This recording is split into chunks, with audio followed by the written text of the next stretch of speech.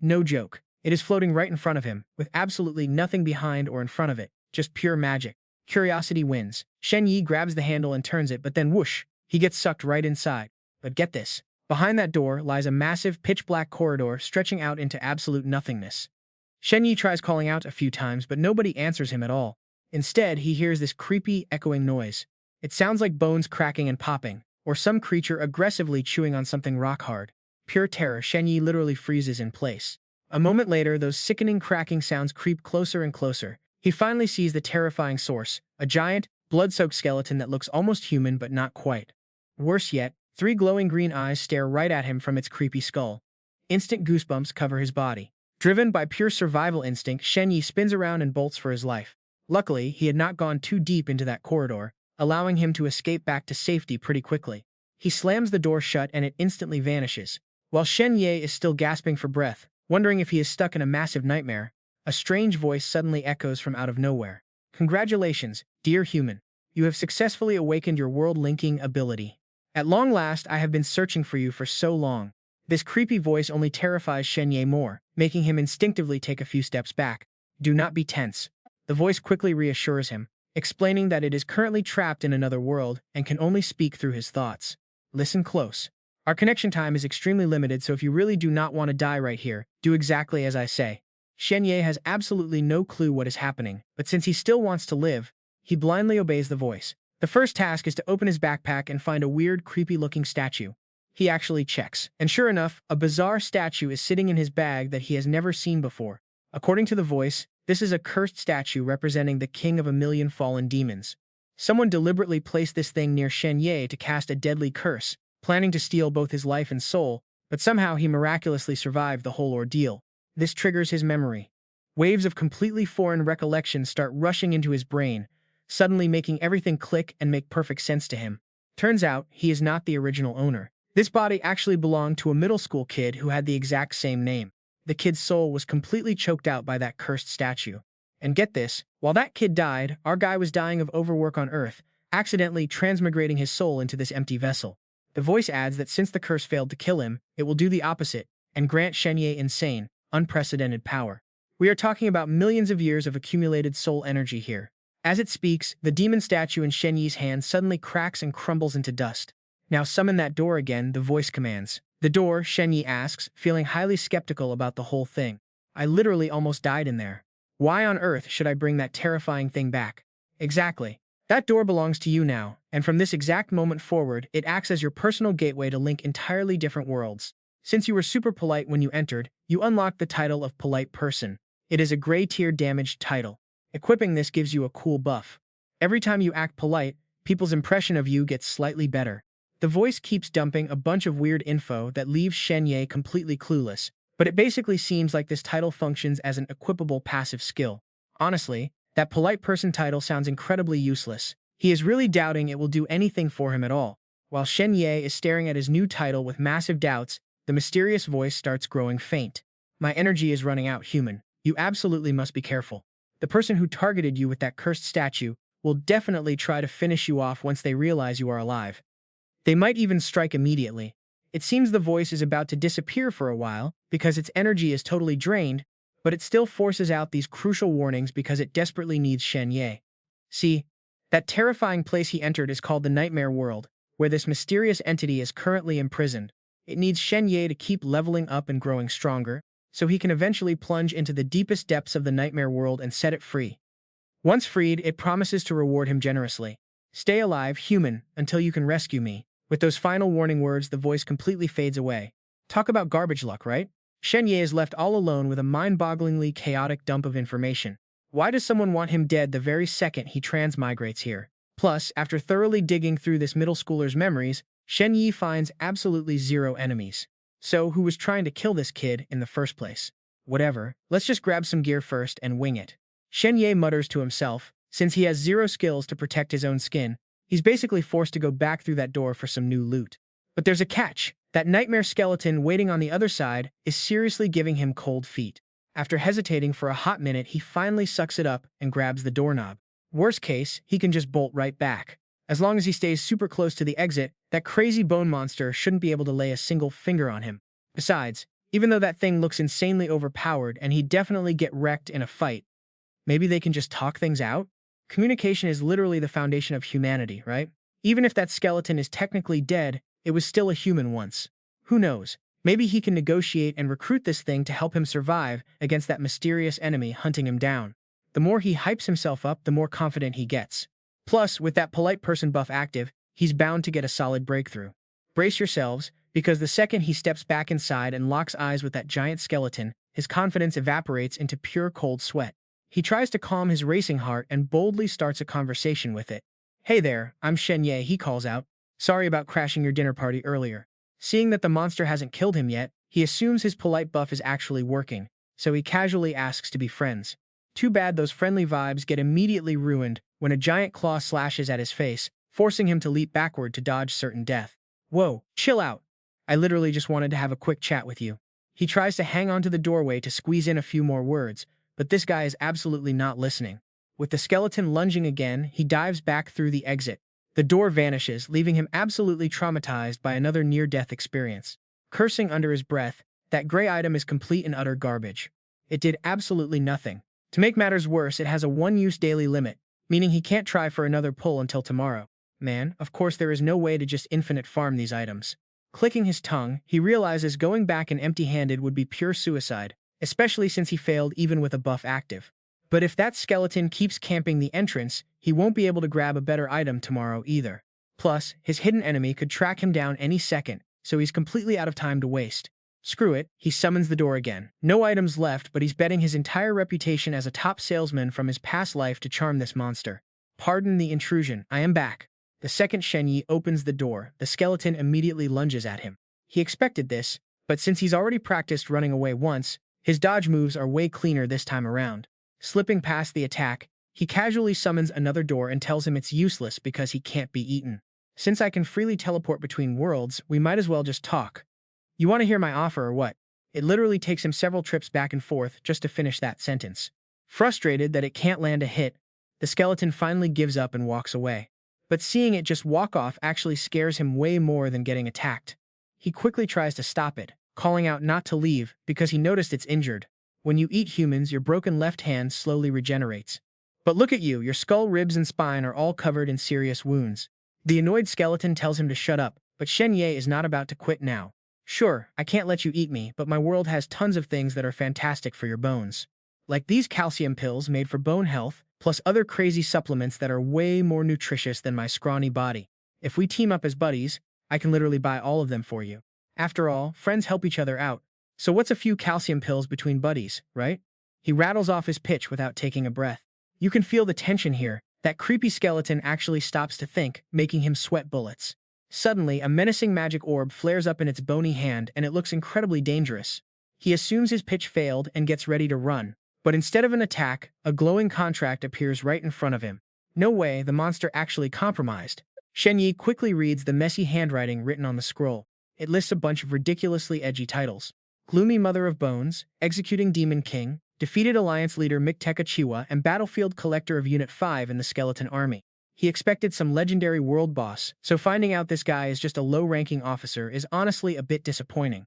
But the terms are simple, an equal exchange contract. That old skeleton claims he remembers 7,000 years back, when human talent birthed culture, art, and science. They actually forced the eternal bell of destiny to ring 20 times straight. Even the gods had to squint and take notice of us back then. Humans seriously have some terrifying sleeping power inside them. And that's exactly why this creepy bonehead wants Shen Ye to keep his word and help restore his lost power. He adds that he's never made a pact with anyone but literal gods, so our boy Shen Ye better appreciate the absolute weight of this deal. Still, it's a completely fair contract. If either side gets unhappy with the deal, they can just pull the plug whenever they want. Once Shen Ye signs his name at the bottom, it's official. The supernatural pact locks in. Reaching out, Shen Ye presses his index finger against the paper. His name glows, showing his insane title, the human who conquered the curse of 10,000 fallen demons. The gatekeeper between nightmare and reality, the only person alive who controls the space connecting both worlds. Pretty flashy, right? Shen Ye didn't even realize he was on that kind of level. Once he signs, the contract instantly binds. By the next morning, he wakes up and sees his new parents waiting for him. "Hey, Xiao Ye, you just got out of the hospital. If you feel bad, speak up. Just chill at home and rest. Don't stress about anything else." His mom even bought a bunch of expensive supplements to help him recover. His dad also grabbed a mountain of calcium pills just like his son asked. Holding all this, our boy gets pretty choked up. See, Shen Ye was a total orphan in his past life. Feeling genuine warmth from family is a brand new experience. But just as they're sharing this wholesome moment, guess what? A sudden knock ruins the vibe. Opening up, they find two officers from the East City precinct who walk right in. They state they are here to investigate the creepy incident involving Shen Ye. They are digging into that cursed statue incident. And according to the older cop on duty, these cases happen all the time. They are completely unpredictable, and since the police have zero way to stop them, victims just have to accept their cruel fate. Lucky for young Thumb here, he recovered. Honestly, a total blessing in disguise. The old cop keeps rambling about luck, but Shen Ye knows there was absolutely nothing lucky about this situation. Because the original kid owning this body literally died from that cursed monster. Realizing he's living on borrowed time, his mood completely takes a nosedive. He mutters to himself, if someone else gets targeted next time, do they just have to pray for a miracle? Look, Thumb, I know you're feeling down, but there's something major you need to know. The younger officer speaks up this time, explaining that the higher-ups already approved shutting down that cursed hospital for good. Nobody will be allowed inside, ensuring there are no new victims ever again. Shen Ye silently sizes the officer up. With 3 stars on his badge, this young dude is already a sergeant, which is pretty crazy. He radiates this heavy pressure that completely leaves our main character speechless. Still, Shen Ye manages to thank him, admitting he's just worried someone out there might still be targeting him. Before he can finish, the officer cuts him off, denied. The young sergeant insists Shen Ye is just an ordinary middle schooler with a super basic social life, meaning their investigation turned up absolutely 0 enemies.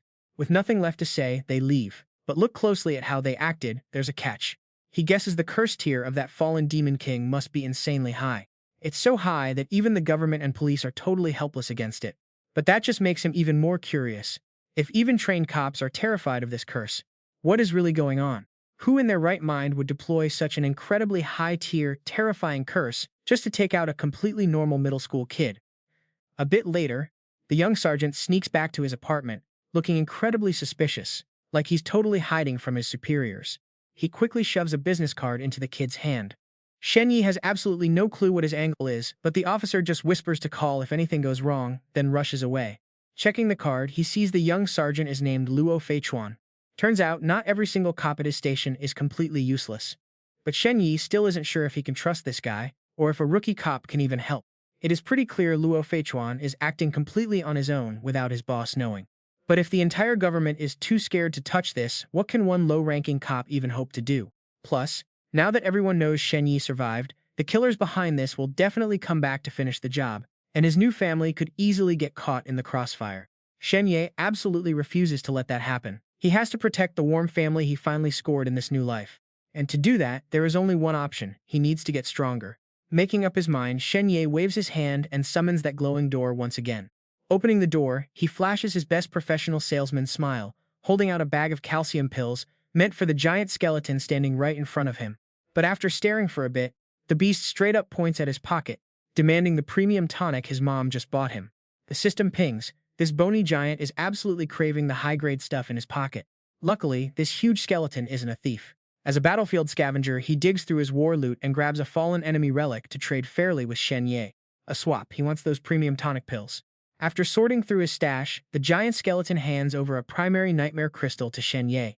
Crafted by high-tier elves from his old enemy faction, this crystal directly transfers rare knowledge, combat skills, and intel right into the user's mind. This nightmare world, war is the only constant. Since their entire civilization is built on scaling up combat power fast, this crystal is extremely useful. The moment Shen Ye touches the glass, it instantly shatters into a million glowing pieces. Right then, the system alerts him that he's learned the Moonlight Deer Step. This is the signature movement technique of elven soldiers. Back in the day, the giant skeleton's undead faction was locked in endless bloody wars with these very elves. To counter undead hordes, the elves perfected this exact evasion style. It lets the user dodge, dash, and weave through chaotic battles with insane agility. Shen Ye is completely flabbergasted. Who knew a single bottle of vitamins could bag him a legendary elven martial art? Finally, he has some basic survival skills to protect his own skin. Talk about an absolute steal of a trade. After snatching the pills, the giant skeleton quickly slips back into the dark.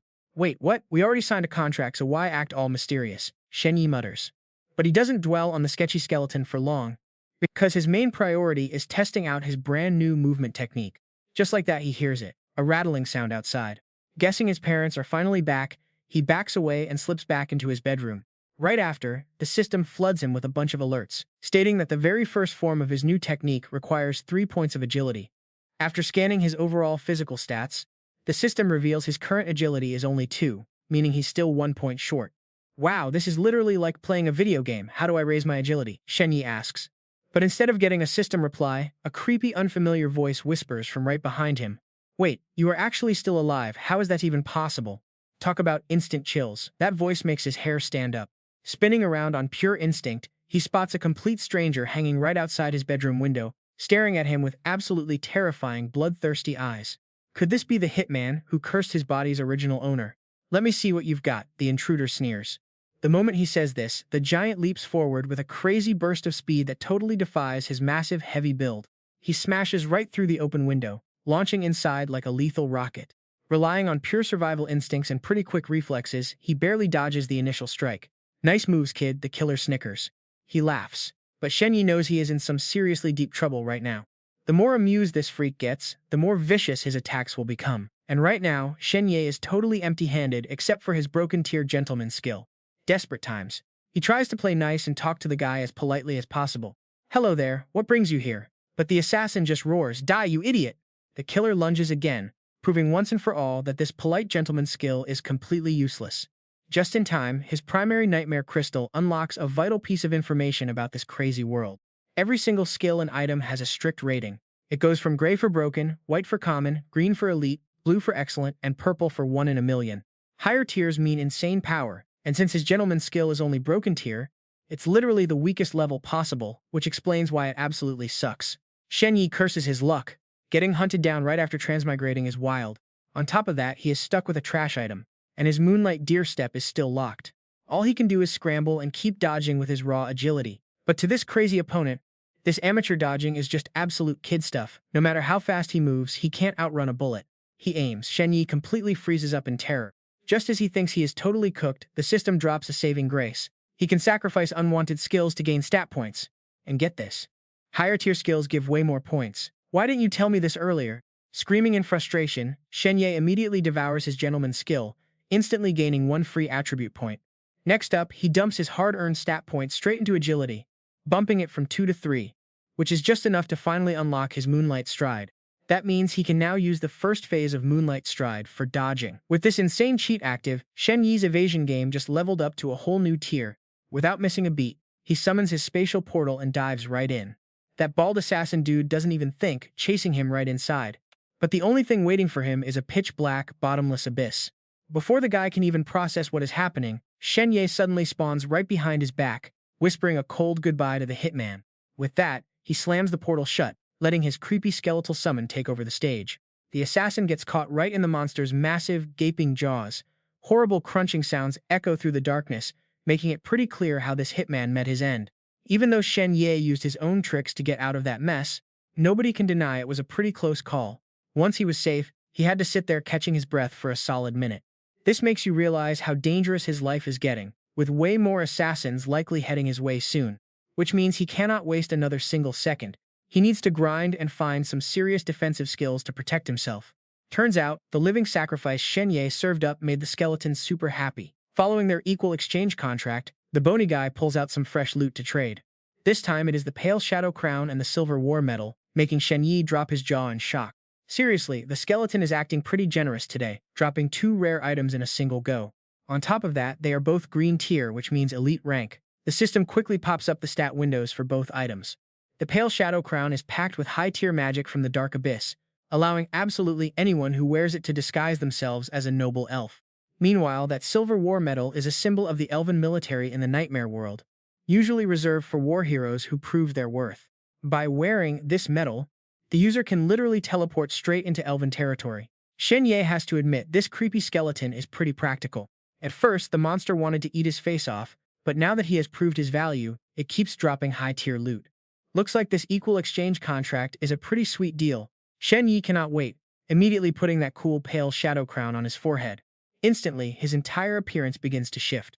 He pulls out his phone to check his reflection, and honestly, he is completely blown away. Dang, he really looks like a majestic elf now. This is too epic. The moment my skill resets tomorrow, I am definitely sneaking into that elven territory to check it out. Right then, 3 sharp knocks echo from the front door, along with a voice asking if Shen Ye is currently at home. His guard instantly goes to maximum. He is all alone, making us wonder who on earth is at the door. Don't tell me another killer has already tracked him down. As Shen Ye stands there hesitating to open up, the voice asks if Brother Yi is currently inside. You are safe, that is awesome, it is me, Chen Haoyu. Shen Ye instantly lets his guard down, since Chen Haoyu is actually the original host's best friend. In fact, the previous owner went to the hospital just to visit him. He quickly slips off the crown and unlocks the door. Chen Haoyu immediately lunges forward to hug him tight, crying about how glad he is that his buddy is totally fine. He keeps apologizing, saying it is all his fault things got this bad, while squeezing Shen Ye so hard he almost wipes snot on his shirt. Shen Ye gently pats him to comfort him, saying it was just bad luck and not his fault at all. But hey, he is still healthy and breathing. Just then, Shen Ye's mom walks in alone, which strikes him as a bit unusual. After asking, he learns his dad went to see Grandpa, hoping to track down some super rare tonic medicine to help him recover. Hearing about that special tonic medicine, Chen Haoyu's eyes literally bug out in pure shock. That stuff is insanely rare and cash alone cannot buy it. His family is definitely hiding some serious connections. Before Shen Ye can even reply, his buddy adds that his parents are amazing, so he needs to recover fast for their big high school entrance exams. This suddenly reminds Shen Ye of the exams. Right, the original owner of this body is just a middle school kid, currently facing a massive life-changing transition into high school. Because of that nasty curse, the original host was hospitalized and completely missed his very first exam. And that is exactly why Chen Haoyu cannot stop blaming himself. With Shen Ye's top-tier grades, he easily could have gotten into a key high school, but his friend ruined it all. Shen Ye's mom quickly tells him to stop worrying, because even though he missed the strength exam, a good score on his agility test will still land him a spot in a standard high school. Based on what his mom said and his own inherited memories, Shen Ye realizes that high school exams in this world are totally different from Earth. Aside from normal academic subjects, they actually test a person's physical strength and raw agility. No wonder that Moonlight Deer Step technique needs so much agility. But honestly, his current situation is pretty damn messy, because assassins are still hunting him down, and showing up at the exam hall basically means painting a massive target on his back. He is suddenly stuck with a pretty brutal choice. Should he skip the high school exam to stay alive? Now watch this. His mom sees him shivering, looking totally pale, and it completely breaks her heart. She pulls Shen Ye into a warm hug and softly whispers, "My dear boy, if you do not want to take the test, that is totally fine. We just want you to stay safe and healthy." Having never experienced this kind of genuine maternal warmth in his past life, Shen Ye gets a massive wave of motivation and reassures his worried mother. "Do not worry, Mom. I know what I can do." And this sudden burst of confidence finally makes his mother smile with relief. He knows his parents would happily support him, even if he quit right now. But he cannot do that, deciding to head to school tomorrow with Chen Haoyu for some intense prep sessions. The longer he stays in this body, the more the original owner's old memories start flooding into his brain. Turns out his grandfather and his original clan actually have massive resources, but his parents cut all ties with them due to some serious bad blood. They never once begged that rich family for help, choosing to hustle hard on their own to raise him with whatever little they had. Even though they were pretty average, they still managed to live a decent life. Since they could never afford those premium tonic medicines, they must have humbled themselves and begged his grandfather for help. Their real son is already dead, so now that he has taken over this body, he refuses to let his parents' painful sacrifices go to waste. "Mom, I am starving. Can you cook something?" Shen Ye says, acting like a spoiled kid. She cooks up 2 tasty bowls of egg noodles for them, and the next day, he heads to school exactly as planned. Inside his desk is a chaotic pile of textbook guides covering body movement, mental power basics, and physical strength conditioning. Wow, school subjects in this fantasy world hit totally differently. He is still worried about those killers, but Shen Ye bets they will not make a move in a crowded school campus. Plus, if he crushes the exams and gets into a top-tier high school, the strong teachers there will keep him safe. While he is busy studying, a classmate runs over to tell him that Zhao Yibing is waiting for him out in the hallway. In the host's memory, Zhao Yibing was basically his bestie, always hanging around him to study and chat every single day. This is the first time Shen Ye is actually meeting her face-to-face, and honestly, she looks pretty annoyed and distant. She says, "So I heard you are returning for the exams. My first paper went super well, and I will definitely ace the rest to enter the key provincial high school." Hearing this, Shen Ye happily congratulates her, not realizing her trap. But then Zhao Yibing drops this bomb. "So my point is, do not come looking for me anymore." As she says those harsh words, a crowd of nosy students immediately gathers around to catch all the drama. Oh, look at this drama unfolding. The school queen is straight up dumping Shen Ye. Shen Ye is totally confused because this cold attitude is nothing like the sweet friend he saw in the host's memories. Seeing him stay quiet, she keeps going with a cold, ruthless tone that leaves no room for debate. Shen Ye, I mean, we are walking completely different paths from now on. We will belong to different classes anyway and lose things to talk about, so let's just stay casual friends. Shen Ye laughs coldly. She used to cling to him non-stop, and even though she knows he missed his exam because of an emergency, she did not even offer support, choosing to publicly draw a line and embarrass him right in front of his peers. I already deleted your contact info, she says, so I hope you have a good life. Talk about a toxic fake friend. Shen Ye is totally done playing nice and immediately claps back. As far as I remember, you were always the one begging for my attention, because I never once looked for you. Zhao Yibing, I never wanted to be your friend anyway. Since exams are starting, keep your word and stay away so I can study without your drama, because I am already dealing with enough bad luck. Hearing his savage comeback, the surrounding students go absolutely wild, whispering and gossiping like crazy. Some whisper that Shen Ye used to be the top student in their entire grade, and she was definitely the one clinging to him. Dumping him publicly now just because he missed one single exam is a seriously trashy move. Right then, a random freckled girl jumps out of nowhere to defend the school bell, pointing right at Shen Ye's face and yelling, "Wait, Zhao Yibing gave you so many gifts. How can you speak to her like that? You are such a massive disappointment." Shen Ye has absolutely zero recollection of who this random girl even is. Right after that, Zhao Yibing turns around, her pretty face flushed and covered in messy tears, looking utterly pathetic. "Shen Ye, I always thought we were close friends. I never expected this." He sneers. This young girl is quite the actress, picking a fight first then instantly playing the victim. It looks like she is totally determined to humiliate him in front of everyone. But she picked the wrong target. As a former elite salesman, Shen Ye does not even hesitate for a second. He shoots back instantly, "Zhao Yibing, sure I accepted your gifts, but that does not mean I have to accept you. If you genuinely cared about me, you would not be using those petty gifts to lock me down. I have every right to move on to someone better. We are completely done here. If you want your gifts back, I will reimburse you right now. But do not ever dream of being my friend." This brutal rapid-fire roast leaves Zhao Yibing completely frozen in shock, while the surrounding crowd just completely explodes. That freckled girl goes absolutely ballistic, screaming at the top of her lungs that he is a total scumbag. A bunch of Zhao Yibing's local simp lords immediately chime in, calling him a cheap player. Zhao Yibing looks downright humiliated. She literally came here to dump him, but ended up getting publicly rejected in front of the entire school. Refusing to accept defeat, she cries out, chasing after him, "Wait, Shen Ye, we are not done talking yet." Shen Ye obviously does not even bother to look back, and her friend quickly grabs her. "Forget it, Zhao Yibing, a trash guy like that is not worth your tears." But the drama reaches an absolute boiling point when Shen Ye gets completely blocked by Sun Ming. According to his memories, this giant is ranked third in their grade and is way bigger than Shen Ye. He towers over our boy like a literal brick wall. And the cherry on top? Sun Ming is also a massive simp for the goddess. So what is his deal here? Shen Ye already knows. Hold on right there, Zhao Yibing did not say you could leave. Shen Ye has zero interest in arguing with this clown. Class is starting soon, and he does not want to waste precious time here, but Sun Ming has no intention of letting him go that easily. "Shen Ye, you have missed a few days of school, so your info is pretty outdated, is it not? My strength has absolutely skyrocketed lately, while you are no longer the top dog in our grade. So unless you want some broken bones, you better apologize to Zhao Yibing right now." Are you confused, classmate Tan? Zhao Yibing is the one who called me over here, not the other way around. Why should I apologize? And just like that, Shen Ye starts putting on his best tragic victim act. Fine, whatever. If you guys are going to force me, I will do it. Turning back to Zhao Yibing with a totally miserable, teary-eyed look, he acts completely heartbroken. "I am sorry, Zhao Yibing, you won. Now you can go back to harassing me, are you happy?" Tears start streaming down his face, but on the inside, he is absolutely laughing his head off. This green tea act is pure genius. Honestly, you have to respect how masterfully our boy pulls this off. After making sure everyone sees his totally devastating tears, he turns and runs off. The surrounding crowd immediately starts whispering in absolute shock. "Oh my god, Shen Ye is crying. He must be so heartbroken. They are totally pushing him too far."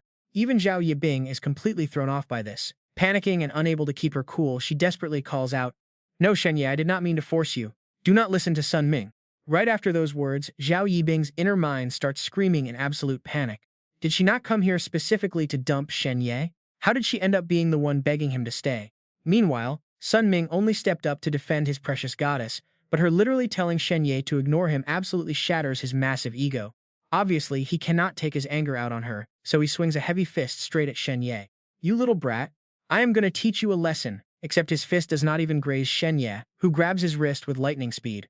Using that grip as a perfect pivot, he pulls off a wild mid-air flip, kicks the guy square in the head, and lands gracefully on his feet.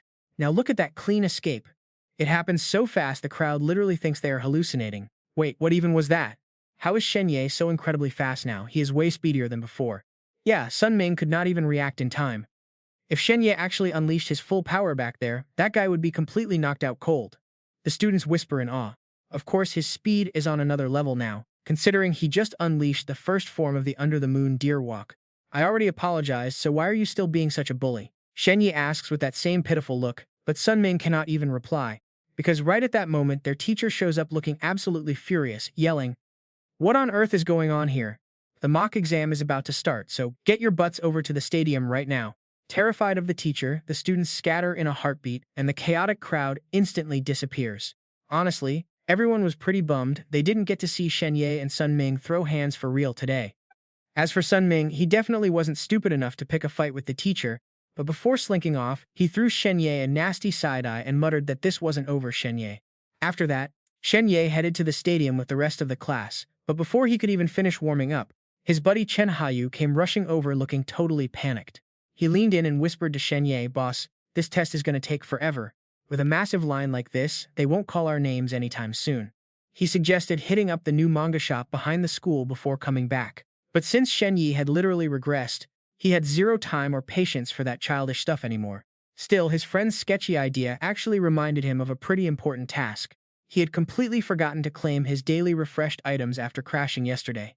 Making a quick excuse about a bad stomachache, he had Chen Haoyu hold his spot and dash straight into the restroom.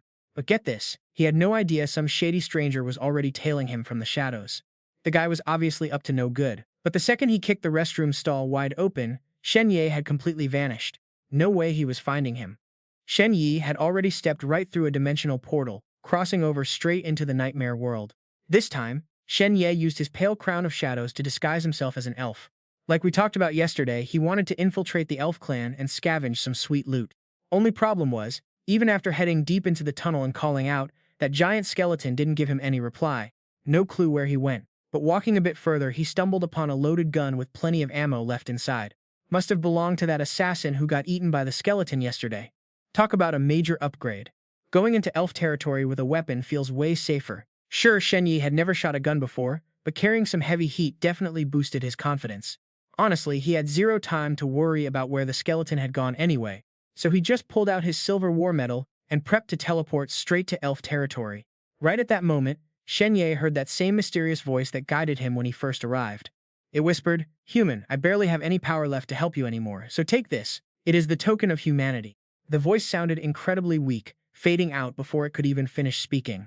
At that exact moment, a strange item materialized in his hand, and the teleportation circle instantly flared to life.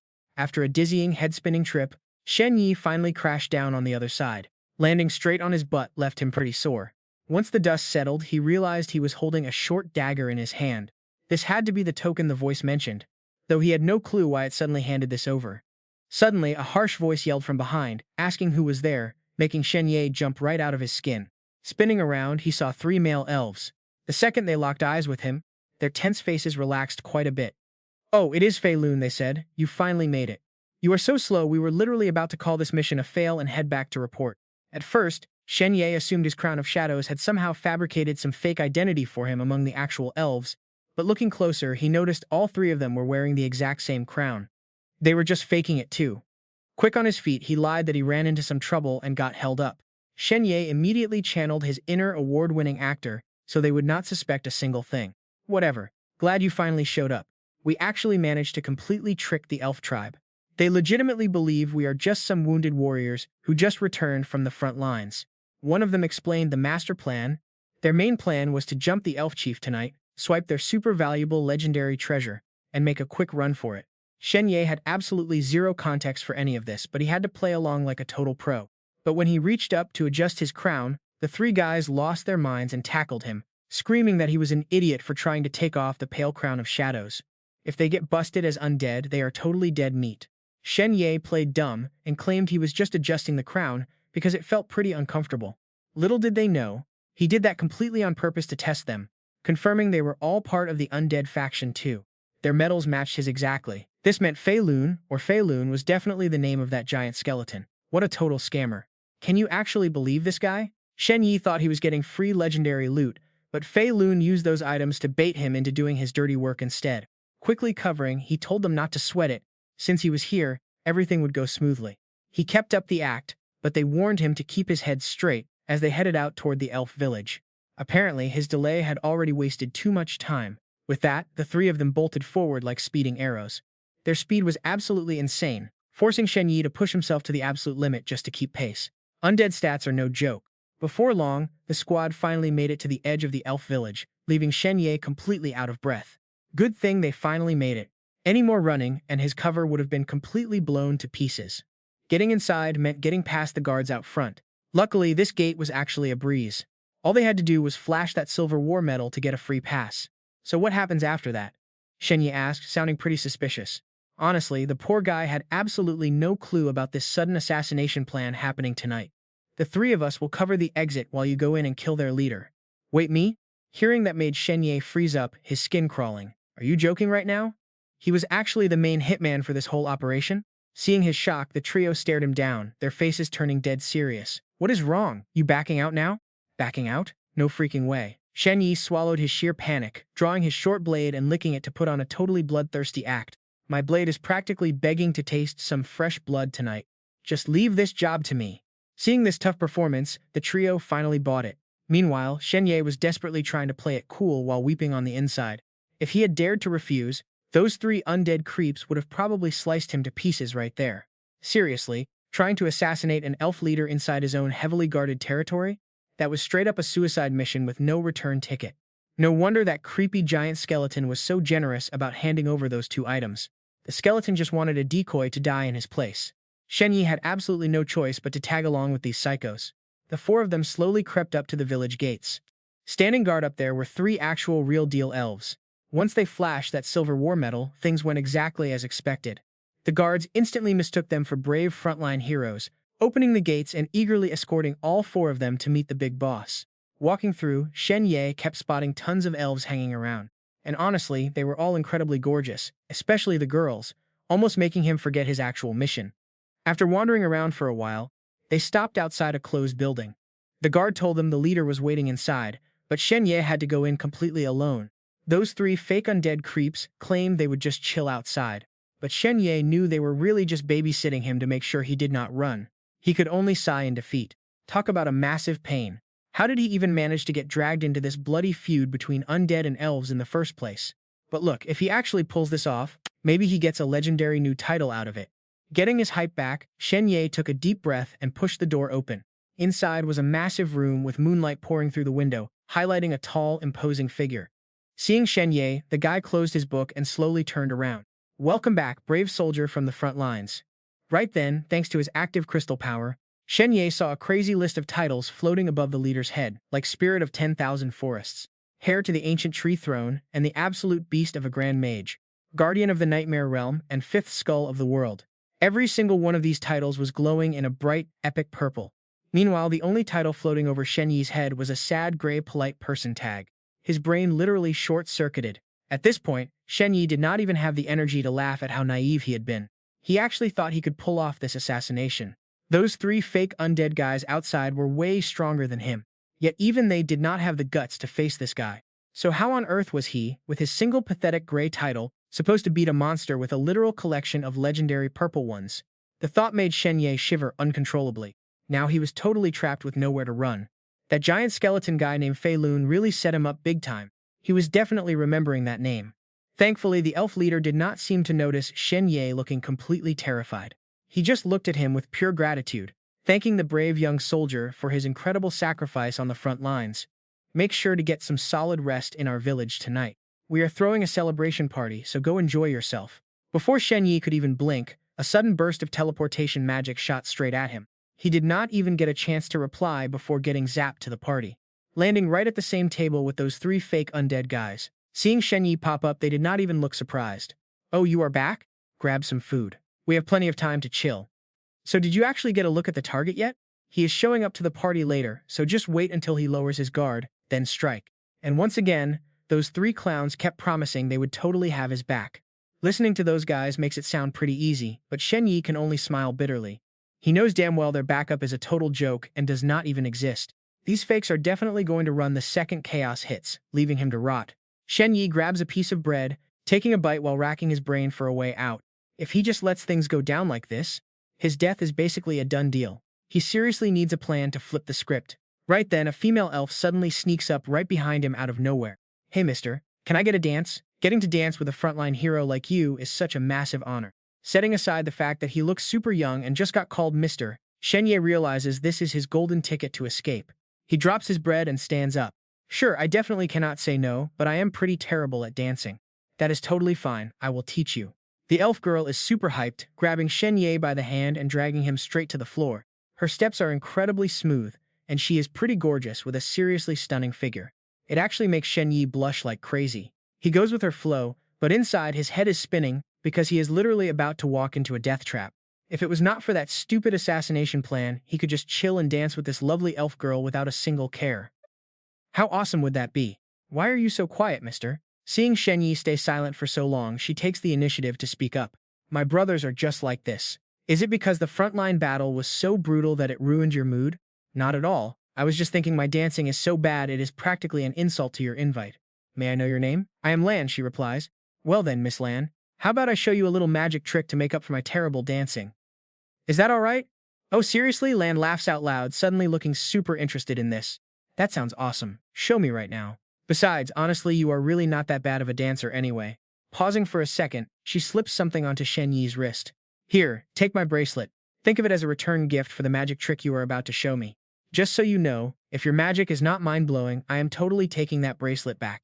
Shen Ye flashes a thumbs up. And watch this. He casually leaps right onto a table, instantly turning himself into the absolute center of attention for the entire party.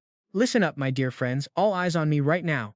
Shen Ye shouts out, telling them that he is about to perform a magic show like nothing they have ever witnessed before. "I am going to make a living person transform. I can literally turn myself into a human." This wild claim immediately grabs the absolute attention of every single elf enjoying the party. None of them have ever seen human transformation magic before, but those three disguised undead guys are starting to sweat. What on earth is this Fei Lun guy doing? Turning into a human? Do you guys know this spell? Honestly, Fei Lun has some serious brains, pulling this off to instantly blend in with the elves. Up on the table, Shen Ye quickly slips off the shadow crown of pale ash. Instantly, he reverts right back to looking like a totally normal human middle schooler. At the same time, he tosses the crown over to Lan as a return gift. Watching this happen right in front of their eyes, the crowd cannot help but gasp in awe. Whoa, look at his ears and eyebrows. He really did turn into a human. That is literally a human kid.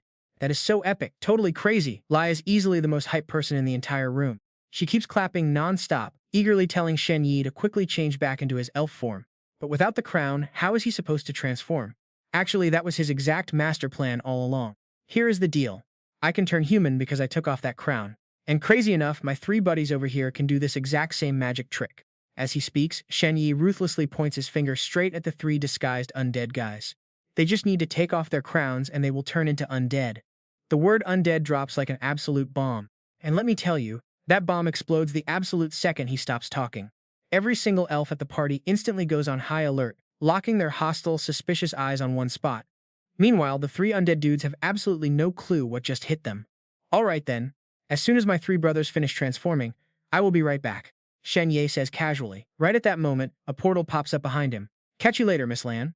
Shen Ye gives a quick wave, slips through the portal, and vanishes. The elves cannot grab him in time, so they redirect all their fury onto those three undead. Outnumbering them heavily, the elves quickly pin the trio down. Just then, the elf leader finally shows up. I was actually planning to play around with you guys, but looks like I am a bit too late. You undead bastards really thought you could slip into my village. But you had no idea a human had already joined your ranks and was literally leading your entire mission. How incredibly ironic. Is it possible you have misunderstood something here, sir? We have the war medal. Yet these stubborn guys still try to deny it. But then the elf chief whips out some vines and yanks that pale shadow crown right off their heads. Instantly, all three change back to their ugly original forms. Turns out that crown carries some high-tier shadow magic straight from the dark abyss. Talk about unexpected. Turns out every village has undead spy snakes hiding in them. With this item, we can finally find their weakness and launch a counterattack. The elf chief mutters, feeling pretty grateful to Shen Ye and realizing he owes the kid a massive favor. But Lan and the chief have no idea, will that human kid ever return here? After escaping that nightmare and slipping back into the pitch-black tunnel behind the door, Shen Ye can barely catch his breath. Just thinking about how he almost got wiped out in elf territory is enough to send cold shivers down his spine. Right as he is thinking this, that familiar cracking sound echoes. Instantly, Shen Ye bolts straight toward it, yelling out, "You smelly old skeleton, I was out there risking my life in elf territory, and here you are just chilling and feasting like nothing happened?" Hearing Shen Ye's voice, the skeleton Fei Lun looks completely shocked. He stares at the kid for a long time before speaking in total disbelief. "You're still alive? Wait, so you can actually talk? You weird old creep, you totally gave me that pale shadow crown just so I would go die in your place." Fei Lun takes the verbal beatdown from Shen Ye without saying a single word. He can't even argue because the kid is spot on. Still, this monster seems pretty curious. He is dying to know how Shen Ye survived, so he keeps begging him to spill all the juicy details about his crazy time with the elves. "Think I am going to tell you?" Shen Ye just angrily flips Fei Lun off right on the spot. The skeleton does not even get mad. Instead, he just begs, "Come on, spill it, and I will absolutely pay you a pretty sweet reward." "This is not about some reward, you literally almost got me killed, and trust me, I hold massive grudges." Shen Ye is absolutely not letting this slide. And boom, just like that, a system window pops up showing that this skeleton is actually trying to show some real respect. Based on equal exchange, it's about to gift Shen Ye a seriously overpowered undead spell.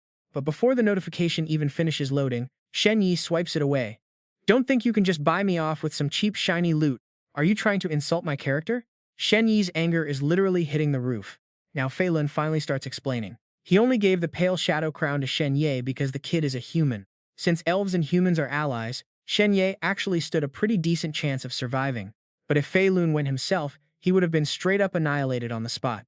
To prove he is actually super sorry, Fei Lun completely breaks his own rules of equal exchange to offer Shen Ye a ridiculously rare treasure, the Nightmare Crystal Inheritance. This crystal holds 3 of the absolute best evolution-type undead talents in existence.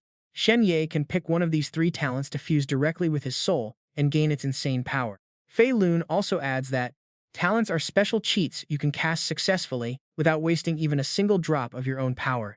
And this Nightmare Crystal is literally the foundation of the entire undead race, making it pretty damn priceless. Honestly, the only reason Fei Lun survived being half-dead for this long is because all his enemies were totally obsessed with stealing this crystal to inherit those epic talents. That is why they never finished him off. But now, he is actually handing it over to Shen Ye just to say sorry. Anger totally gone. But touching that crystal, Shen Ye still tries to act tough and hold his ground, pretending to be some deeply principled guy who can't be bribed. "Alright, fine. Since you're showing some actual respect, I will let it slide just this once. But keep in mind, there is no next time. Now check this out, it's time for the absolute best part. It's finally time for Shen Ye to choose one of these ancient legacy talents and make it his own. The first option is Basic Dark Whisper, a pretty sick evolvable talent where its power scales off your soul strength. Basically, the dead will answer Shen Ye's call, crawl straight out of hell, and spill all their deepest secrets to him so their souls can finally rest in peace. Next up, Basic Holy Corpse form, and yes, it's also fully evolvable. Any lethal attack that would normally kill Shen Ye instantly triggers this form, basically helping him cheat death itself and completely bypass his tragic fate for a short time. This cheat lasts for exactly 5 seconds with a 1-day cooldown. Finally, there is Basic Undead Resurrection, which is also fully evolvable. This lets him create a soul fire, slap it onto a fallen undead, and revive them as a loyal ally. While resurrection spells are common, this one comes from a super mysterious high-level origin. Shen Ye seriously weighs his options. Right now, Undead Resurrection is pretty much useless to him. The Holy Corpse form can block attacks for 5 seconds, which sounds totally broken. But what happens after those 5 seconds? Aren't you just gonna die anyway? Gloomy Whisper Tech sounds totally useless at first, but honestly, it is exactly what he needs right now. If he wants to drag his secret enemies into the light, he absolutely needs solid intel first. So he just locks in this talent. Right after making the big decision, Shen Ye suddenly hears the chilling whispers of the dead. Even Fei Lun looks completely blindsided by his sketchy choice. Shen Ye asks if it is bad, and Fei Lun shrugs, saying it just won't give him an immediate combat boost. Fei Lun explains that in its memory, previous monarchs always chose the third talent, almost nobody touched the second, and absolutely 0 people picked this. But since Shen Ye already made up his mind, the spirit cannot interfere with his path. What Fei Lun is actually dying to know is what went down with the elves, and how Shen Ye survived. Desperate much? This whole mystery seems pretty massive to the little guy. Having secured his new talent, Shen Ye has 0 reasons to hide anything, so he tells Fei Lun the entire crazy story. Once the spirit hears the details, its face gets super complicated. See, the original target was supposed to be a female elf priestess, but the scary dude Shen Ye ran into is actually the strongest high priest of the entire elf race. Hearing this, Shen Ye finally understands why that guy was packing so many godly items. As for Fei Lun, even though it has no clue why the target suddenly changed, those 3 undead knights got exposed and captured, so they cannot bully the spirit anymore. Realizing the threat is gone, Fei Lun suddenly laughs and says this is its only shot, then immediately bolts like its pants are on fire. Shen Ye does not even bother chasing it, since he still has his own skin to save. Once he gets back, the system drops another alert. Opening the gate this time earned him an elite-grade blue skill called One of Us. Once he equips this bad boy, he gets a pretty sweet buff. If he locks onto a target and says we are on the same side, they will treat him as an ally for 10 seconds, then totally forget everything. It is basically instant hypnosis. Imagine how clutch this would be in a life or death fight. He can only use this once a day, a pretty tight limit, and it fails if the target has over double his total stats. On top of that, the system alerts him that he also snagged a nature blessing bracelet. Looking down, Shen Ye realizes he is still wearing the bracelet Lani Ni gave him earlier. Turns out this accessory is actually a high-grade blue item that slowly boosts his mental energy over time. Shen Ye smirks. That door run was sketchy as hell, but the loot is absolutely insane. First he got a short sword, then a gun, along with a fresh talent, a sweet blue skill, and that upgraded blue tier bracelet. He quickly hides his sweet new stash. Restroom break over. By the time Shen Ye gets back to the arena, it is finally Chen Haoyu's turn to take the movement test. It looks simple but is actually tricky. Candidates have to sprint through a zone packed with paint guns, and getting hit means getting docked points. At first, Chen Haoyu starts with massive confidence, taking huge strides and booking it. Shen Ye cheers him on from the sidelines, telling him to stay cool. Hearing his voice, Chen Haoyu shouts back to thank him for the support. He says this is easy work and tells his bro not to worry because he has got this covered. But right after bragging, boom, a massive paint blast hits him dead in the face, making him the absolute joke of the crowd. Talk about instant karma. The classmates crack up at how dumb he looks getting shot in the head, while their teacher just looks deeply disappointed. Chen Haoyu gets 71 points, and the teacher warns him to be glad this is not the official high school exam. Next up is Shen Ye. Slinking back totally depressed, his friend makes way for Shen Ye to step up. Even though he has never done this test, his moonlit deer walk skill lets him glide through effortlessly. He is not just fast, he looks elegant, like a figure skater out there. Too slow, the paint blasting from the sides can't even touch him. Though this test feels pretty easy, our main character refuses to lose focus. He already missed the first exam. No way he is slipping up again. Meanwhile, besides the instructor in charge of the test, another school teacher and a mysterious stranger are standing near a tree not far away, closely watching Shen Ye's entire run. The mysterious stranger looks highly impressed as he watches the kid's slick movements, and the school teacher beams with pride, bragging that this kid is actually the absolute top student in their school. The teacher explains it is a shame the kid missed the first exam, which is why he called him over to see if they can offer him a second chance, while the stranger takes a drag of his cigarette. His movement is pretty gifted, so if his mental power can also hit the max score, giving him a chance is not totally out of the question. But a perfect score on mental power? Manager Qian, isn't that a bit too high? That teacher instantly gets all worked up because he remembers Shen Ye's mental power was pretty average back then. See, besides raw strength and speed, this high school exam also tests a pretty special stat, your mental strength. But that trash mental stat the teacher remembers belongs to the old Shen Ye. Right now, he is different. By now, he already cleared his movement speed test, easily bagging a perfect score. The examiner can only sigh heavily, looking totally defeated. Man, Shen Ye, if only you didn't miss that one test. Thanks, teacher, but I'm not giving up yet, he replies, totally chill. Lunchtime hits, and the teacher dismisses everyone so they can go grab some food. The rest will finish up this afternoon. Seeing Shen Ye's max score, Chen Haoyu gets super hyped, trying to drag him to the cafeteria. Shen Ye just shoves him off, telling him to wash that ink gun paint off first while he heads back to class. Wait for me in class, bro. I'll be right back. Chen Haoyu nods like a puppy and runs off. Back in the classroom, Shen Ye faceplants onto his desk, feeling completely drained. Now he actually has time to review the study materials. Physics and chemistry are pretty much like Earth, but the literature and general science stuff? It's completely alien. Every historical figure, major event, and even famous novels in this world are totally different from Earth. It feels like two sets of memories are literally beating each other up inside his head, driving him crazy. Suddenly, Sun Ming storms in looking for a fight. He kicks Shen Ye's desk, almost slamming his face down. What a massive clown. I told you, Shen Ye, we're not done yet, he barks. Did Zhao Yibing send you clowns? Shen Ye sighs. Shut your mouth, kid. Zhao Yibing doesn't even know you exist. Sun Ming snaps back, looking totally offended. Right on cue, the door gets kicked open, and a whole squad of tough guys walks in, clearly ready to jump Shen Ye. Sun Ming starts bragging like crazy, claiming his raw strength broke through while Shen Ye was away from school. Now he wants a showdown to see if Shen Ye's speed can beat his new beefed-up power. All to prove who's the real top dog. Why do this? We're on the same side, Shen Ye casually replies. Right then, Shen Ye triggers his newly unlocked mind skill. Sun Ming and the whole gang suddenly look totally brainwashed, freezing up before letting out these awkward, helpless sighs. No choice, Zhao Yibing begged us to handle you. Yeah, we don't want to hit our own brother, but I'm totally simping for Zhao Yibing, one guy admits. Plus, brother, you're usually way too arrogant, so we wanted to humble you. But look, we're all friends here, so I'm calling it off. Thanks to this handy skill, Shen Ye confirms these guys are just regular jealous high schoolers, not some undercover assassins. But this cheat code only lasts 10 seconds. The moment time runs out, they instantly snap back to rage mode, ready to throw hands. Honestly, a 10-second limit and only once a day makes this skill pretty much useless. Without hesitating, Shen Ye just consumes the skill, converting it into 3 free stat points.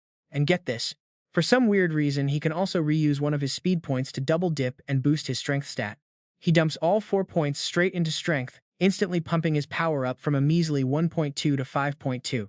Right as he finishes, someone locks his arms from behind, yelling at him to face Sun Ming like a real man. With Shen Ye pinned, Sun Ming charges forward, throwing a massive punch directly at him. He looks totally smug, convinced he's about to break a few of our boys' bones. His fist slams right into Shen Ye's stomach. Any regular kid would be spitting blood with ruptured organs, but instead, it's Sun Ming who ends up completely wrecked. It's like punching solid concrete. His knuckles are absolutely shattered, and he starts screaming in agony. Normally, an untrained teen's base strength and speed would both sit at a basic level of just 1. Still, Shen Ye's raw stats are enough to make him regret his choices. The crowd is losing their minds, whispering that physical power isn't just about brute force. How did he slip past Ma's gang and take Sun Ming's best shot without even flinching? No shot, his strength is way past Sun Ming.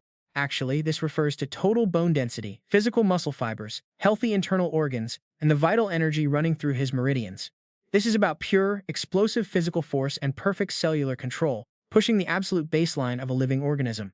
That is what true power means. Even with the fight ending, some people are still standing there completely shook. How is this possible? Someone gasps. Shen Ye calmly ends the fight, his quiet voice holding insane authority. I already missed a test, yet you still jump me.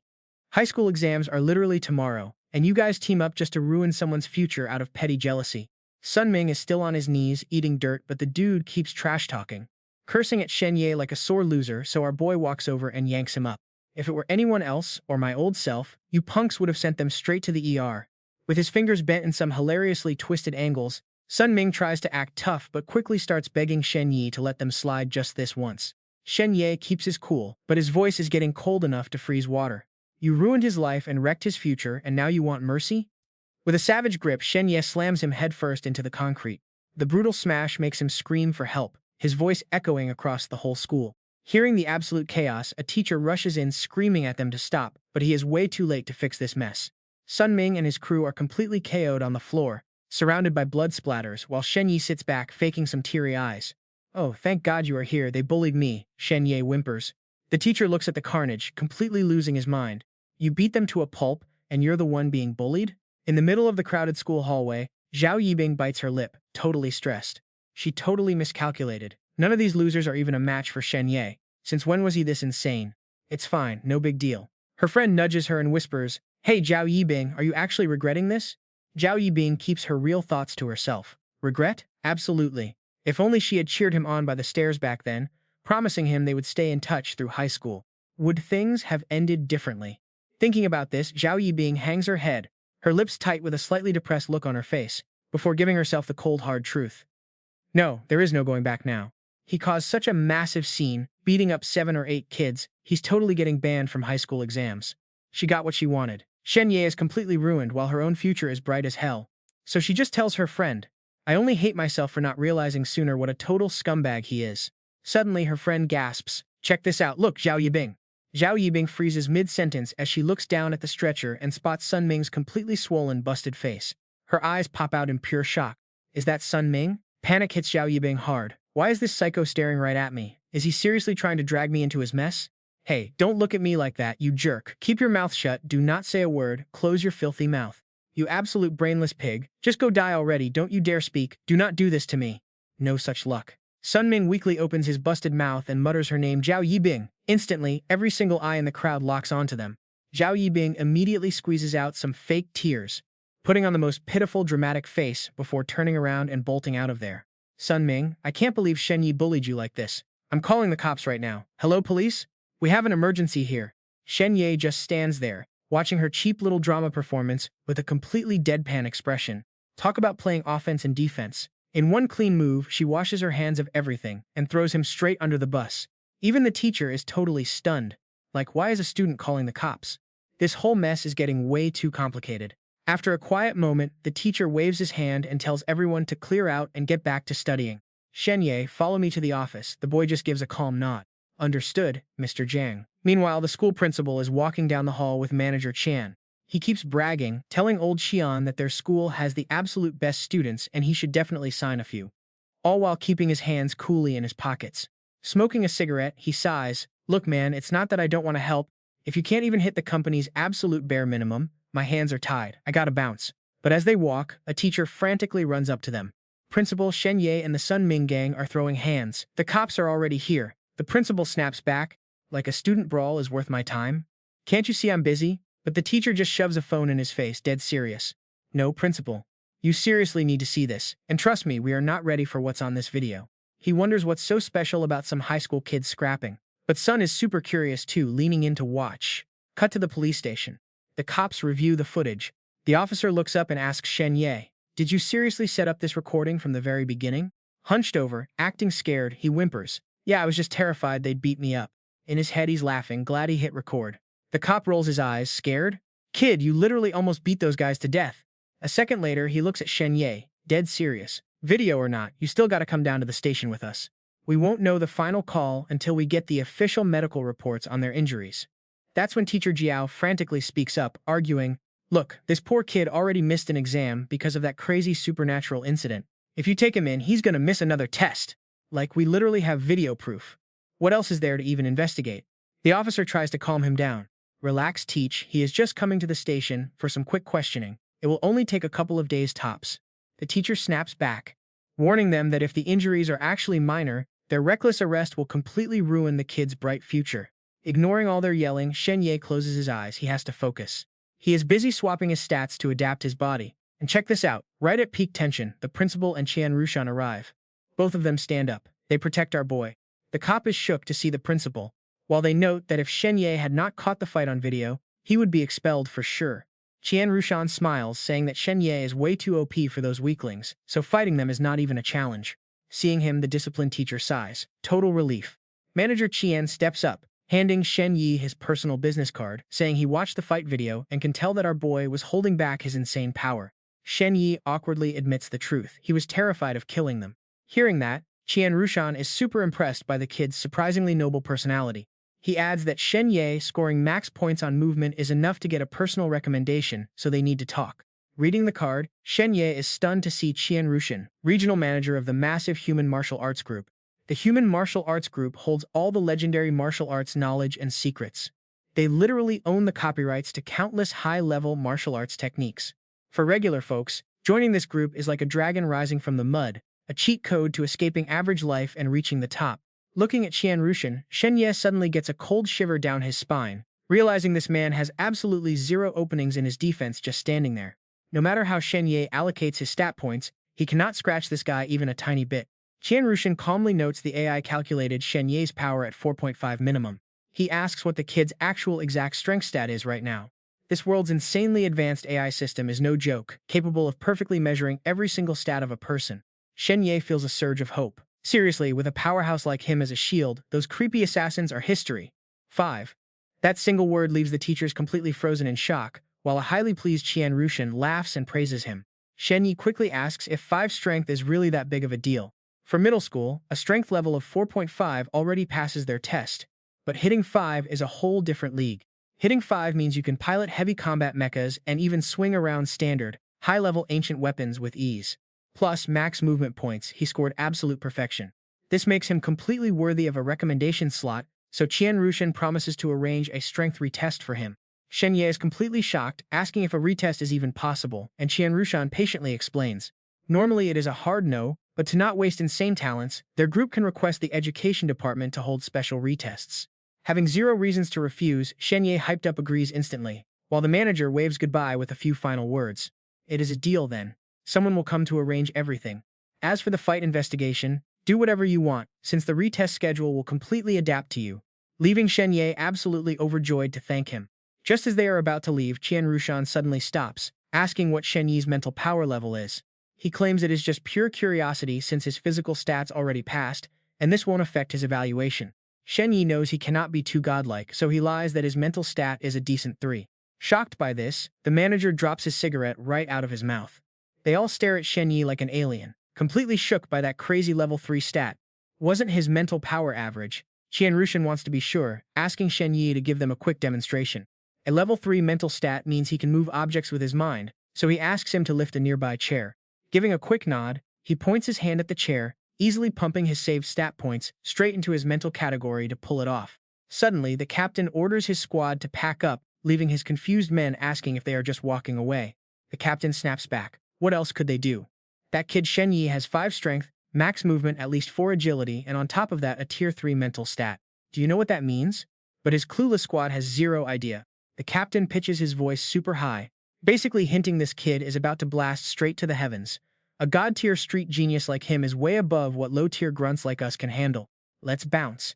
Meanwhile, Shen Ye has already gone ahead and fully proven his mental power. He lets out a breath, barely holding on for that long. Qian Rushan bursts into a massive laugh, throws an arm around Shen Ye, and starts humming. Who would have thought? Who would have thought, yesterday kicking dirt on the streets, today singing a song to question the gods.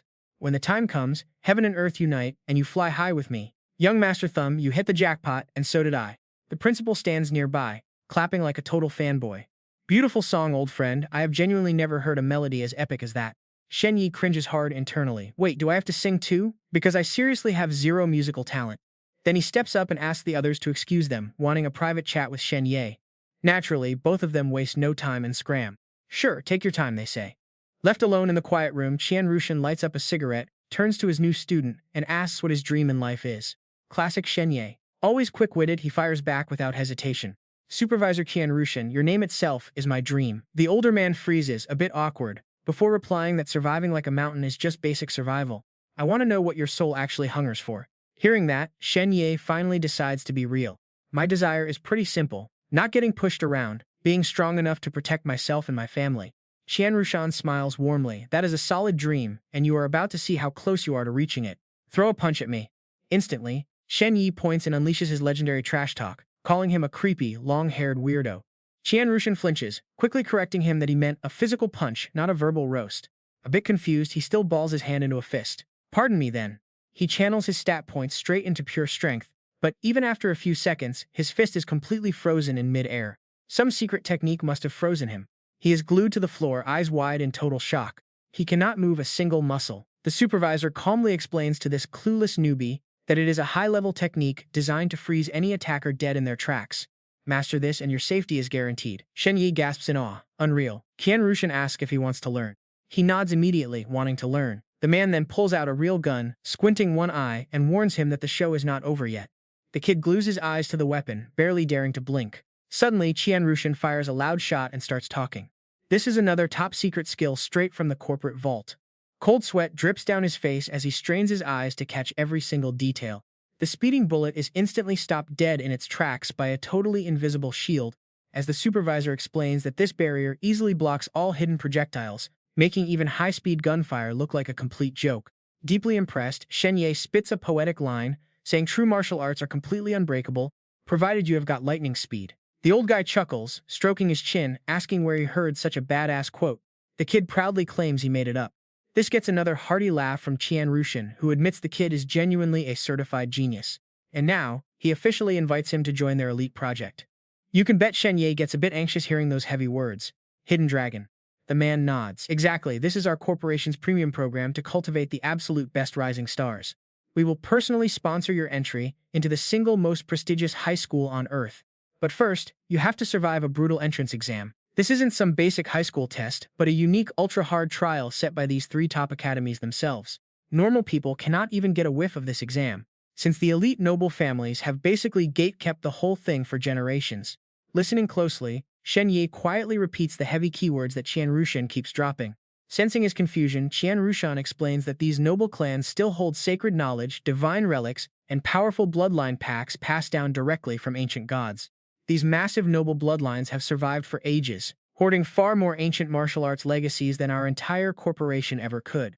They also control most of the land, the population, and infinite wealth, sitting comfortably at the very top of the food chain, separated from regular folks by an uncrossable gulf. Hearing all this, Shen Ye suddenly has a wild thought. Could his own grandfather actually be from one of these clans? The man continues, explaining that the Hidden Dragon Project is precisely designed to scout raw, hidden talents just like him. We will back your entry into the absolute best school. Fail the exam and you are out, but we will still secure your spot in a top-tier high school. However, if you actually manage to pass and get into any of those 3 elite academies, our group will personally bankroll every single resource you need, tailoring your future path specifically to match your unique strengths. Once you fully max out your potential, you will return and contribute your god-tier skills to the corporation. Obviously, the perks and salary will be absolutely insane. Think it over, student thumb. Shen Ye feels a rush of excitement, a smirk creeping onto his face. So this really is a world where raw strength rules supreme, and his golden ticket just arrived. He quickly answers that he is totally in. After answering, he dives right back into his old memories. His family used to be elite, but his grandpa kicked his dad out. Being broke meant when weird monster stuff went down, the cops would not even bother risking their necks to help them out. His parents had to beg everywhere just for one basic power-up pill, even though that medicine was literally pocket change to his grandfather's wealthy clan. Today he wrecked a guy and got 0 consequences because his raw power is already way too high for these normal rules to even touch him. Chief Qian Rushan is thrilled to scout this prodigy, telling him to just sign and fingerprint the files if everything looks good. Shen Ye grabs the papers, deep in thought.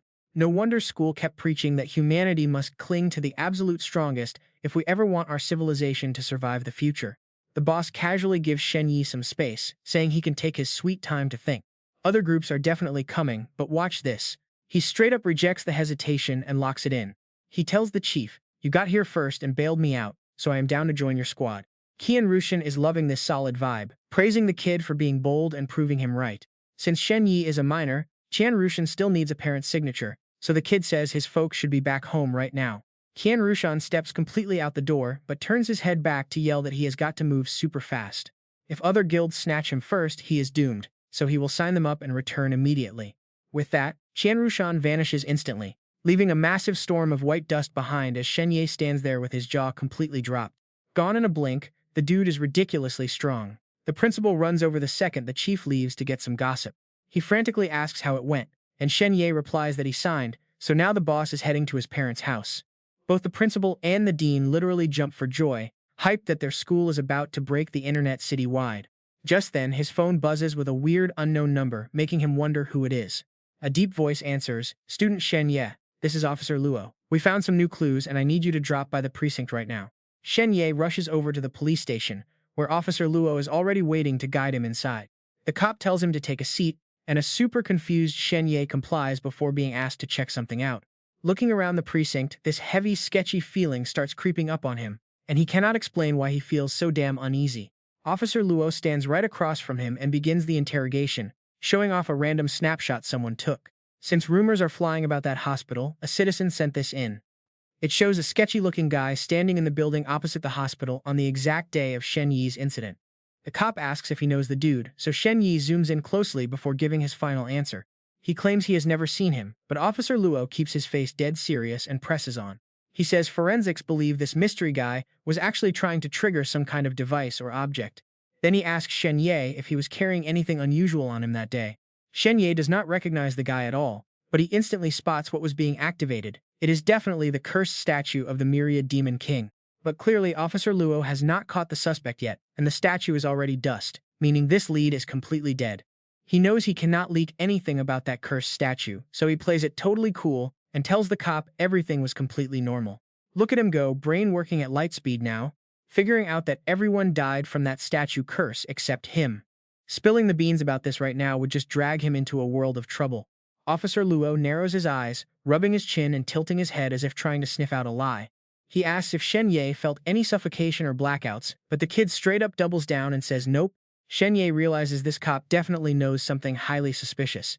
Plus, ever since he first stepped into this office, He has felt super uncomfortable, like something dangerous is lurking in the shadows around him, and if he makes one wrong move, some next-level disaster is going to trigger instantly.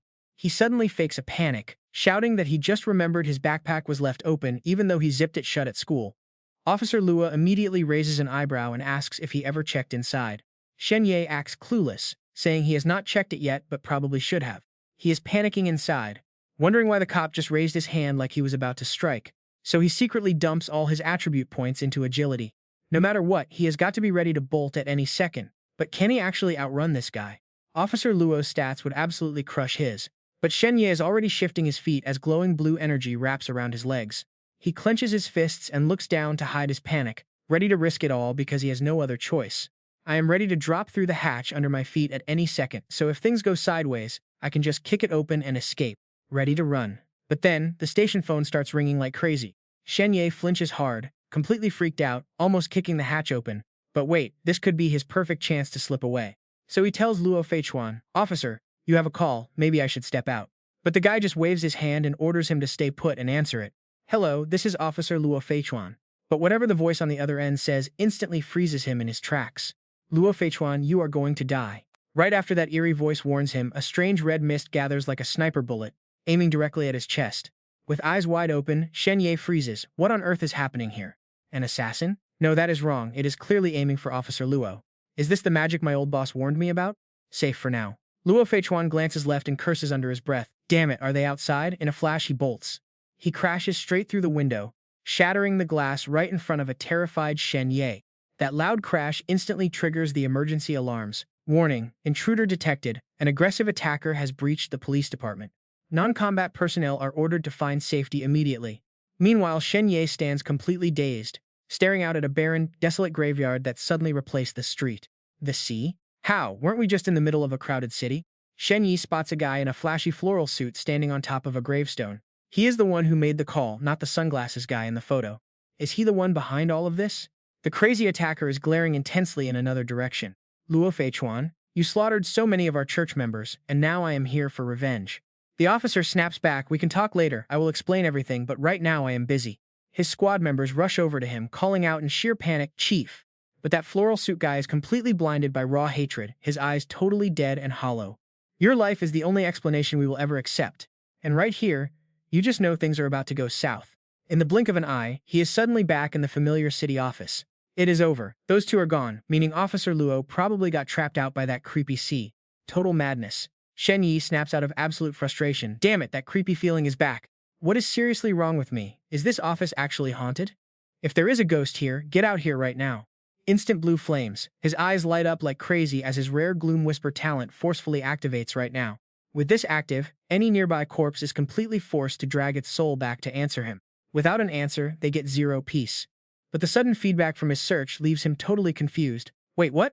The spell detected a body? Is there literally a dead body hidden right here in Luo Feichuan's office? As he looks around, a raspy voice echoes from behind him. Thank you, Judge. Shen Ye immediately whips his head around to find the source. That voice is coming from inside the locker. I never thought my soul could return to my physical body, but thankfully, it hasn't rotted away yet.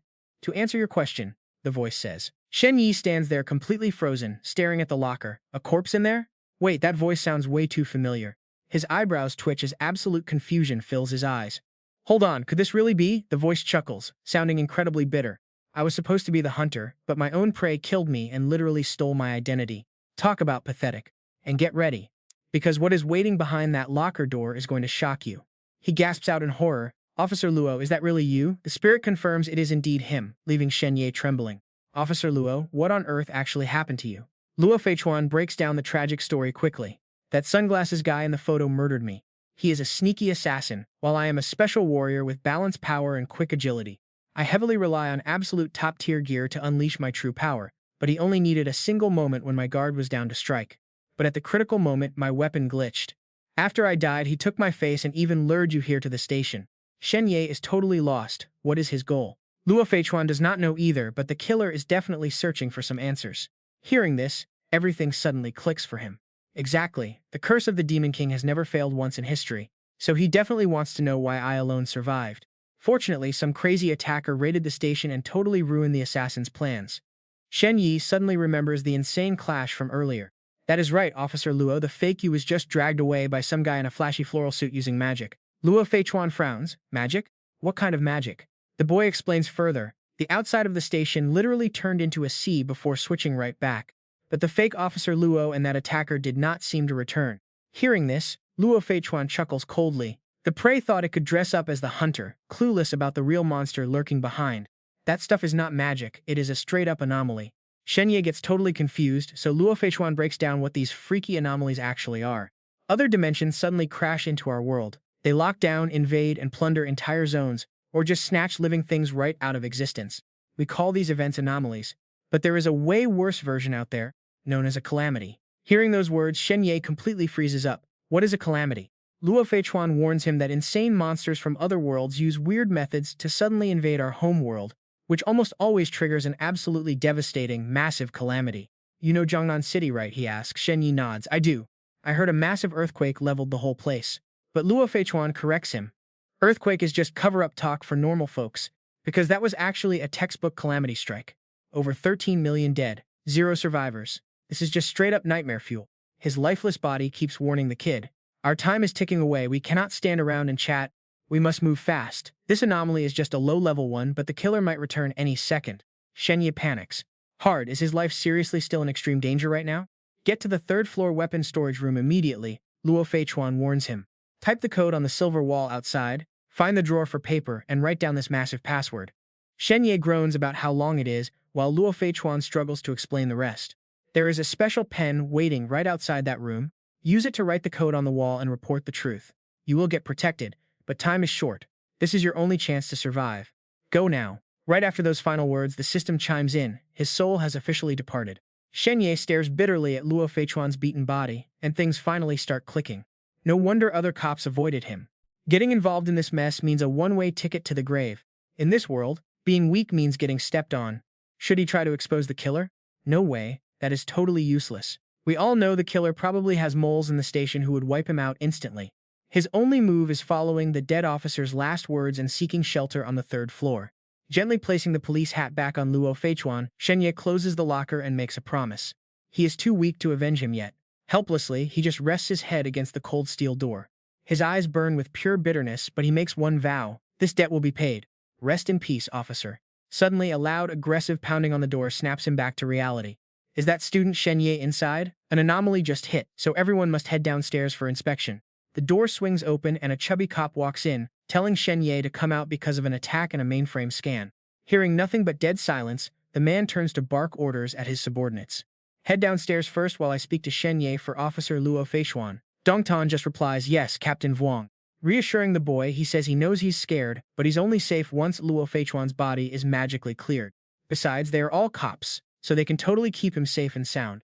Passing the locker where Luo Feichuan is hidden, Captain Vuong suddenly freezes, his eyes shifting into a sinister glare. Captain Vuong demands to know if he touched the body.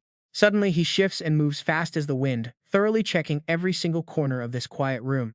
Suddenly stopping right by the desk, scanning the entire room. Did the kid already escape? Clicking his tongue, he thinks about how those other killers failed against a 15-year-old kid. Truly embarrassing, but he won't be that useless. With Shen Ye gone, Captain Vuong immediately orders all squads to treat the boy as a prime suspect. Issue an arrest warrant, and lock Shen Ye down the second you spot him. The officers acknowledge, right as the mainframe announces the environmental scan is complete, ordering everyone to gather in the courtyard outside for their mandatory checks. With the announcement finished, he slams the door shut. Instantly, the wall opposite the door glows red as a whisper echoes, and Shen Ye cautiously creeps out to check if he left. Looks like the killer has backup. He immediately bolts straight toward the window. Sure, he could easily hide in his nightmare world, but you know he is not about to let these killers get away. Grabbing the pipe, he swings himself up, determined to reach the 3rd floor and report everything. Moving like a ninja, Shen Ye scales the wall to the 3rd floor, catching his breath while keeping a close eye on the quiet hallway. He sneaks inside. This is it. Time to scramble the password on the wall. Just as he's about to break inside, Shen Ye freezes as a voice creeps up from behind, muttering about hearing noises upstairs. Oh, it's just student Shen Ye. What are you doing here? Captain Vuong's sudden appearance forces him to panic and fake a lame excuse. High school exams are coming, and my teacher gave me this crazy math problem to solve. Internally, Shen Ye is sweating bullets. Seriously, why on earth is this password so ridiculously long? Watching him, The captain suspects this is an emergency terminal linked straight to the world government. Does this kid actually have the code? Vung chucks his baseball bat straight at Shen Ye. Crap, there's no way he can let this brat finish typing that thing. Without even turning his head, Shen Ye hears the attack coming and summons a metal sheet to block it. That completely blows his mind. Is this the kid's actual awakened talent? But even trying to look cool, Shen Ye is low-key panicking inside. That hit had some serious power. Thank goodness his door adapts to whatever environment he's in. Any normal door and his head would have popped off. But Vung's already charging at the door, clearly not giving up yet. The door shudders under his violent strikes. Die already, but slowly the summoned door starts losing its juice. Vung builds up speed, charging forward like a madman while screaming bloody murder until he finally slams the iron door wide open. The heavy door slams right into Shen Ye's back, catching him off guard. But Vung is running on empty too, bleeding all over while cursing the brat because that summoned door managed to lock itself to the floor. Right then, Shen Ye cheers. Yes, finally finished. The system chimes in, confirming the password has been successfully verified. Who am I? The strongest artificial intelligence of the world government. Kunlun is now analyzing the emergency, scanning the police station, finding Luo Feichuan's body, confirming Captain Vung Hak Mok is an imposter, and deploying high-tier elites nearby. Agent Qian Rushan dispatched. Given the extreme threat level, the regional director orders immediate execution. Hearing that familiar name, Shen Ye gasps. Wait, that is my former supervisor. The station security system announces that the imposter playing Vung Hak Mok will face on-the-spot execution after a 30-second countdown. Countdown starting, 29:28. Recovering from the impact, Captain Vung sneers mockingly. Oh, summoning backup are we? Huh, you think you can actually kill me? In your dreams, 30 seconds is more than enough to end you and escape safely. Ignoring the threat, Shen Ye shifts his iron door to escape. But check this out, the fake Vung is just too fast. Grabbing Shen Ye's wrist, he snarls. Brat, did you honestly think I would let you escape? 27:26. Shen Ye is totally helpless. Total doom. The clock ticks down mercilessly, 25 die. Suddenly, we are down to the final second, 1. Just in time, Qian Rushan crashes in with a massive punch that floods the entire room with blinding light. In an instant, Vung is absolutely shredded, dissolving into thin air. Qian Rushan holds his fist out, head bowed but oozing pure confidence. Talk about acting cool. But the security system instantly ruins the mood, sounding pretty annoyed. Moron, did you think I'd actually wait 30 seconds? Qian Rushan just crosses his arms. Did I look cool? Shen Ye quickly nods. Totally badass. Thanks for the save, boss. Soon, they both head back to the office room. Sitting inside, Qian Rushan offers to cover for him, but there is one major catch. He needs the actual truth about the code. So Shen Ye admits Luo Feichuan gave it to him. He was being actively hunted down and told me to use it the second trouble hits. Qian Rushan finally looks up, realizing the kid actually knew the Silent Church, and that Psycho Assassin were already keeping close tabs on him. Silent Church? Shen Ye is lost, but Qian Rushan explains they're behind all the weird anomalies. They're a bunch of complete psychos.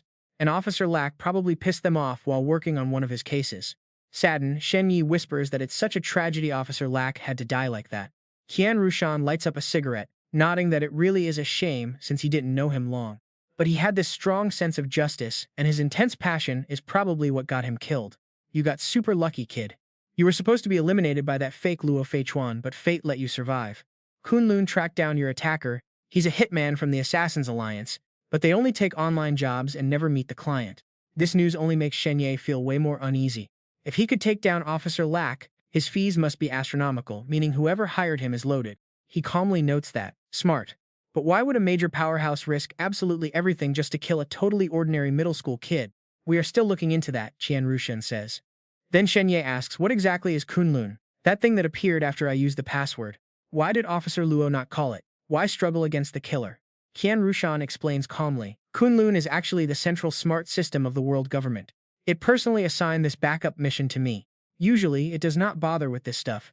It only steps in to help if you possess that special passcode it gave you. Why did Officer Luo not call it? Easy. He did not even know his own weapon was rigged. Earlier, a staff member reported this was just Luo Feichuan's prosthetic iron arm, which is actually his main weapon. A virus jammed the inner core, making it completely dead. But the second Luo Feichuan died, it rebooted perfectly. Super suspicious. And it is definitely someone close to him. Since Kunlun passed us this case, we will keep digging. Shen Ye stares at the iron arm, totally frozen. He remembered being warned about the glitch. This super talented, capable officer went out of his way to leave a business card at his house and keep investigating. Even in death, he left a clue. A guy like that dead without even being able to use his weapon against the enemy. Qian Rushan speaks softly. Shen Ye, you are officially one of us in the group now. Consider this your first lesson. and you better memorize it. Always stay on guard against corrupt humans. They are way more terrifying than any monster out there. Shen Ye locks eyes with him, his expression firm and unyielding. I will keep those words in mind. His attitude eases Qian Rushan's mind a bit. Crushing his cigarette, he says, "Good, now follow me. I already set up a meeting with your parents." Shen Ye quickly asks, "Wait, are they still inside the anomaly?" Qian Rushan replies casually, "Real pros will handle that later. This entire place is going into lockdown, so we need to move out now." Still pretty naive, Shen Ye presses him. "Why not stay and resolve things at the police station yourself? With your power, taking those two out should be a breeze, right?" Qian Rushan scoffs. "Drop that childish attitude. Nobody knows what they might drag out of an anomaly. I remember a kid who escaped a church-made anomaly looking completely normal, but he was actually nothing more than a hollow sack of human skin, hiding a completely unrecorded monster right underneath all that skin. That thing ended up wiping out half the city, before they finally found its weakness and killed it. I would rather deal with simple murder than mess with anomalies and the church. Everyone feels the same. But do not worry, those two will face a fate way worse than that guy splattered on the wall." Mentioning this suddenly triggers a thought. He snaps his fingers and quickly dials a number on his phone. "Oh, right. That dead cop's last name was Lack. Hey, it is me. Look up someone named Xiaomeng Yu and find her connection to Luo Feichuan. Now check this out." Whatever he hears on the phone completely breaks his cool. This is getting pretty bad. Shen Ye mutters that name. Xiaomeng Yu, who is she? Apparently, she is linked to Officer Luo. After leaving the precinct, Qian Rushan takes Shen Ye to meet his father, Manager Qian. "Since things have gone this far, my son Shen Ye deserves to know the whole truth. Let him make his own choice first, then we can discuss the details of this contract." He smiles and agrees, stepping outside to grab a quick smoke while they talk. Once Qian Rushan leaves, his parents finally come clean to him. "Xiao Ye, we cannot hide this anymore. You actually come from a pretty powerful line of nobles." Turns out his dad belongs to a branch of the legendary Sampu Shen clan. Once again, Shen Ye is totally lost hearing this name. He stares awkwardly, realizing his family is anything but ordinary. Get ready, this background is insane. History books mention the Sampu Shen family as one of those epic clans inheriting divine spirits and sacred artifacts. His parents go on explaining. Back then, his dad was a certified prodigy. Sadly, practicing an ancient cultivation technique caused a major backfire, wiping out all his power. Utterly devastated and broken, he moved to the city to start over, which is where he met his mom. Later, his grandfather arranged a marriage for him, but he refused just to stay with her. That completely enraged the old man, getting him cast out. Eventually, they had him and lived a pretty simple, happy life. Seeing their affectionate looks, Shen Ye suddenly feels a bit jealous. "Are you two seriously flexing your romance right now?" Then his dad speaks up. "Xiao Ye, we are telling you this because the talent you are showing right now is way beyond ordinary. If we go back to your grandfather now, he will definitely welcome you back. You would instantly become a noble heir, enjoying endless resources and top-tier treatment. The inheritance of a great clan is something countless people would absolutely kill for. But if you join the human martial arts group, you will never be able to touch your family's secret inheritance again. Your parents are leaving the choice to you, so don't sweat it. Whatever path you take, we are backing you up 100%. Shen Ye flashes a happy smile, but his eyes carry a hint of sadness. "Dad, Mom, I made up my mind. I want to join the Mortal Martial Arts Corporation." His mom is completely shocked. "Are you sure about this? We can go beg your grandfather. If he agrees, you will never have to worry about money for the rest of your life." He looks at his mom with dead serious eyes, completely unshaken. "No, I'm not going back. I don't want you begging anyone for me. If you guys can carry this family, then I can definitely do it too. Just trust me on this." Hearing his words, Shen Yi's mom starts tearing up. "This is your life, so we respect whatever you choose. Our little boy is finally all grown up." He quickly jumps back in, saying he will go call Manager Qian Rushan right now. Memories suddenly flash in his mind. For years, the number of times they visited his grandfather could be counted on one hand. Thinking back, his grandfather was never welcoming whenever they visited. And the other relatives? Even colder and completely distant. In his memories, the only real joy was hanging out with the other kids from the neighborhood back in his childhood. In his past life, he was so used to suffering and endless loneliness. Only now is he finally feeling the warmth of a real family. Manager Qian Rushan holds the folder and announces the signing is officially successful, welcoming Shen Ye to the Mortal Martial Arts Corporation.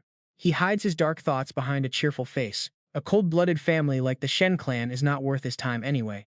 Qian Rushan then drops a suggestion, noting that in a few days Shen Ye has to take the entrance exams for 3 famous elite schools. "So I want him to temporarily stay at our corporate headquarters. What do you two think?" Shen Yi's mom agrees without a single second of hesitation. "That's amazing. Those are literally the top 3 high schools in the world. Don't stress too much. Just do your normal thing." Shen Ye puts on a fake polite smile. saying he will follow Chief Qianrushan from now on. Meanwhile, Zhao Yibing sits in the hallway, staring intensely at her phone. She reads out loud with a smug, satisfied grin, talking about malicious bullying ruining a fellow classmate's bright future. The top student snaps over one failed subject, takes it out on society, hurts classmates. The police are already on it, and justice will be served. Now check out this absolute clown celebrating. Her uploaded video of Sun Ming's pathetic state is farming tons of followers and views. Totally worth sneaking into the hospital to snap pics of Sun Ming's beat-up, swollen face. Shen Ye will get cooked in no time, his reputation ruined forever, while she remains the pure, untouchable goddess. She giggles, furiously typing away on her screen. Zhao Yibing whispers to herself, "Sorry, Shen Ye. Don't blame me, this is just your sad little fate. From now on, high school is out of the question. No special martial arts, no high-tier weapons or armor, no rare pills or evolution potions, nothing. You will end up just like Sun Ming, a total useless loser. While I will be so far ahead you can never catch up." Right as she is flexing, a sudden notification pops up. The screen flashes in bold text. "Your post has been flagged as pure misinformation and is now completely blocked. The police have officially released the real facts. Stop making up lies, or this platform and the Mortal Martial Arts Corporation will take legal action against you." Zhao Yibing's face goes completely pale, her eyes wide with shock. Me flagged for making up rumors? No way. Is there even proof that this guy acted in self-defense? I don't buy it. Why didn't they release it? And what does this have to do with the Mortal Martial Arts Corporation anyway? What about the school? What did they say? Meanwhile at school, the principal hangs up a giant red banner, celebrating with a huge happy announcement.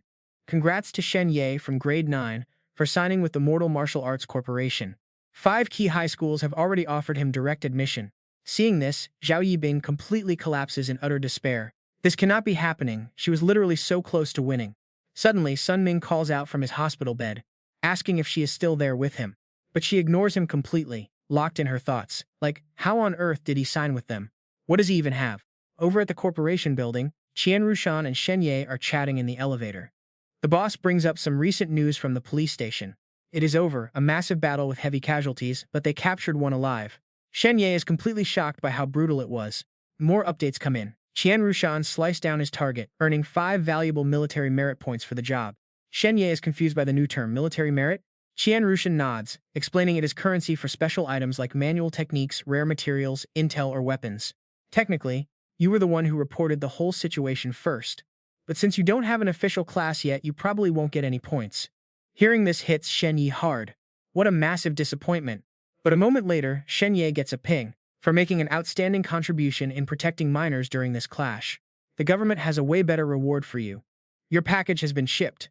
Please pick it up at the lobby in the next few days. It is from the World Coalition government. Feeling super hyped, he immediately flexes the news to his manager, Qianrushan. What's my reward going to be anyway? Right then, the elevator doors slide open on floor 105, and Sohn drops some key details.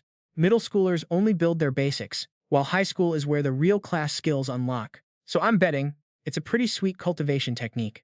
Shen Ye totally agrees. He's seriously lacking in offensive skills right now. He's faced back-to-back assassinations already. Without some serious luck, he'd be history. The boss speaks up. It's best if you stay inside for now, and I'll start investigating this immediately. Stepping onto floor 105, everyone inside bows deeply. They report to President Qian that all those nasty rumors have been completely cleared up. Shen Ye's left wondering what rumors they mean, while Qianrushan happily welcomes him to the team as their newest official member. Your funding for this month is already in your account, so spend it wisely. Just then, an assistant steps up to greet him. He offers to show Shen Ye to his new room, telling him to make himself comfortable and feel free to move around. Make yourself at home. I've got work to do, so I'm heading out. Call if you need anything, Shen Ye nods. Got it, thanks, President Qian. A gorgeous girl in a tight black dress pops up to greet him. Congrats on joining our martial arts family, she says. You're incredibly talented, and since you're younger, I'll call you little bro. Thanks so much for always supporting and loving my work. I hope you train hard, boost your strength, and become an absolutely unstoppable legend. The world is massive, so let's push forward together. Oh, and I've got VIP concert tickets for you. See you there. Shen Ye's jaw literally drops as he watches the video. It's Mok Lum, his absolute favorite celebrity. Everything in this room, the flowers, the paintings, his favorite books, snacks, drinks, and workout gear, even his favorite idol, it's all customized just for him. Walking onto the luxury balcony at sunset, his mind is spinning. Going all out like this for a rookie? You can really feel how much power and status matter in this world. Shen Ye looks out at the endless skyline from floor 105. Honestly, who wouldn't want to rise straight to the top and enjoy this spectacular view? But at midnight, it's time for the nightmare world. He needs a killer rating to get stronger and ace day after tomorrow's exam. Right on cue as the clock strikes midnight, Shen Ye opens the door to the nightmare world. Shattered bones lie scattered all over the place. What on earth happened here? He tiptoes carefully, warning himself not to rush in blindly and ruin his score from the dictionary. But turns out the skeleton monster is still barely conscious and begging for help. Shen Ye, save me, I'm literally about to die. He asks the giant skull what happened, but Fei Lun just groans and asks if he still has those supplements from last time. Fei Lun begs for more pills, but Shen Ye awkwardly admits he doesn't have any of those on him. He sighs, it's over. I never thought I'd die here. This is totally ridiculous. Realizing it's an emergency, Shen Ye shuts the door to get help. Since this skeleton's a pretty decent partner, he's got to try and save him. Hold on. Just stay alive while I figure out a way. Wait for me. Hurry, Fei Lun gasps. 2 painful hours slowly pass by. He starts giving up hope. I'm dead for sure. But suddenly the gate glows blood red. Shen Ye's back.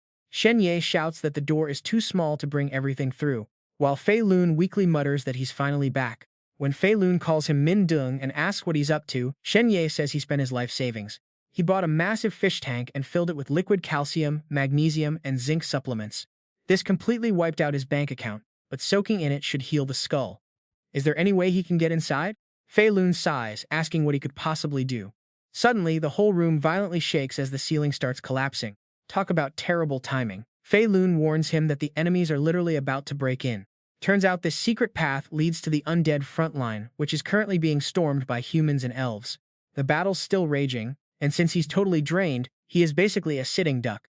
He hands over a space ring, telling Shen Ye to put it on so they can escape together. With that, Fei Lun dissolves into mist, storing his soul and body safely inside the tiny ring on Shen Ye's finger. Shen Ye quickly yells to close the door, and slowly the room falls dead silent once again. Sighing in relief, he knows that getting caught in that shockwave would have been a total disaster. You wake Fei Lun up in a hurry, asking if he seriously just jumped inside his ring.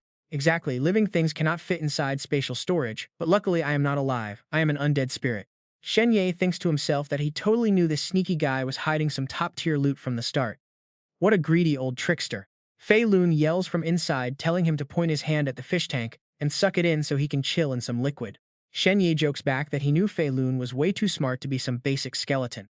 I pretty much suspected you since the elf village. I mean, who gets dragged away by 3 of their own kind just to go assassinate the big enemy boss, right? But look, I do not like digging into other people's secrets, and I am definitely not about to start bossing you around. But since I saved your life, you owe me big time. Fei Lun just asks how exactly he is supposed to pay him back. Shen Ye gets straight to the point and says he absolutely needs to visit their world today.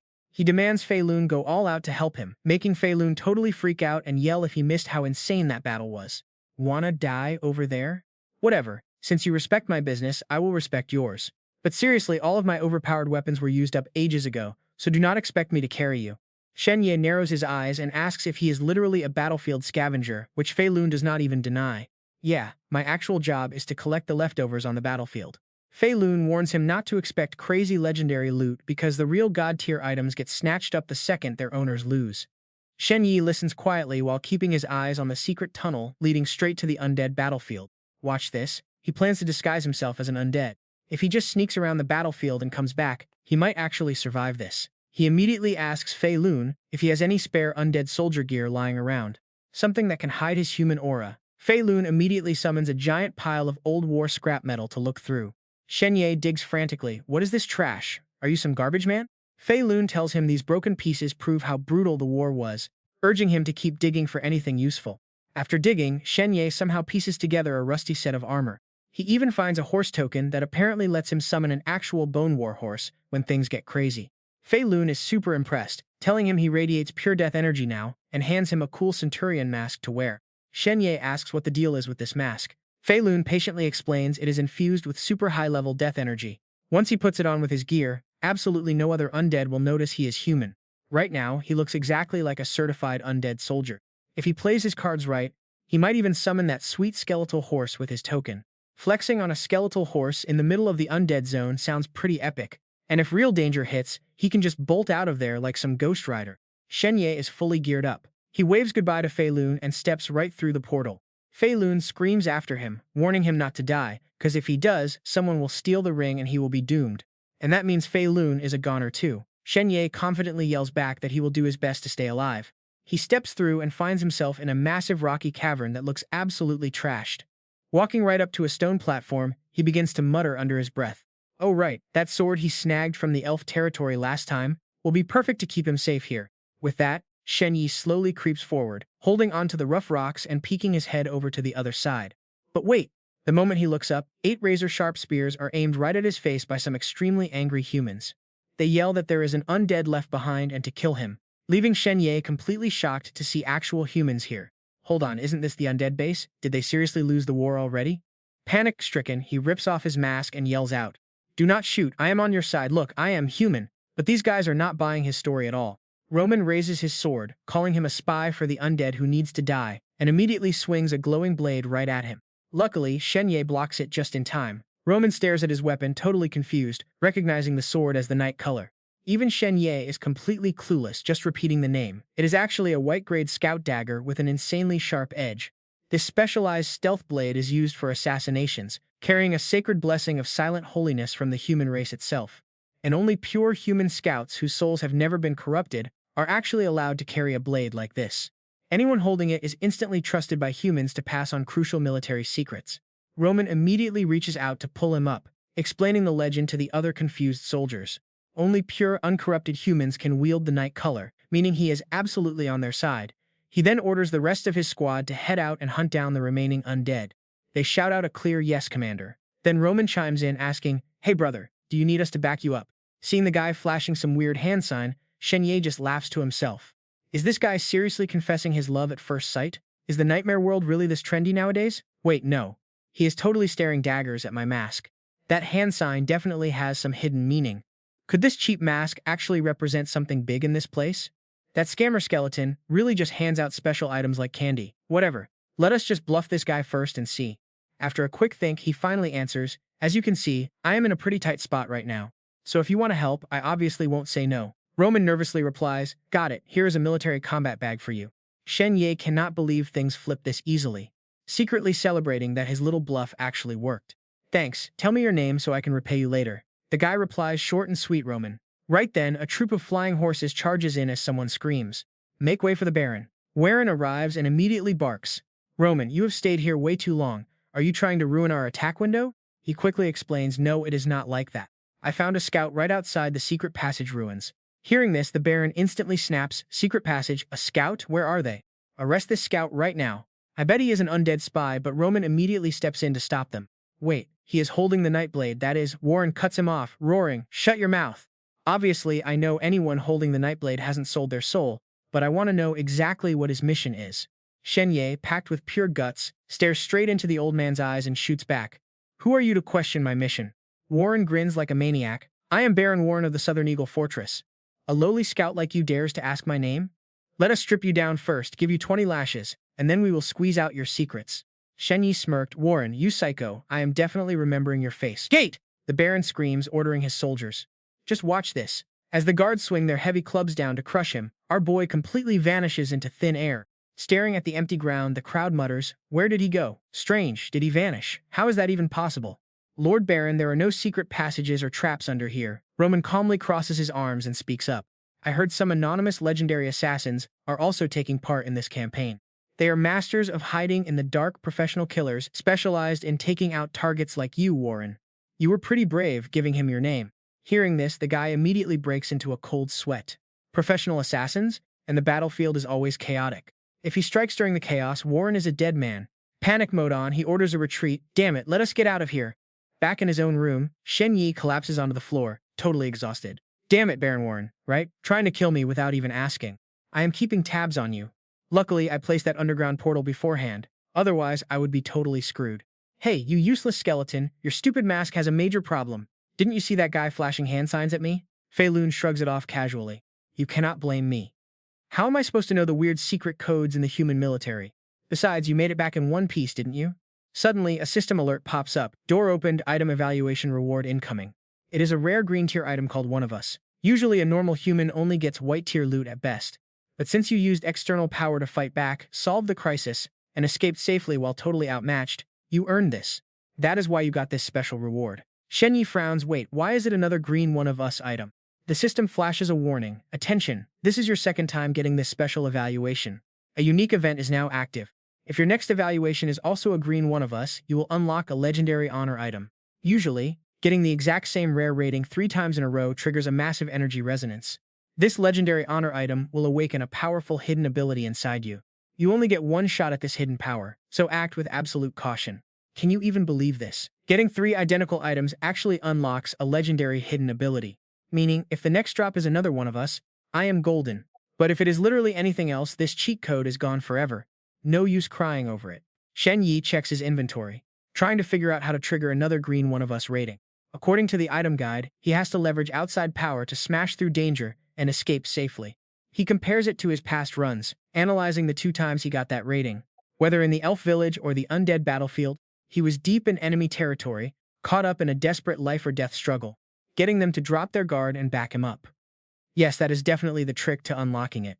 Shen Ye is pretty stressed out. This is a crazy high demand, basically like dancing on a razor's edge, and he only gets one single shot.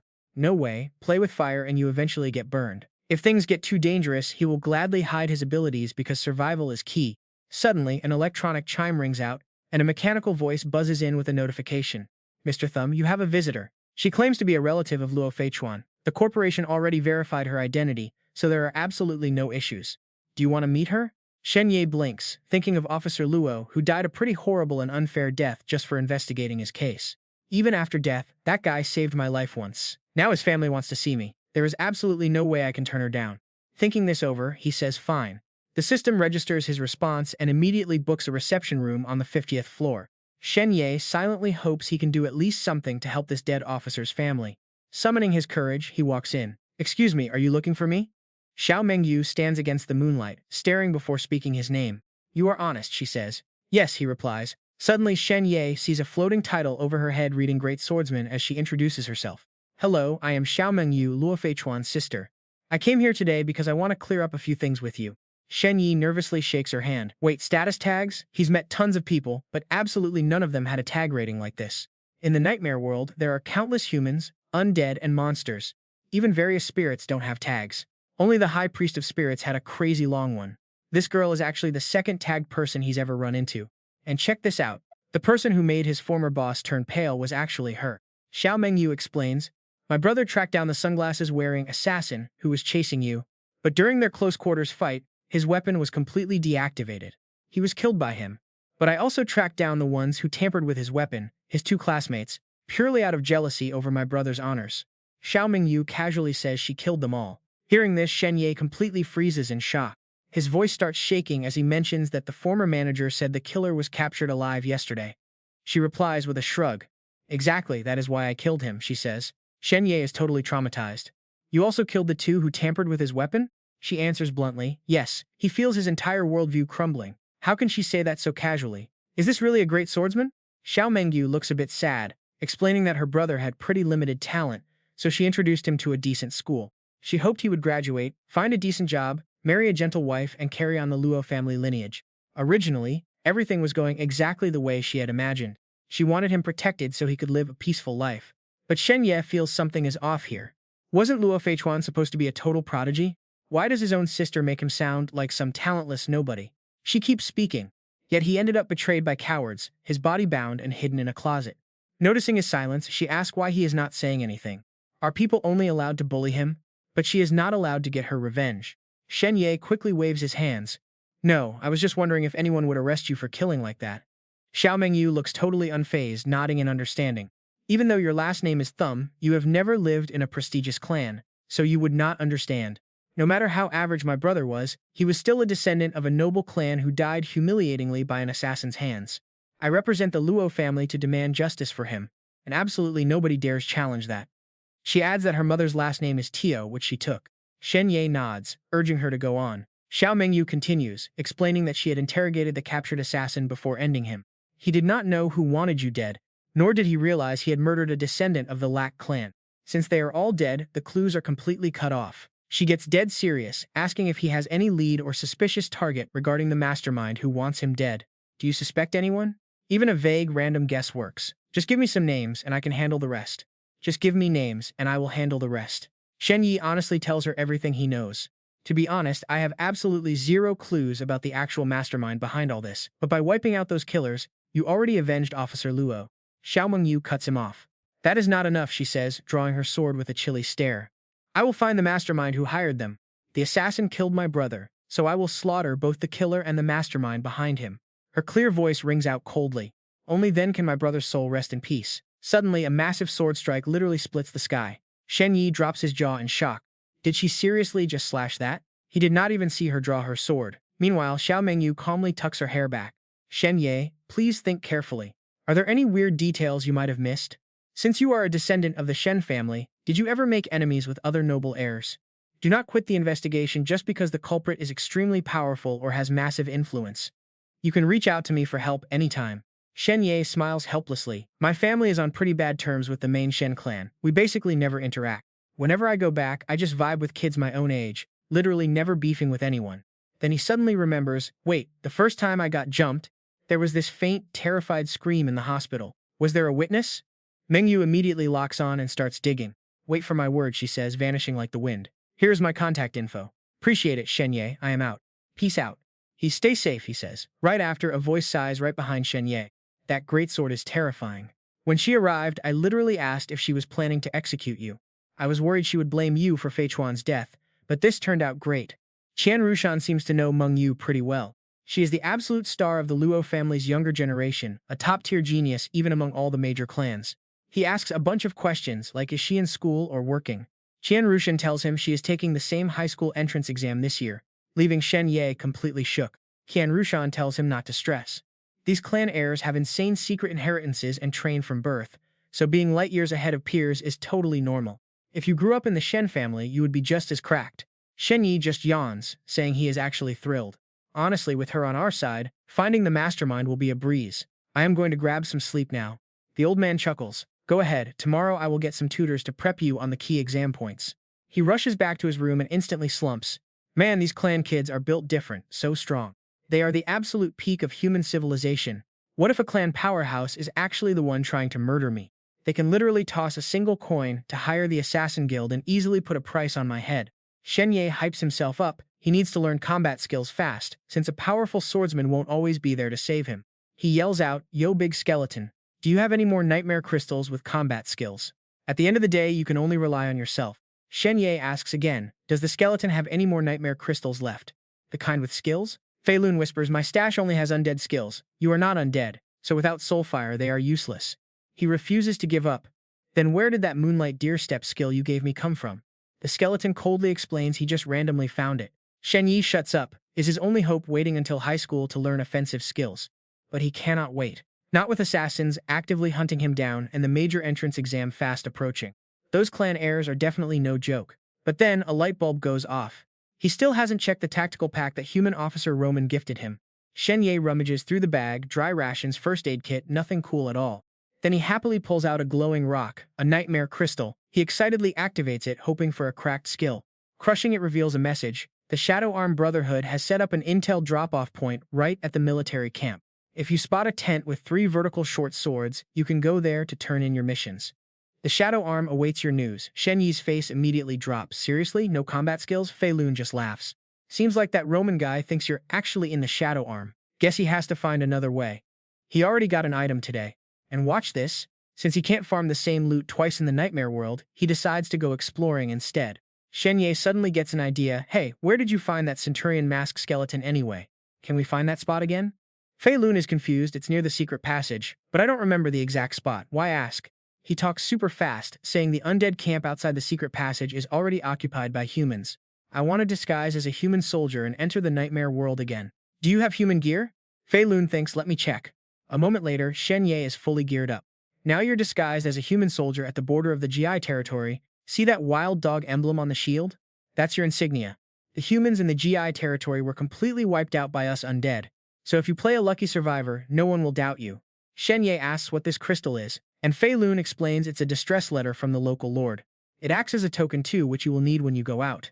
Shen Ye is shocked, asking why the skeleton is suddenly so caring. Fei Lun acts shy, saying because you saved me last night, I have to repay the favor. Too bad. Shen Ye sees right through him. Spill the real truth or I'll dry out your calcium supplements. Fei Lun confesses he needs to help him get some status in the nightmare world. That's the only way you can buy those high-grade materials to heal up my heavy injuries. Shen Ye grins, now that's more like it. Dead trees stand barren under the moonlight, cold and completely desolate. A soldier screams out about someone being injured, and a bunch of other guys immediately rush over to help. Shen Ye watches from behind a tree as they try to keep their wounded bro awake, telling him to stay conscious. They assure him the main camp is pretty close and he will get patched up soon. Meanwhile, Shen Ye watches soldiers cleaning up the messy battlefield. He cannot act reckless here. If he bumps into those people from last time who recognized him, things will get pretty ugly. Sneaking like a ghost through the dead, he decides to grill these corpses for some solid intel. Right behind him is an absolute unit of a corpse, a giant undead. He whispers, "Wake up, big guy, I need answers," as he casts Gloomy Whisper. Shen Ye pulls out an item, asking if he knows the origin of this mask. The giant undead remains silent before muttering that he does not. He frowns and tells the giant to rest in peace, then starts running around to interrogate every single corpse. "Ever seen this mask, bro?" "Nope." "How about you seen this mask?" "No." "What about you? Anyone recognize this mask at all?" "Nothing at all." Honestly, guys, trying to find anything in this graveyard is literally like searching for a needle in a haystack. Suddenly, his hand brushes against something incredibly hairy. Shen Yi's eyes light up, realizing he just found a dead werewolf. A werewolf nose is always super sharp, meaning this guy could definitely help him track down the scent. He pulls the exact same trick, asking the good boy if he recognizes this mask or its scent. Jackpot, the dead beast mutters that he actually saw it before. It belonged to a centurion right over there, though only his arm is left. And by the way, I am a wolf, not a dog. He does not care, praising the good dog for doing great work before dismissing him, while the werewolf keeps correcting him. Stepping toward the hand, he investigates further. This guy must have taken a massive spell straight to the face to end up as just a single arm. Will my Gloomy Whisper even work? "Hey bro, are you in there?" The arm twitches and gives a beckoning gesture. Shen Ye gets super hyped, recognizing the iconic movement of the shadow hand. Looks like he definitely hit the bullseye. This must be the owner of the mask. "Hey my guy, do you have anything you can tell me?" The arm points and Shen Ye looks over to spot a dirty old boot. He picks up the boot and immediately gagged. This thing is straight up rancid. But wait, there seems to be something stuffed inside. Amidst the foul odor, a strange item tumbles out. Suddenly, his system chimes in to congratulate him on finding special loot. He unlocks the item appraisal skill, allowing him to inspect the details of these rare items. It is the Dark Knight Shadow Emblem, a rare blue-tier item. It has a high-tier magic array that can activate a specific weapon. No matching weapon means this thing is totally useless. He is completely lost. Could the weapon be? He pulls out his sword and the emblem gets sucked right in, glowing a bright blue as it upgrades from Nightshade to Nightfall. The weapon stats completely change. The Nightfall short sword belongs to human assassins, rated rare blue tier, boasting advanced sharpness and crazy bleeding attributes. This epic assassination blade carries a special shadow blessing from the Brotherhood of the Shadow Hand, meaning only high-level assassins can actually wield it. The Shadow-Blessed sword radiates a unique energy wave that serves as proof of his elite identity. It lets him take on exclusive quests from the Brotherhood and reap insane rewards. May the shadows protect those who stand for justice. Can you believe his luck? Shen Ye is literally crying tears of joy as Nightshade upgrades to Nightfall. Absolutely legendary. Oh wait, there is also a letter inside. Opening it reveals a decree demanding a thorough investigation into some highly unusual undead activity. Listen up, everyone. The Human Empire and Elven Kingdom have officially teamed up for a massive high-reward quest. Find any intel regarding the weird undead movements and you can claim a pretty massive bounty. Everyone needs to get out to the battlefield. The survival of our species demands that we all fight together for victory. May the shadows guide us, sign the Shadow Hand. Meanwhile, Shen Ye is still gagging from the awful smell. So this is a Shadow Hand mission. This immediately reminds him of that nightmare crystal. The crystal Roman gave him said the camp with 3 upright daggers is where the Shadow Hand operates. Of course. Roman must be a member too and helped him after seeing his mask. He laughs, realizing trading undead intel for fat bounties is actually a total breeze. He points at a random corpse, demanding to hear some solid intel about the weird undead movements. It mutters that it knows nothing. Shen Ye does not give up and starts pointing at every other corpse nearby. Tell me about the undead movements, but they all just repeat the exact same thing, saying they know absolutely nothing. Regular soldiers only know combat orders. Shen Ye scowls, annoyed. Suddenly a weak voice speaks up, saying they might actually have the intel he wants. Shen Ye spins around. Wait, isn't there a literal undead right in front of him? Hold up. You are a skeleton selling out your own kind? Is this some sketchy trap? Fei Lun just laughs. Sure, they are my people, but they all want me dead. His logic totally checks out. No cap, this skeleton is a total outcast. He shrugs, asking what kind of intel Shen Ye wants. Legendary secrets, or just basic stuff? Shen Ye demands nothing too massive. He is just a normal guy, and if he drops some crazy, world-shattering bomb, everyone will start digging and he is totally toast. Fei Lun nods. Okay, I have got some intel that is just enough to trade for some decent gear. You curious or what? So the undead are apparently running new fortress mods. It straight up boosts their soulfire cannon power by 20% and fires 10% faster. Shen Ye frowns. Is this info way too valuable? Fei Lun says not really. Since the war is already raging, the human high-ups probably already suspect this. They just do not have solid proof yet. Totally big brain. He gets his rewards without drawing any attention. Fei Lun guides him straight to the main army camp, where the sketchy Hand of Shadow faction hands out their missions.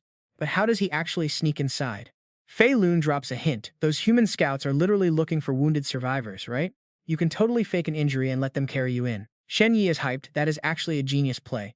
Plus, human field medics are crazy good. The two keep gossiping, agreeing that human holy magic healing is top-tier stuff. Even the elves cannot beat them. But the catch? Cash. Do you seriously need money on a battlefield? Obviously. Pay up and they regrow limbs, but the undead? Fei Lun sounds pretty disappointed. Our kind usually just dumps dying folks outside and lets them rot. Shen Ye cringes. Like you guys do not heal at all? Fei Lun sighs, saying they can, but it is a massive pain. He thinks back. We have to cast a special dark spell, summon a massive sacrificial altar, lock up a bunch of living souls, and drain their life force completely. Doing this sick trick, it heals us instantly. But it sucks the life out of others. Only high-ranking undead bosses can pull this off, and they have to know the secret chant for it too. Shen Ye sighs. Well, human healthcare definitely has a better price-to-performance ratio. Too bad I am completely broke. Fei Lun cheers. Don't worry, I actually have cash. Turns out we are loaded, which is awesome. Shen Ye walks over to a giant undead corpse and grins. I got an idea. He uses his skill to lift up a massive warhammer. Fei Lun is completely lost. What are you doing? Shen Ye smirks. If I pass out, save me, dude. Wait, is he actually doing this? Yep, Shen Ye lets go, letting the giant hammer crush his chest. The pain is brutal. He literally spits blood. Why go so try-hard for a side roll? You cannot even play dead right, let alone a wounded victim. Shen Ye ignores him, grabs a rock, bangs on his shield, and screams out, "Anyone there, please, save my life." Right on cue, some scouts nearby hear him. Finding a wounded survivor, the scouts quickly rush over, yelling for him to hang on. They carry Shen Ye straight to the military camp, where a priestess begins chanting her holy healing song. Warm green light wraps around his broken body, and in just a few seconds, his wounds are completely healed. The priestess steps aside, bowing, and reports that the treatment is done and the boy is fully recovered. A fancy blonde noble nods, telling her to leave because someone will pay her for her service very soon. Shen Ye acts dazed. Where am I? The noble helps him up, saying he is safe in camp. Squinting, he asks who the man is. Prince Norton, he says, pointing at the hound crest. He asks if Shen Ye belongs to the local lord. Playing along, Shen Ye looks miserable and slowly pulls out a stone. He cries out that he finally found them, pleading for backup since Ri was overrun by undead, and offers the message his lord told him to deliver. A mage standing behind takes the stone and casts a decipher spell. A voice echoes from the stone, "Lords of the Empire, I am Lord Joe Lauren. Whoever leads troops to save our territory, I will gladly pay 300 gold coins along with a very handsome land deed. Please save us." Hearing this, the prince nods his head firmly. My boy, you really are one of Ri's people, but I have to tell you, Rai has been completely wiped off the map. He says the undead overran the territory, leaving him as the sole survivor. Shen Ye freezes, his eyes turning red. Say what? He buries his face, crying. Dad, Mom, Zelosai Tiolo, did anyone survive? No way, I do not believe it. Not tries to comfort him, saying the kid went through absolute hell but survived the giant undead monster's massive stone club. That is seriously legendary. You are the last surviving spark of GI. Just rest for now, do not sweat anything. Tomorrow I will get you to the Empire's safe zone so you can live peacefully. But look at this, our boy has not forgotten his main hustle. He still needs that Shadow Hand camp to claim his broken skills. He cannot just get kicked out like this. Please, sir, let me stay on the battlefield, he begs, catching not totally off guard. Why not, asks? Shen Ye grits his teeth in pure agony. I want revenge. Will never forgive those disgusting undead monsters. I will crush them and drive them out no matter what it takes. The tent goes dead silent, and Not looks at him with deep pity. So young yet so brave, Not says. The Lord chose you to carry that letter, so you must have some crazy skills. He tries to show off, claiming he is insanely fast. In the whole Jai district, not a single kid my age can outrun me. He had actually pumped all his system stat points straight into agility. Right on cue, the system alerts him of his rewards. With a grin, Shen Ye bolts outside. Check out my speed, sir. He gears up and flies forward like a literal rocket, drifting around a corner. He loops back in just a couple seconds, slamming the brakes right in front of them, panting with hopeful eyes. Can I stay on the front lines now, he asks. Everyone gasps in shock. This kid is unreal. Let him stay with us to defend the post. Send him to our squad, we will look after him. Even not cannot help but nod in approval. Your speed is absolutely mind-blowing, Eudalia suddenly says, grabbing his wrist. Kid, where did you get this bracelet? Everyone finally notices the elven accessory. Without wasting a single beat, Shen Ye explains everything. An elf named Lan gave it to me, he says, but secretly thinks, hey, I exposed the undead plot, so the elves owe me one. They should not give me any trouble. She gently taps the bracelet, and a holographic screen pops up. Who is calling me using elven magic? A voice asks. Eudalia speaks up. Lanny, I am Court Archmage Eudalia. Why on earth is your personal bracelet on a human kid? Lan gasps happily. You actually found him? Where is he? Shen Ye starts sweating bullets. Hey Lan, that magic trick was pretty cool, right? It really is you, she cheers. When are you coming back to visit our village? But Eudalia cuts her off immediately. Lan, answer my question, Eudalia demands. The young elf honestly explains how an undead spy had sneaked into their village. This kid exposed their plot, so our high priest owes him a massive favor. Honestly, the high priest has been actively looking for him ever since. Having heard enough, Eudalia cuts the transmission. Got it, talk to you later, she says, placing a hand on his shoulder with a warm smile. Prince Norton, this kid is incredibly fast, survived impossible odds multiple times, and even has ties to us elves. I recommend sending him to the imperial capital to study. Not readily agrees. Fine by me, not laughs. It is pretty rare for elves to respect a human like this. Guards, prepare his official identity papers and find him a cozy place to rest up. A scribe records everything, forwarding his recommendations straight to the Imperial Military Academy. Not asks gently, what is your name, son? Shen Ye instantly feels pretty awkward. He has zero clue about Jai district naming customs and cannot risk blowing his cover, so he fakes total amnesia. He suddenly drops to the ground, clutching his head. My brain is killing me. The giant undead stone club must have given him a severe concussion, causing total memory loss. A mage steps up to declare. Not sighs with pity. I see, what a tragedy. Meanwhile, Shen Ye is cheering inside. Thanks for the assist, Doc. Lord Norton gently helps him stand up. Do not worry, just focus on resting, he smiles warmly. We will meet again, my boy who survived the great tragedy. Suddenly, a system notification rings. Shen Ye has gained major reputation points and has a solid chance of unlocking a custom keyword title. The boy who survived? He goes totally pale. Trust me, nobody wants a knockoff Harry Potter title. It is not like I have a lightning bolt scar on my forehead. Is there any way to delete this stupid title before it locks in? The system explains that unformed titles need constant hype and public praise across this fantasy world to fully solidify into actual traits. If he wants to reject this title, there are two ways. First, fade into a hermit lifestyle and let time slowly wash his legend away. Once everyone completely forgets him, that half-baked title simply vanishes into thin air. Option 2 is doing things that completely contradict the title's actual meaning. Of course, that means people will view him totally differently, and his title will transform based on his wild actions. Shen Ye's mouth twitches. Alright, fine. Once this whole mess is finally over, he is just going to lay low and disappear for a while.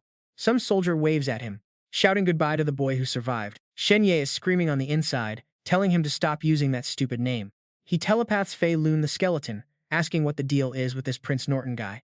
Like, how did chatting with him for 2 seconds skyrocket my reputation? Fei Lun explains that Prince Norton is the royal family's oldest son and the future heir to the entire throne. Basically, he is the crown prince, so why is a big shot like him hanging out here? He actually led the human alliance and elves to push back the undead horde's massive assault. Fei Lun asks why Shen Ye thinks he is here. Shen Ye just sighs, wow, that is crazy. Meanwhile, the mage nods, calling the kid pretty interesting. Eudalia gets curious, asking if he noticed something. The old mage marvels, seeing a high-level shadow hand token on him. Being that young and reaching this level is insane. She realizes he means that short sword. Prince Norton totally agrees too. Yeah, I saw it too, he says. That is the Night Veil, a weapon only high-tier assassins carry. Who knew a random stroll would lead to finding such a genius? Talk about pure luck. Send a request in my name to get him a badge of bravery. His guard salutes. Meanwhile, Shen Ye slips away alone to find a quiet tent. Found it. This is the Brotherhood intel post inside the Shadowhand camp. Let us see what crazy stuff he finds here. He says hello, but the guy inside just ignores him.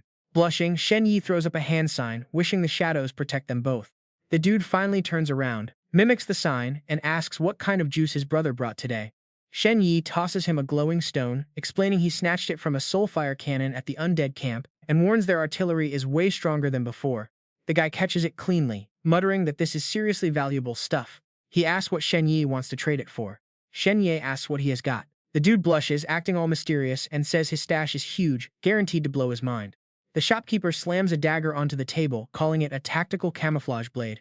It is coated in a special poison. One tiny lick puts you in a fake death state, perfect for assassins on the battlefield. Freshly made, lasts 2 years. If you cannot sleep at night, just lick it once and you will pass out instantly, waking up super refreshed tomorrow. Shen Ye rolls his eyes, asking if he has anything else. The guy is shocked, wondering if this is not enough for the battlefield. Fine, check this out instead. He grabs a whistle and blows it loudly. Outside, a horse suddenly lets out a loud neigh, freezes up, and then completely collapses onto the dirt. He explains that the horse can play dead too. One wink and it flops over. Shen Ye is highly suspicious, wondering if the dagger and horse are a package deal. You've got sharp eyes, but is there anything else? The shopkeeper holds up a pair of glasses, but Shen Ye is still not impressed. Alright, look at this. These are the light penetration glasses. Made with 2 pieces of shadow glass. Anyone wearing these can see right through clothes to spot money and treasures. Shen Ye's jaw drops as he looks at 2 buff guys outside.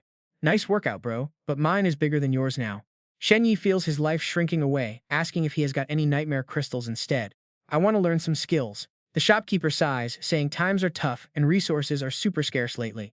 Right now, I only have 2 left, so pick one. The red stone on the right is basic bloodletting. This move makes your target bleed out endlessly, and the cool thing is you can apply it to any blade, sword, or dagger. I only have the basic level skill guide for it though. The blue stone on the left is basic gale kick, a kick move that knocks back enemies and blows away their weapons. Have you learned either of these yet? Which one do you need? Shen Ye grumbles, I need both, when a voice suddenly rings in his head. Human, choose gale kick. He freezes. That dark echoing voice telling him to pick gale kick completely catches Shen Ye off guard. This is definitely the same mysterious entity who guided him earlier and gave him that epic Night Veil dagger. While the shopkeeper stands there looking completely confused, Shen Ye whispers, asking why on earth he should choose gale kick. Any guesses why? That voice replies, telling him it is because this skill does not belong to this world. Next, you must find a way to get the undead Shadow Veil and Thunder Palm. Once you combine them with your Moonlit Deer Walk and Gale Kick, you will unlock the ultimate secret. Shen Ye is completely baffled. Learning skills can actually reveal secrets? Whatever, he decides to just trust it, grabs the glowing gem, and tells the shopkeeper he will take Gale Kick. The shopkeeper generously waves his hand, telling him to take it. Suddenly, the gem in Shen Ye's hand flares with pure spiritual energy. In an instant, visions of the martial arts moves flash right through his mind, and the shopkeeper asks if he is doing alright.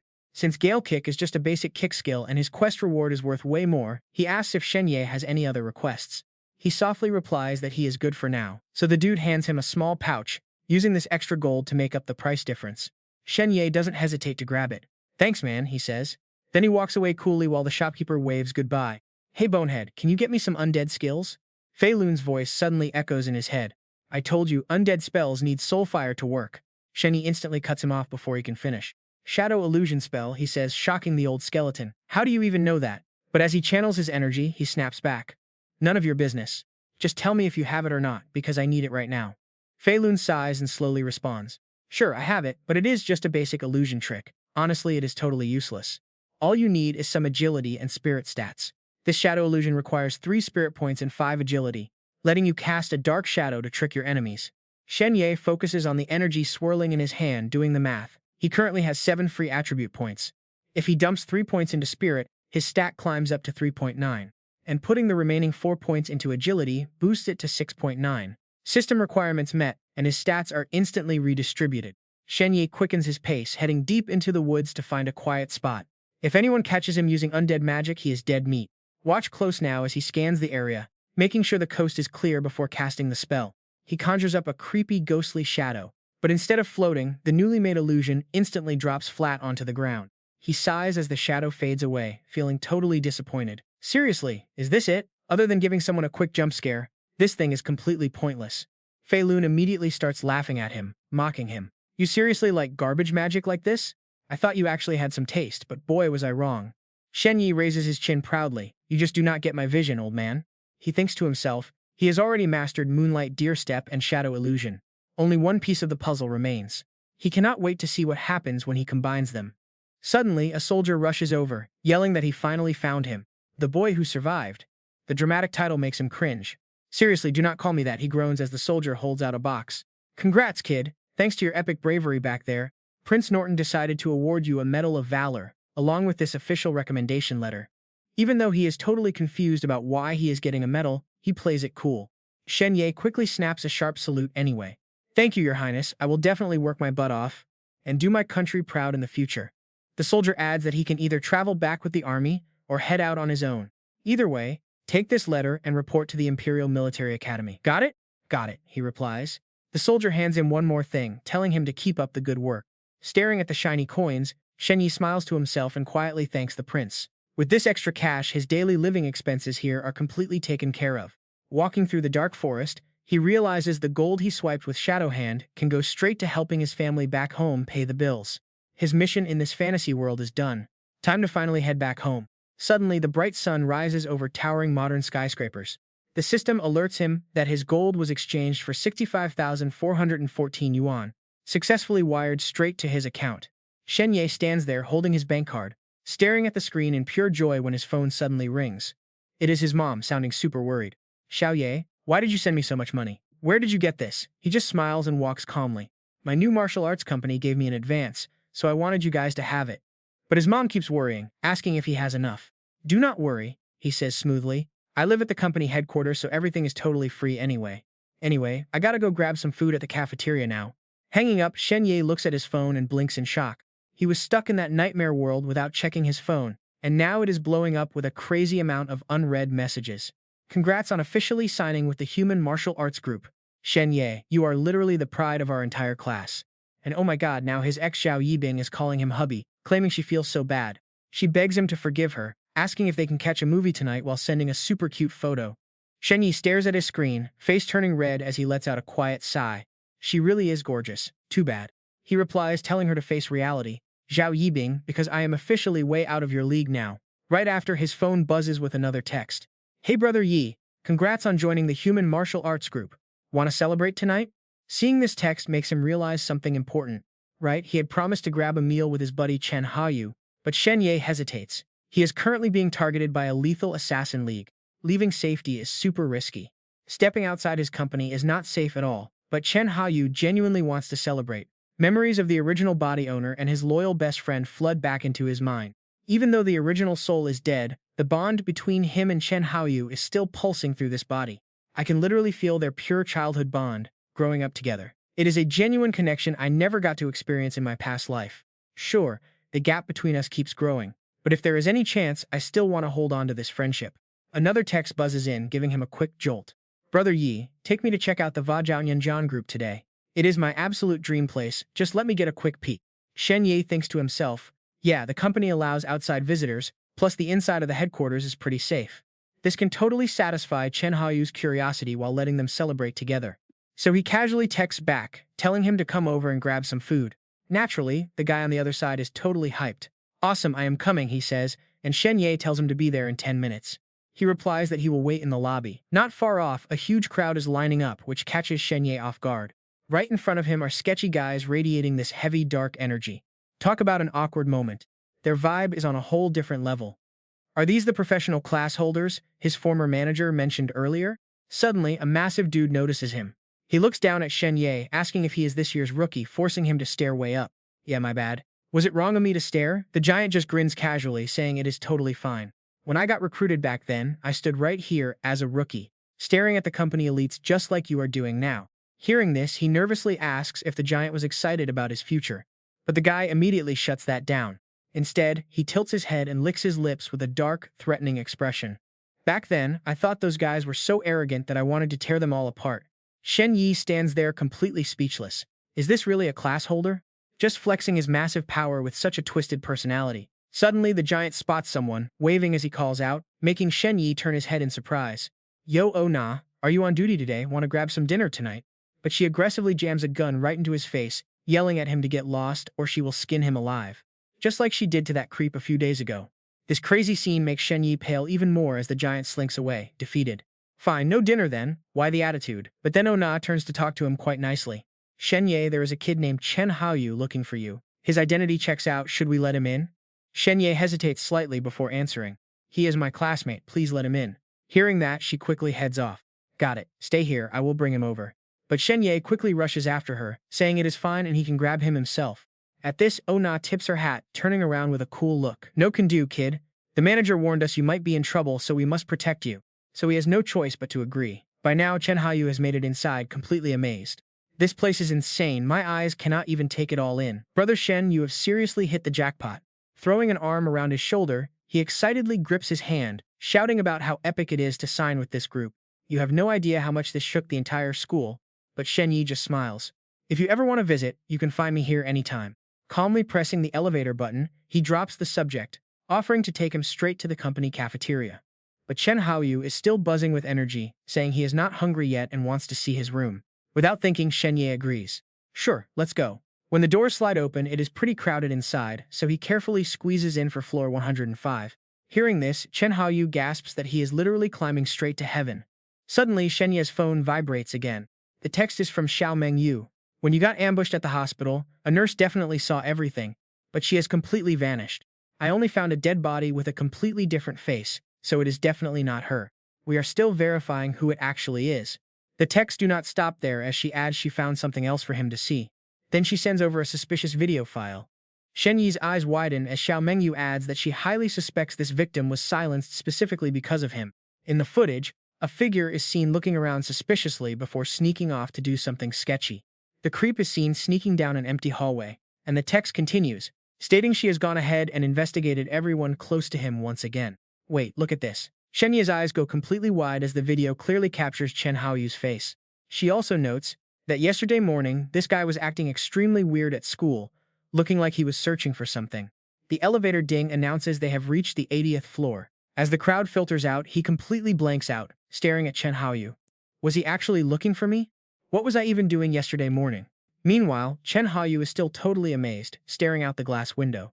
It is so high. And then Shen Ye remembers, yeah, I was in the nightmare world. So in this security footage, Chen Haoyu is wandering the whole lecture hall looking for me. But what the hell does he even want? Chen Haoyu tilts his head, catching my tense face while his own expression stays totally chill. What's up, brother Yi? Finally, the elevator dings. Floor 105, here we are. Chen Haoyu dashes out, completely ignoring how deep in thought Shen Ye is. Floor 105. Man, I've never been this high up in my entire life. You live here, brother Yi? Seriously, this is sick! He eagerly urges him to hurry. Where's your room, brother Yi? I'm dying to see the view from the top. Shen Ye quietly replies it's just at the end of the hall. He points at the open door. Oh, sweet. We're finally here. This is definitely the spot. And this is the exact second everything goes sideways. Chen Haoyu spins around with a nasty smirk, landing a brutal head strike that leaves Shen Ye stunned. A pen stabs his forehead. Pain, but his body suddenly blurs and fades into thin air. Chen Haoyu grinds his teeth in shock. An illusion? No way. How does this brat have such high-tier movement techniques? Before he can even react, a heavy boot slams right into his face. Shen Ye unleashes massive force, kicking him so hard he spits blood. Meanwhile, our boy lands perfectly amidst the flying debris. He quickly dumps his stat points and fires off 3 skills: Undermoon Deer Walk, Shadow Illusion, and Gale. This triggers the broken, incomplete skill Moon-Shattering Roar. It has some insane perks. First, a guaranteed knockback on the enemy. Second, his shadow clones morph into his exact image to pull off a dirty trick. Third, movement speed gets a 30% boost for 10 seconds. Cloaked in thick energy, Shen Ye demands to know, "You're not Chen Haoyu, are you?" "Where is he?" Silence. A dark voice echoes inside him. Thanks to pulling off that crazy move, his body gets a major permanent buff that's way better than usual. Strength up 0.1, agility up 0.2, spirit power up 0.1. Suddenly, fake Chen Haoyu's face shifts, summoning a pen blade with a wicked laugh. He's dead. The mask comes off, the cocky assassin charges straight at him. And you'll be joining him in hell real soon. Shen Ye raises his knee, his eyes turning cold and dangerous. As the guy lunges, he eats a brutal kick that literally tears through the air. But the assassin blocks it easily with one hand. A weak kick like this? I can block it with a single hand, but suddenly the force from the foot explodes, catching him off guard. Shen Ye kicks with pure violence, triggering the guaranteed knockback. The assassin flies back through the air. What the heck? Oh, look at this crazy combo. Shen Ye pulls out a gun, combining weak starter skills into a completely broken master skill. Talk about an absolute game changer. Yet the assassin manages to weave through the bullets like they are nothing. Smugly releasing his magic, he closes in on the empty gun. You're a sneaky little bastard, aren't you? Hiding a whole gun like that. Too bad your aim is absolute trash. You didn't even hit us once. Suddenly, the building's alarms blare. Warning, warning! Gunfire detected on floor 105. All combat classes investigate immediately. Meanwhile, Shen Ye casually tosses the gun aside.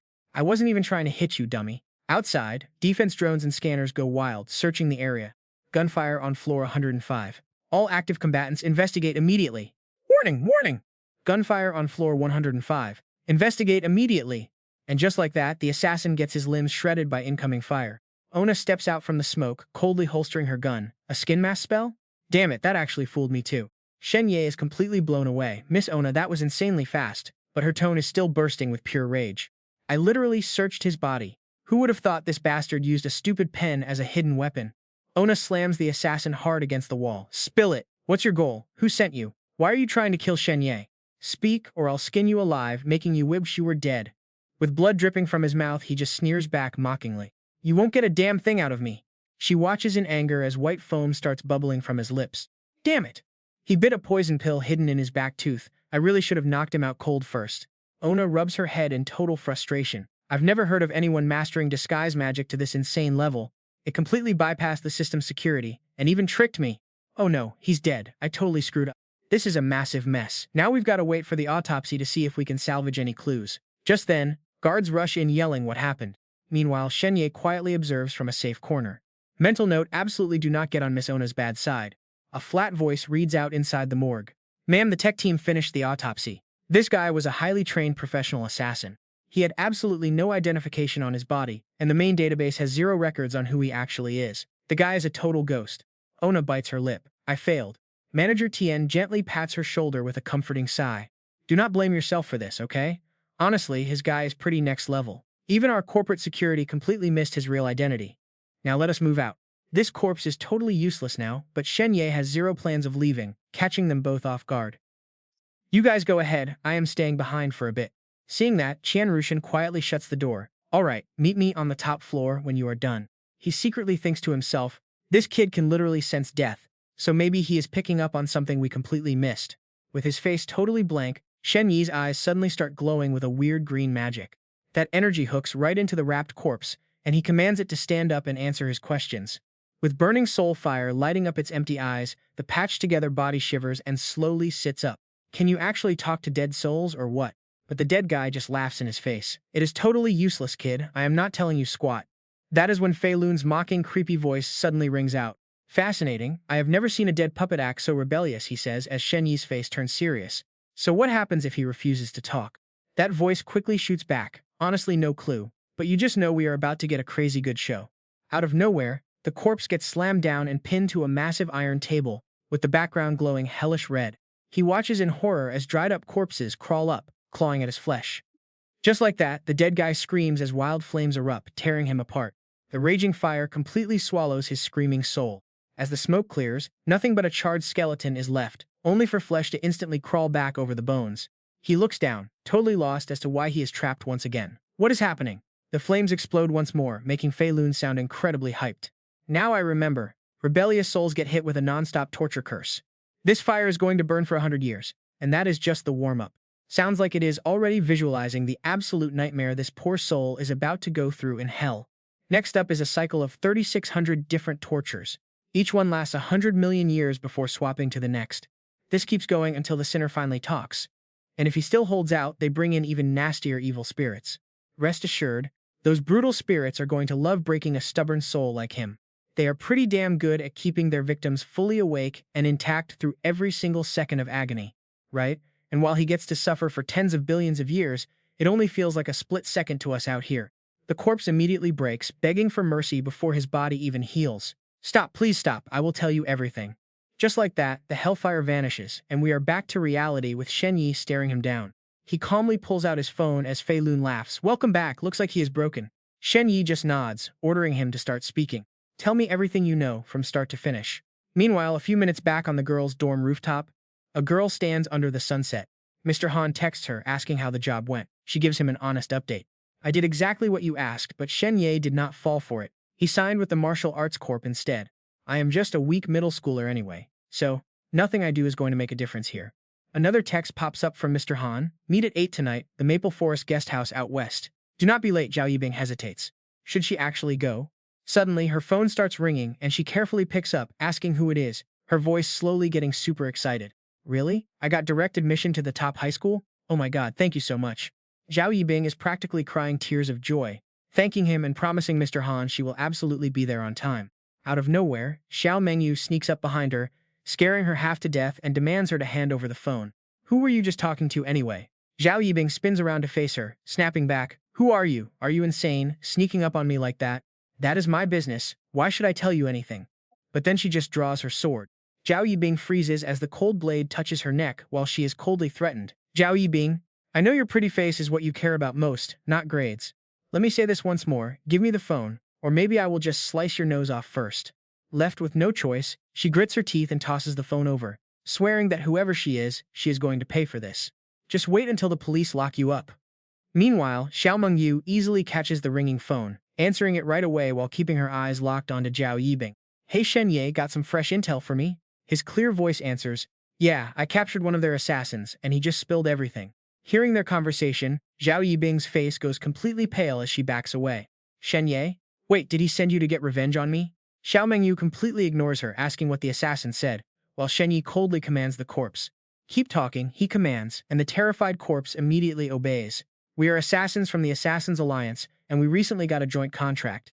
The whole goal of this hit was to take you out, but we had to make it look like a tragic accident. We staged the hospital scene to look like some freak accident. My partner was the one who actually pulled it off. I killed Chen Haoyu, stole his face, and waited, but once that crazy machine started, technically you should have been a goner right there. But somehow you survived, and worse, some random eyewitness saw the whole damn thing. So we had to hunt you down again, figure out why our spell completely glitched, and grab our cursed ritual gear back. Then some cop actually tracked us down, but man, he was way too young and clueless. We used him to dig up your connection. Then we flipped the script, ending him right inside his own police station. We posed as cops to bait you, failed miserably, obviously, so today I am finally handling this myself. Shen Yi's face goes totally dark. You hid Officer Lack's body in a locker right inside the station, didn't you? He demands to know where they stashed Chen Haoyu's corpse. The rotting mouth mutters back, I dumped him in the school sewer. Over the phone, Meng Yu suddenly screams out Shen Ye's name. That corpse I talked about earlier was literally found in your school's drain. Shen Ye is so pissed he crushes his phone. Frowning with pure rage, Shen Ye glares at the skull and demands to know who hired them. The bones rattle as dark magic flares in its empty sockets. Only the lead guy knows anything about the client. Shen Yi's eyes go dead serious. Who is this lead guy? Where is he hiding? The corpse's raspy voice echoes over a shot of a lavish mansion. They call him the Skin Peeler, a top-tier underworld killer. That fake skin spell on me? He cast it. Right now, he is hiding at Fei Lunglan Hotel near the western suburbs. The nurse who witnessed our attack is hiding there, and he is out to tie up loose ends. Shen Ye glares at the corpse. What kind of monster is this guy? What is his weakness? The thing quickly answers, his raw power is completely off the charts. I could never find a single weakness. But Shen Yi's still pretty confused by one thing. If he is so insanely strong, why didn't he just come end me himself?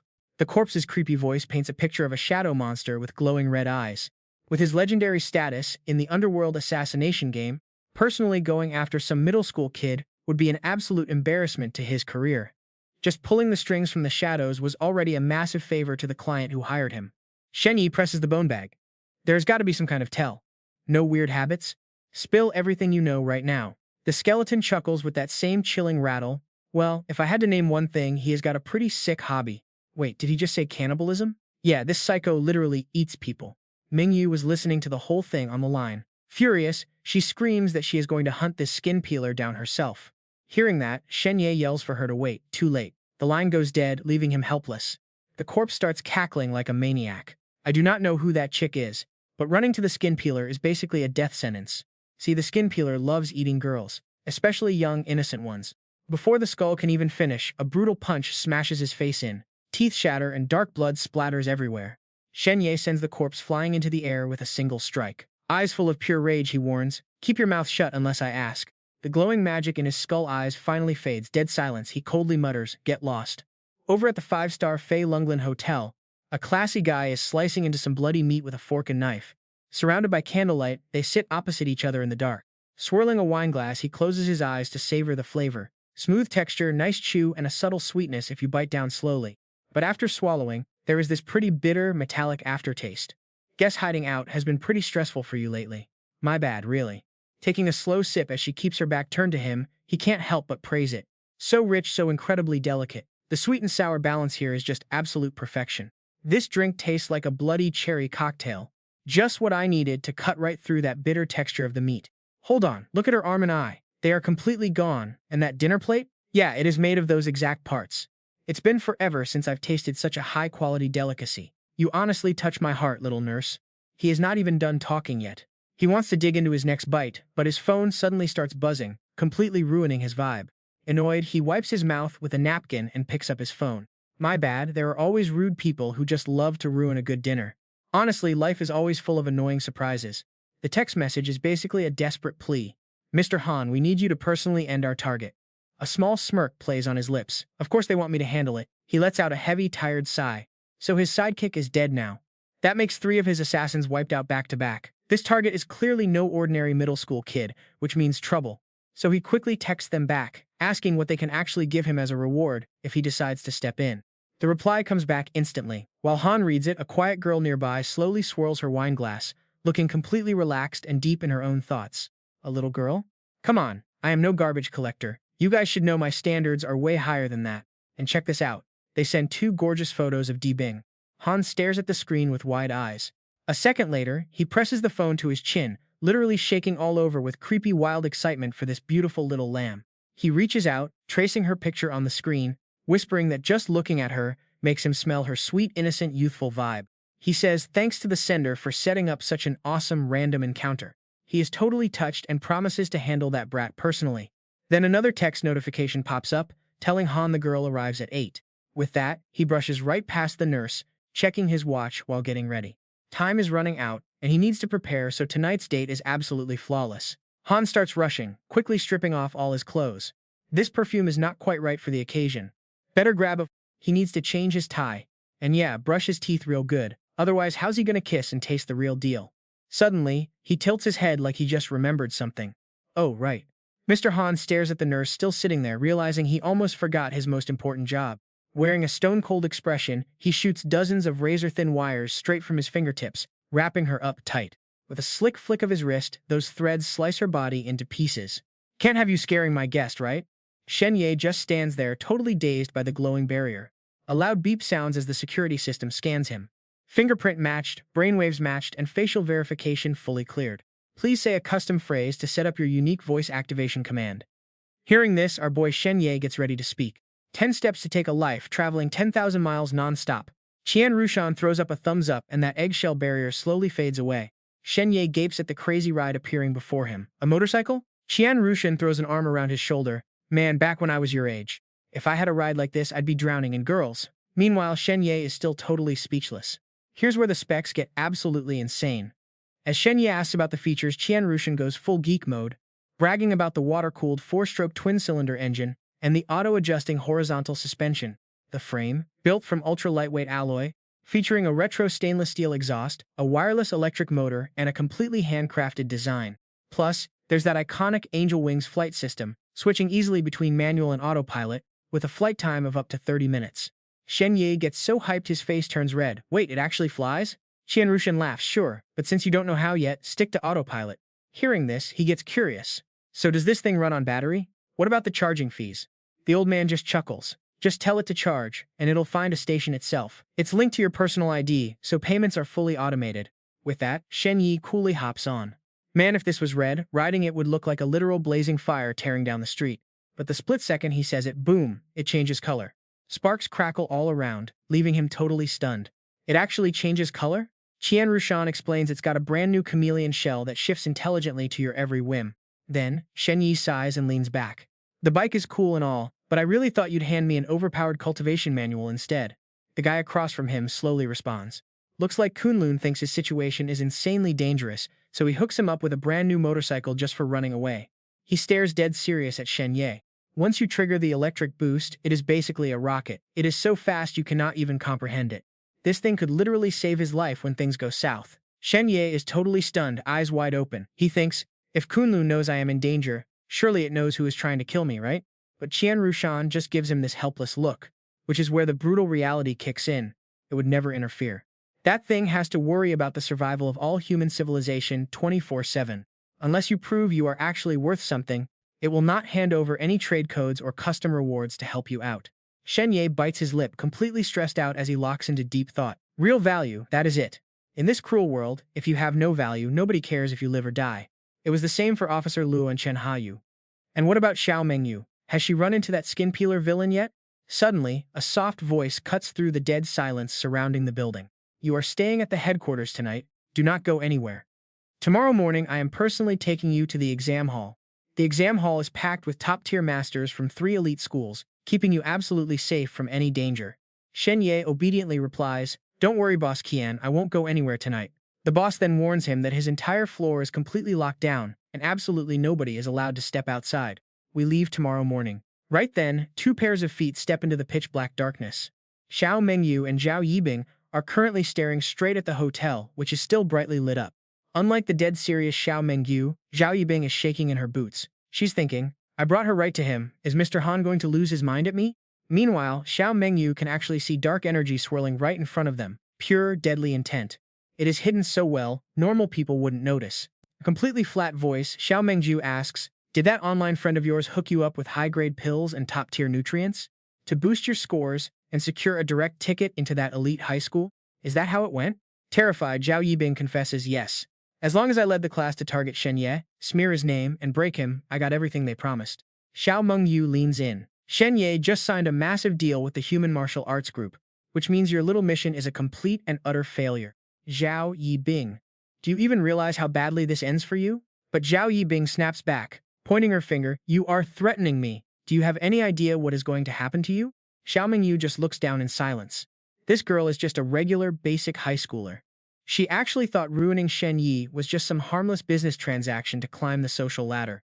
But honestly, she has no clue this stupid deal is dragging her straight into a bottomless abyss. Breaking the heavy silence, Xiao Mengyu speaks with absolute certainty. Zhao Yibing, I am going to give you two options. First, hide nearby. Once I wrap things up, you step forward as a key witness and expose everything you know. Second, pretend you never saw me. Go inside and meet your rich benefactor, and I will act like you do not exist. Zhao Yibing grinds her teeth in pure rage. She turns and bolts straight toward the entrance. Xiao Mengyu calmly closes her eyes and begins drawing her sharp sword, while Zhao Yibing runs ahead and disappears right into the hotel. The cool night breeze gently sweeps across her skirt. A lifeless butler opens the door as a nervous Zhao Yibing steps inside. Mr. Han slowly turns around, looking incredibly classy with a red rose in his hand, leaving her completely stunned. I finally get to meet you. Zhao Yibing, let me call you that. You are easily the most beautiful and talented girl I have ever laid eyes on. I want to personally recommend you, getting you directly into the province's top high school. I can even fully sponsor your entire education. Blushing, Zhao Yibing accepts the rose, her mind spinning. Is this handsome guy really the online Mr. Han? He is way friendlier in person than he was on the chat. In a shy, soft voice, she whispers, thank you so much for your kindness. I honestly do not know how to repay you, especially after what happened with Shen Ye. But he just smiles warmly. Forget about that boy. Hearing this, Zhao Yibing locks arms with him, asking, so I do not have to fight him anymore? But won't he try to get revenge on me later? Mr. Han gently reassures her, do not worry, as long as I am standing right here, he will never touch you. She is absolutely thrilled to hear that. But suddenly, an icy gust of wind sweeps in through the open window, making her shiver. Seizing the moment, she clings to Mr. Han, acting all cute. It is so cold. But his face turns completely serious as invisible sword energy surrounds the room.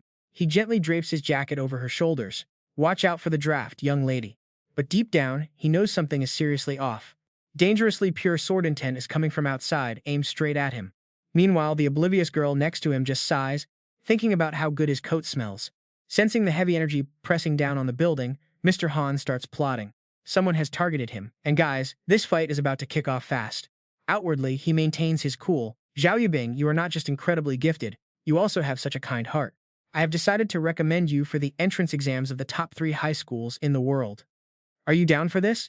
She literally gasps with joy. Oh my god, the top 3 high schools in the entire world? Are you for real, Mr. Han? But Mr. Han only has one thought. He cannot let anything ruin this perfectly romantic vibe. Outside, the dark night sky grows incredibly quiet and heavy. Ignoring the massive energy swirling around them, Zhao Yibing walks beside Mr. Han, completely obsessed with those 3 legendary high schools. They are the absolute dream for every teenager, representing the ultimate peak level of honor. If she gets in, her life is set. She will never have to associate with normal, basic people ever again. Her voice is shaking with pure excitement.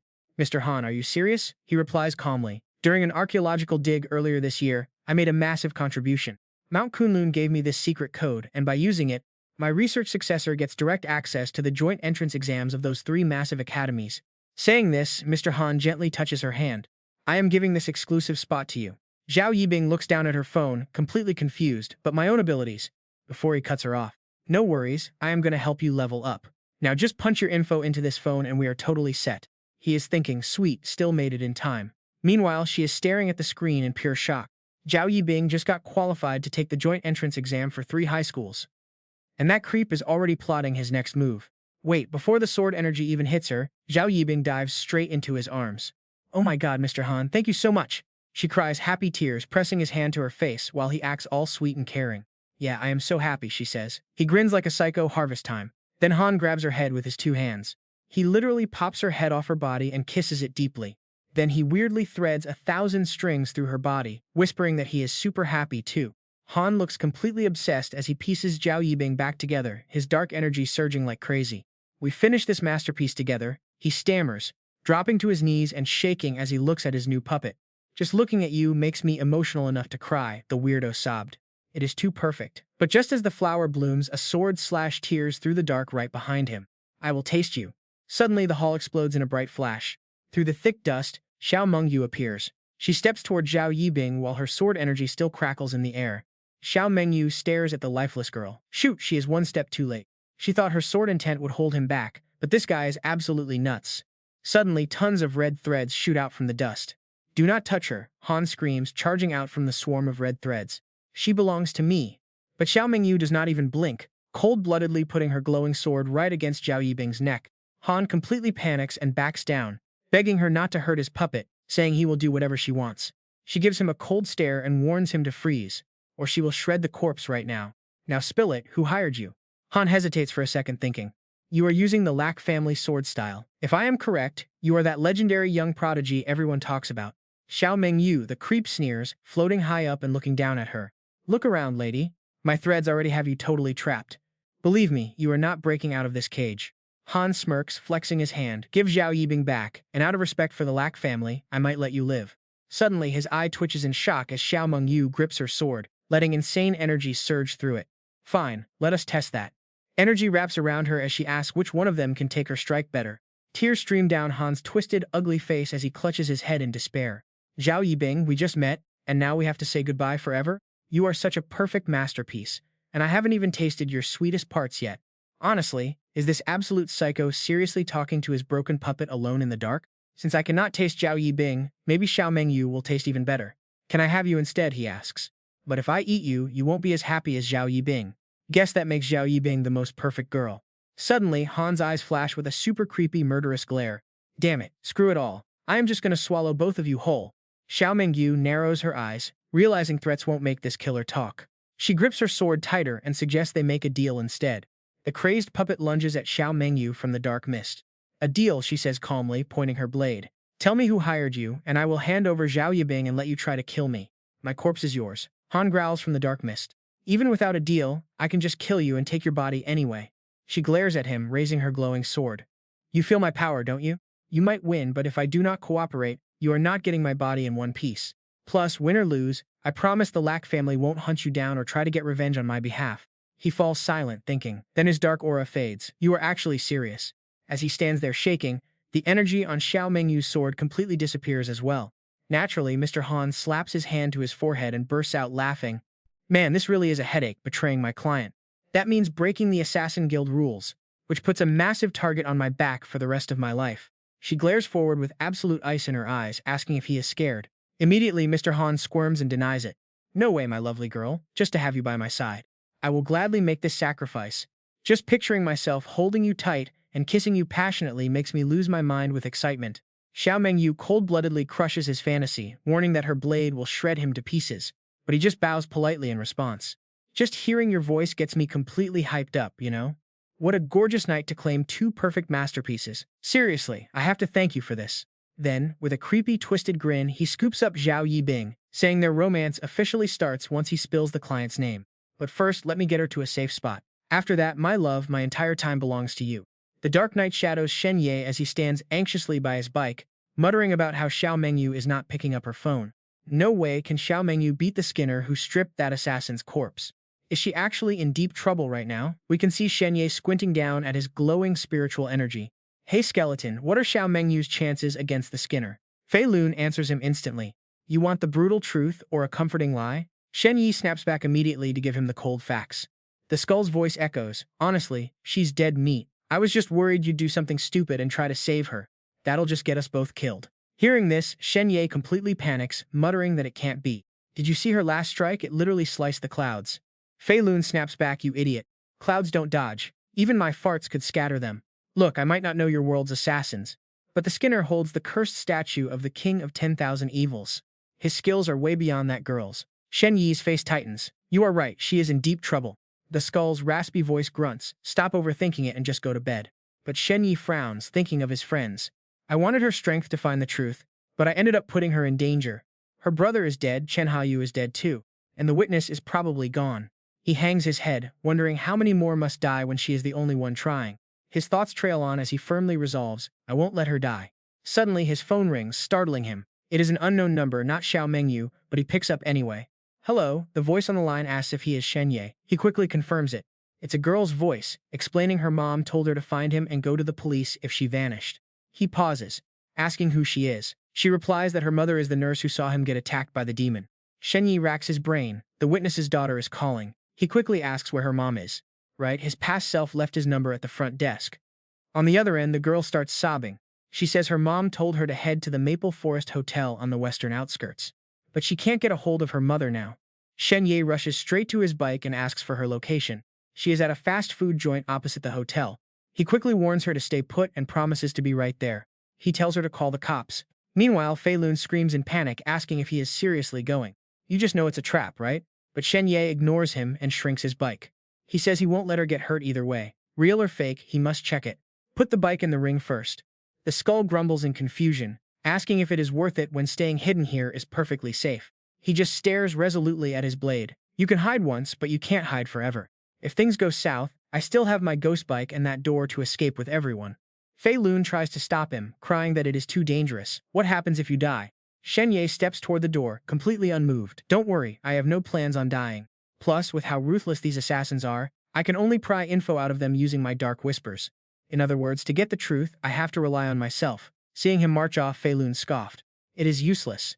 The manager locked down floor 105, so there is no way out. But Shen Ye ignores the warning, and his feet suddenly launch off the ground. Standing right on the windy edge of the rooftop, Shen Ye just listens to the shocked skeleton. Surely you are not planning to fly out on a motorcycle, Fei Lun warns, because that noise will wake up the entire building. But our guy has a plan. He dumps every single stat point into agility, and that eerie system voice immediately confirms the update. Allocation complete. Your agility stat has now been raised to 10.1, the dark system voice announces. Swirling spiritual energy wraps around Shen Ye, leaving Fei Lun completely stunned. Wait, you are seriously not about to jump off, are you? Look, Fei Lun yells, from this insane height, even with 30 agility, it is totally useless. You are going to splat on the pavement. But Shen Ye just smirks, looking up at the sky. Some things in life, we just have to do them. These storm clouds are my perfect cover, he says, before diving straight off the edge, leaving Fei Lun screaming in absolute panic. Ignoring the skeleton's terrified shrieks, Shen Ye free falls through the howling wind with a completely calm face, plunging straight down into the cold, heavy night rain. As Shen Ye tears through the night air, Fei Lun screams out in pure fury. You absolute idiot.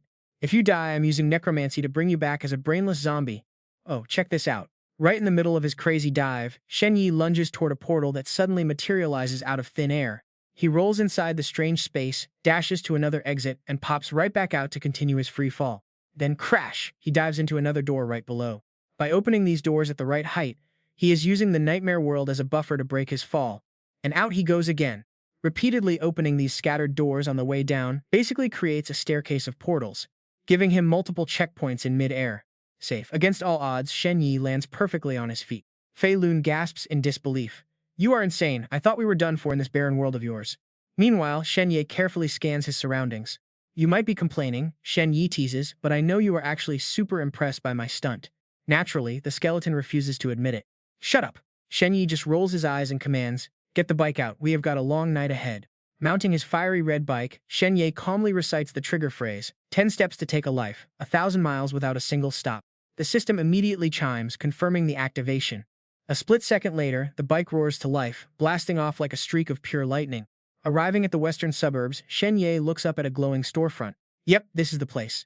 He rushes inside and asks, did you call me? The terrified girl on the other side nods nervously. Yes, Song Yinshin says, squeezing her hands tightly. Have you seen my mom? I cannot get a hold of her.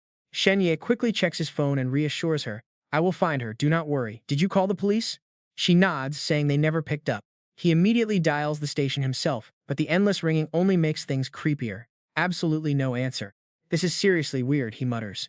Meanwhile, Song Yinshin breaks down. Is my mom still alive? Can you please find her? She asks, terrified. She is in room 707, but I am too scared to go there. Shen Ye asks about her dad, but she just looks down sadly. He passed away long ago. It is just her and her mom. After a brief pause, he makes a call. Look, I am taking you somewhere safe first. I will ping you the second I find her. He turns to his bike and barks an order. Hellfire, drop her off at the Human Martial Arts Academy, then get right back here. The bike instantly responds. Route planned, starting now. I will be back by your side in 5 minutes and 40 seconds. Tears well up in Song Yinchen's eyes, and honestly, your heart just breaks for her. But Shen Ye gently promises to keep her completely safe. With absolute determination, he promises, I will find your mom, and then the two of us will come get you together. Just wait for us at the Martial Arts Academy for a bit, okay? The little girl looks up with teary eyes and obediently nods.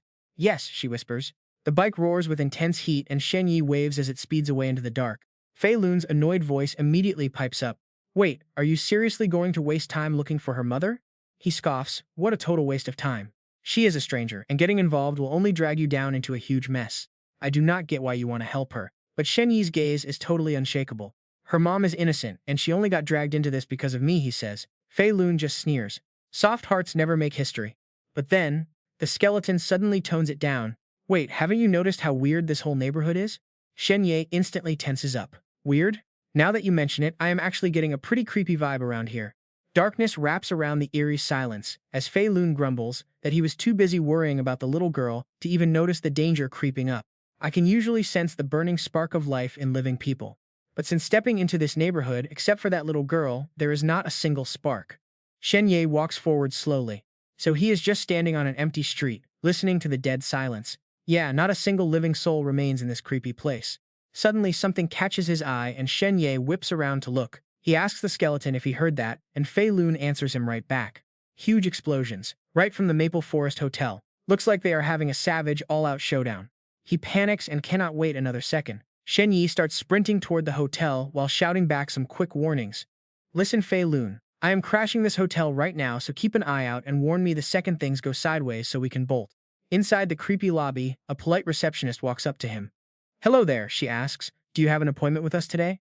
Fei Lun instantly yells a warning that she is totally dead, making Shen Ye jump back and draw his glowing energy sword with sharp, serious eyes. How did you guys die, he demands, and how are you still standing here like this? With glowing green eyes and weird red threads wrapped all over her, she happily explains that their master killed them just to live more comfortably.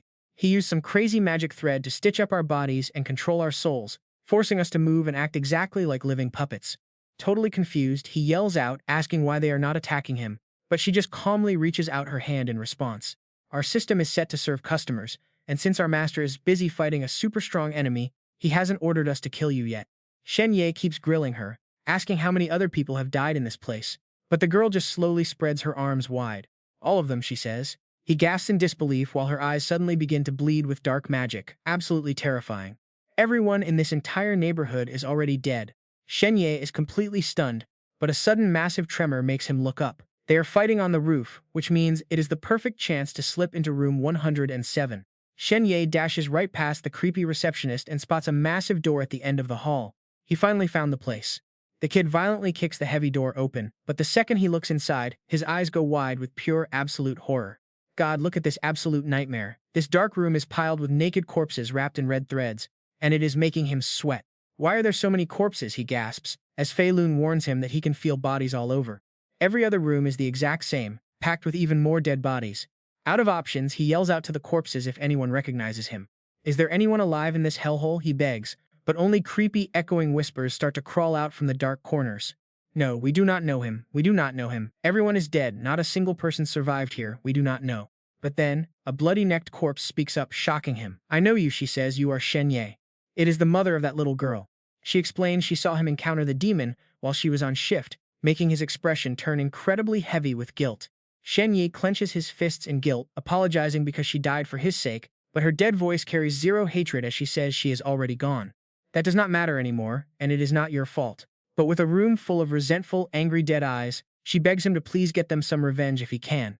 Shen Ye promises her he will absolutely make those monsters pay. And as for your daughter, I will do everything to make sure she grows up safe and healthy, so rest easy. But her corpse looks confused. Your daughter, he gently explains to the dead mother. She is the one who called me here. Before he can even finish, another massive blast rocks the building, burying the bodies under collapsing rubble as a blinding explosion lights up the entire dark sky. Shen Ye barely shields himself from the falling debris, coughing and asking what is happening, while Fei Lun calmly starts breaking down the situation. This hotel is under attack, and based on the blast angle, this is not from the two fighting upstairs. Suddenly, an angry roar rips through the thick dust cloud. Who dares ruin my plans? Someone screams while Fei Lun alerts him. One of the fighters upstairs has a super weak life force and is currently plummeting straight down toward us, and a dark shadow slowly starts to emerge from above. Shen Ye leaps into the air with open arms, calculating the fall. That screaming voice earlier was definitely a man. So the person falling must be, and he catches her perfectly in his arms. It is Xiao Mengyu, and she is totally stunned to see him here. Amid the chaos, Shen Ye gets flustered, telling her it is a long story, but basically he is here to save her. Xiao Mengyu quietens down before teasing him. You really came to help with your tiny power, she smiles. What an absolute idiot. He snaps back, telling her to shut up because he has got her. She tiredly closes her eyes, thinking. It took a lot of effort to fake this weakness and suppress her injuries to bait her enemy in. The skin peeler was right on the hook, and her trap was about to spring for an easy counterkill. She never expected this kid to suddenly jump in and ruin her trap. Talk about bad timing, but whatever, she still has her backup plan ready. Xiao Mengyu sighs, letting him carry her. But wait, here is the crazy part. Shen Ye suddenly chops her neck with a spirit-charged hand, knocking her out. Shen Ye stares down at the girl in his arms. Forgive me, Xiao Mengyu, he mutters.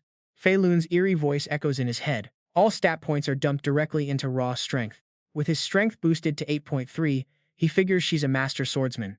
One hard chop should knock her clean out. Xiao Mengyu's eyes go totally dazed, and Shen Ye gently lays her down on a cold stone slab. Sorry, girl, he thinks. I just can't let you see my secret. Then he dives into that mysterious gateway. Right then, Mr. Han steps dangerously out of the dust. Vanished, huh, he mutters, licking his lips. Hide and seek, how fun.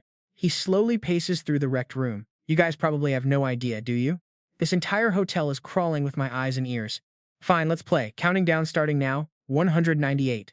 The door bursts open in a massive cloud of dust. Shen Ye, still holding Xiao Mengyu, gets surrounded by tons of bizarre items. Fei Lun, you're a battlefield scavenger, so hurry up and find me a decent set of armor already. His guide snaps back, annoyed. I'm a tactical collector, not a trash picker. But Shen Ye isn't buying it.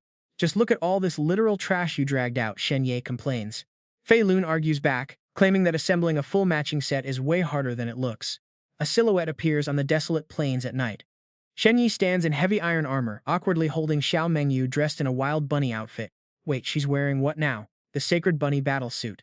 Agility +2, letting you bounce around like a rabbit. Honestly, it looks totally useless for actual combat. But hey, experienced high-level swordsmen actually love this goofy stuff. The special effect increases your strength and agility even more when the gear weighs practically nothing. He stumbles forward a few steps, screaming in pure frustration. Are you kidding me? Don't you have any normal gear? Fei Lun calmly replies, saying this was the only outfit made for girls. This makes Shen Ye want to lose his mind. Why are you even looting bunny suits on a war zone? Fei Lun snaps right back, telling him to ask humans why they wear this to war. Plus, he literally stripped it off some dead guy. His loud shouting echoes, catching the attention of a nearby squad. Help us, someone, she is about to crash. They excitedly point at him, shouting that he's the boy who survived the great disaster. Shen Ye's face instantly drops. That annoying title is getting impossible to get rid of. Luckily, the group wastes no time laying Xiao Mengyu down on a bed to check her wounds. Even though she's heavily injured, she still radiates a freezing cold aura. She is wearing the sacred bunny armor, so she must be a pro swordsman. Her wounds are bad, we need rare healing runes. Shen Ye panics and throws down a bag of coins. I've got money, just save her, please. He remembers the cash the prince gave him earlier. Surely this massive stack of royal coins will be enough, right? One of them inspects the bag and asks if this is the tuition money from His Highness. Shen Ye freezes in shock. How'd you know that? Shen Ye asks. The guy points out the special royal crest stamped on the leather. This crest is proof of royalty, meaning this pouch alone is worth a fortune, let alone the gold inside. Shen Ye panics and yells, shocking everyone. Stop talking and just take the whole bag. Heal her already, I'm terrified she won't make it. They nod nervously and agree to do their absolute best. Shen Ye watches closely as they start channeling their spiritual energy together to save her. Finally, Shen Ye lets out a breath. Seeing all these people working to save her, maybe humanity isn't so bad after all. But Fei Lun suddenly speaks up, startling him as he breaks down what has happened since his disappearance from the front lines. You were totally forgotten, and your survivor title was fading. But the second you returned to this chaotic war zone, everything changed. Our hero immediately rescued a comrade, carried her to safety, and even dumped his entire college tuition just to save her life. He actually paid with royal gold coins, which are worth 100 times more than standard currency. That literally means he spent thousands of times the normal treatment cost without hesitating for a second, all to save a random girl. And just like that, our guy is viral. Congrats, kid, you are officially trending as the ultimate survivor. Shen Ye's face twists in pure horror. What did I just do? He stammers, as the healers turn around with huge smiles. She is all patched up, survivor. Shen Ye forces a nervous smile and asks how she is doing. The healer excitedly tells him she's doing great. They used elite magic, and she'll be wide awake in just a few minutes. Fei Lun nods, closely observing her. He feels her life force burning incredibly bright. Admitting human magic is pretty impressive. Shen Ye scoops Xiao Mengyu back up to bid them farewell. Thanks for everything, we have to keep moving. But internally, he's crying over his empty wallet. She better be cured for that price. The medic enthusiastically waves goodbye, yelling that they'll welcome this miracle boy back anytime he wants to drop by. But Shen Ye is already rushing, trying to speedrun back to his main world before she actually wakes up. Watching him walk off, the soldiers can't help but gossip. Damn, that girl must totally be his girlfriend. Another dude chimes in like, duh, who else would blow that much royal gold just to save a random person? Right on. If I had that kind of cash, I could easily get dozens of wives. Meanwhile, the endless pitch-black night rolls in, making everything around them look pretty blurry and dark. Finally, Xiao Mengyu opens her eyes, her bunny suit completely gone, and she stares in shock at Shen Ye smiling at her. You're awake. But instantly, a sword flashes. Xiao Mengyu holds her blade right against his throat, demanding answers. What did you do to me? She demands. Shen Ye just stays cool, explaining it's a special healing spell that only works when knocked out. She blinks, looking down at her hands in disbelief. All her nasty injuries are literally completely gone. Awkwardly, she sheathes her sword. Shen Ye checks on her, apologizing for suddenly knocking her out earlier on. He warns her the enemy is closing in fast. Can she still fight? But her response completely catches him off guard. Golden light erupts from her body as she summons her holy arm buff for 3 hours, declaring she is going to end him. Your healing is insane. I have honestly never felt this kind of massive power surging through me before. Shen Ye is completely stunned by her aura. Wait, holy arm? What kind of crazy keyword is that? Did his healing literally trigger some secret buff? Hyped up, Shen Ye tells her to make sure she interrogates the boss behind this. She replies, I already know. Suddenly, a noise makes him freeze. Who's there? Just listen to this. A creepy voice echoes from the dark, and they both instantly drop into their ready stances. He steps out, surrounded by a dark red aura. Well, Shen Ye, perfect timing, he sneers. Things are looking incredibly bad. Xiao Mengyu glares at him, saying that if he has no skills, he should definitely go hide. Sweating bullets, he just stares at the enemy. Meanwhile, Xiao Mengyu gets suspicious. Did she underestimate this guy? Could he be hiding some secret insane power? Without skipping a single beat, Shen Ye waves goodbye. You're totally right, this high-level fight is way out of my league. He bolts instantly, yelling back, You got this, Xiao Mengyu! She just blinks as he runs, but quickly snaps back to reality. Staring at the Han guy, she wonders if Shen Ye's true talent is actually pure healing. Whatever, I can handle this solo, especially with my current state. Suddenly, Han lunges forward with a twisted smirk, saying, Ah, my sweet little fish, did you stay behind just for me? Xiao Mengyu grips her sword, dropping into a deep stance to unleash her attack. She swings with absolute fury, her blinding blade ripping through the dark straight at his face. That golden light literally slices through the room and the floor. This power is wild. She is way stronger than she ever was at her peak. The blast blows him away and completely obliterates half the building, bringing the roof down. Buried under heavy rubble, the Han guy is left utterly shocked, stammering, No way. Blood dripping from his head, Mr. Han stares in absolute disbelief. How is this possible when she was literally on the brink of death earlier? Ignoring his shock, Xiao Mengyu just looks at him coldly, silently annoyed that he actually managed to dodge her hit. And check this out. Standing under the falling rubble, the guy actually starts laughing like a total psychopath. It was Shen Ye, right? First he blew up half the building with raw force to save her, and then he fully healed her. No wonder my curse failed and the hits kept missing. That kid is seriously something else. Hearing this completely shocks Xiao Mengyu. Wait, Shen Ye blew up the building? No way, that's impossible. Mr. Han ignores his bleeding face, showing off his total creep side. But whatever, nothing gets my blood pumping quite like my dear little fish anyway.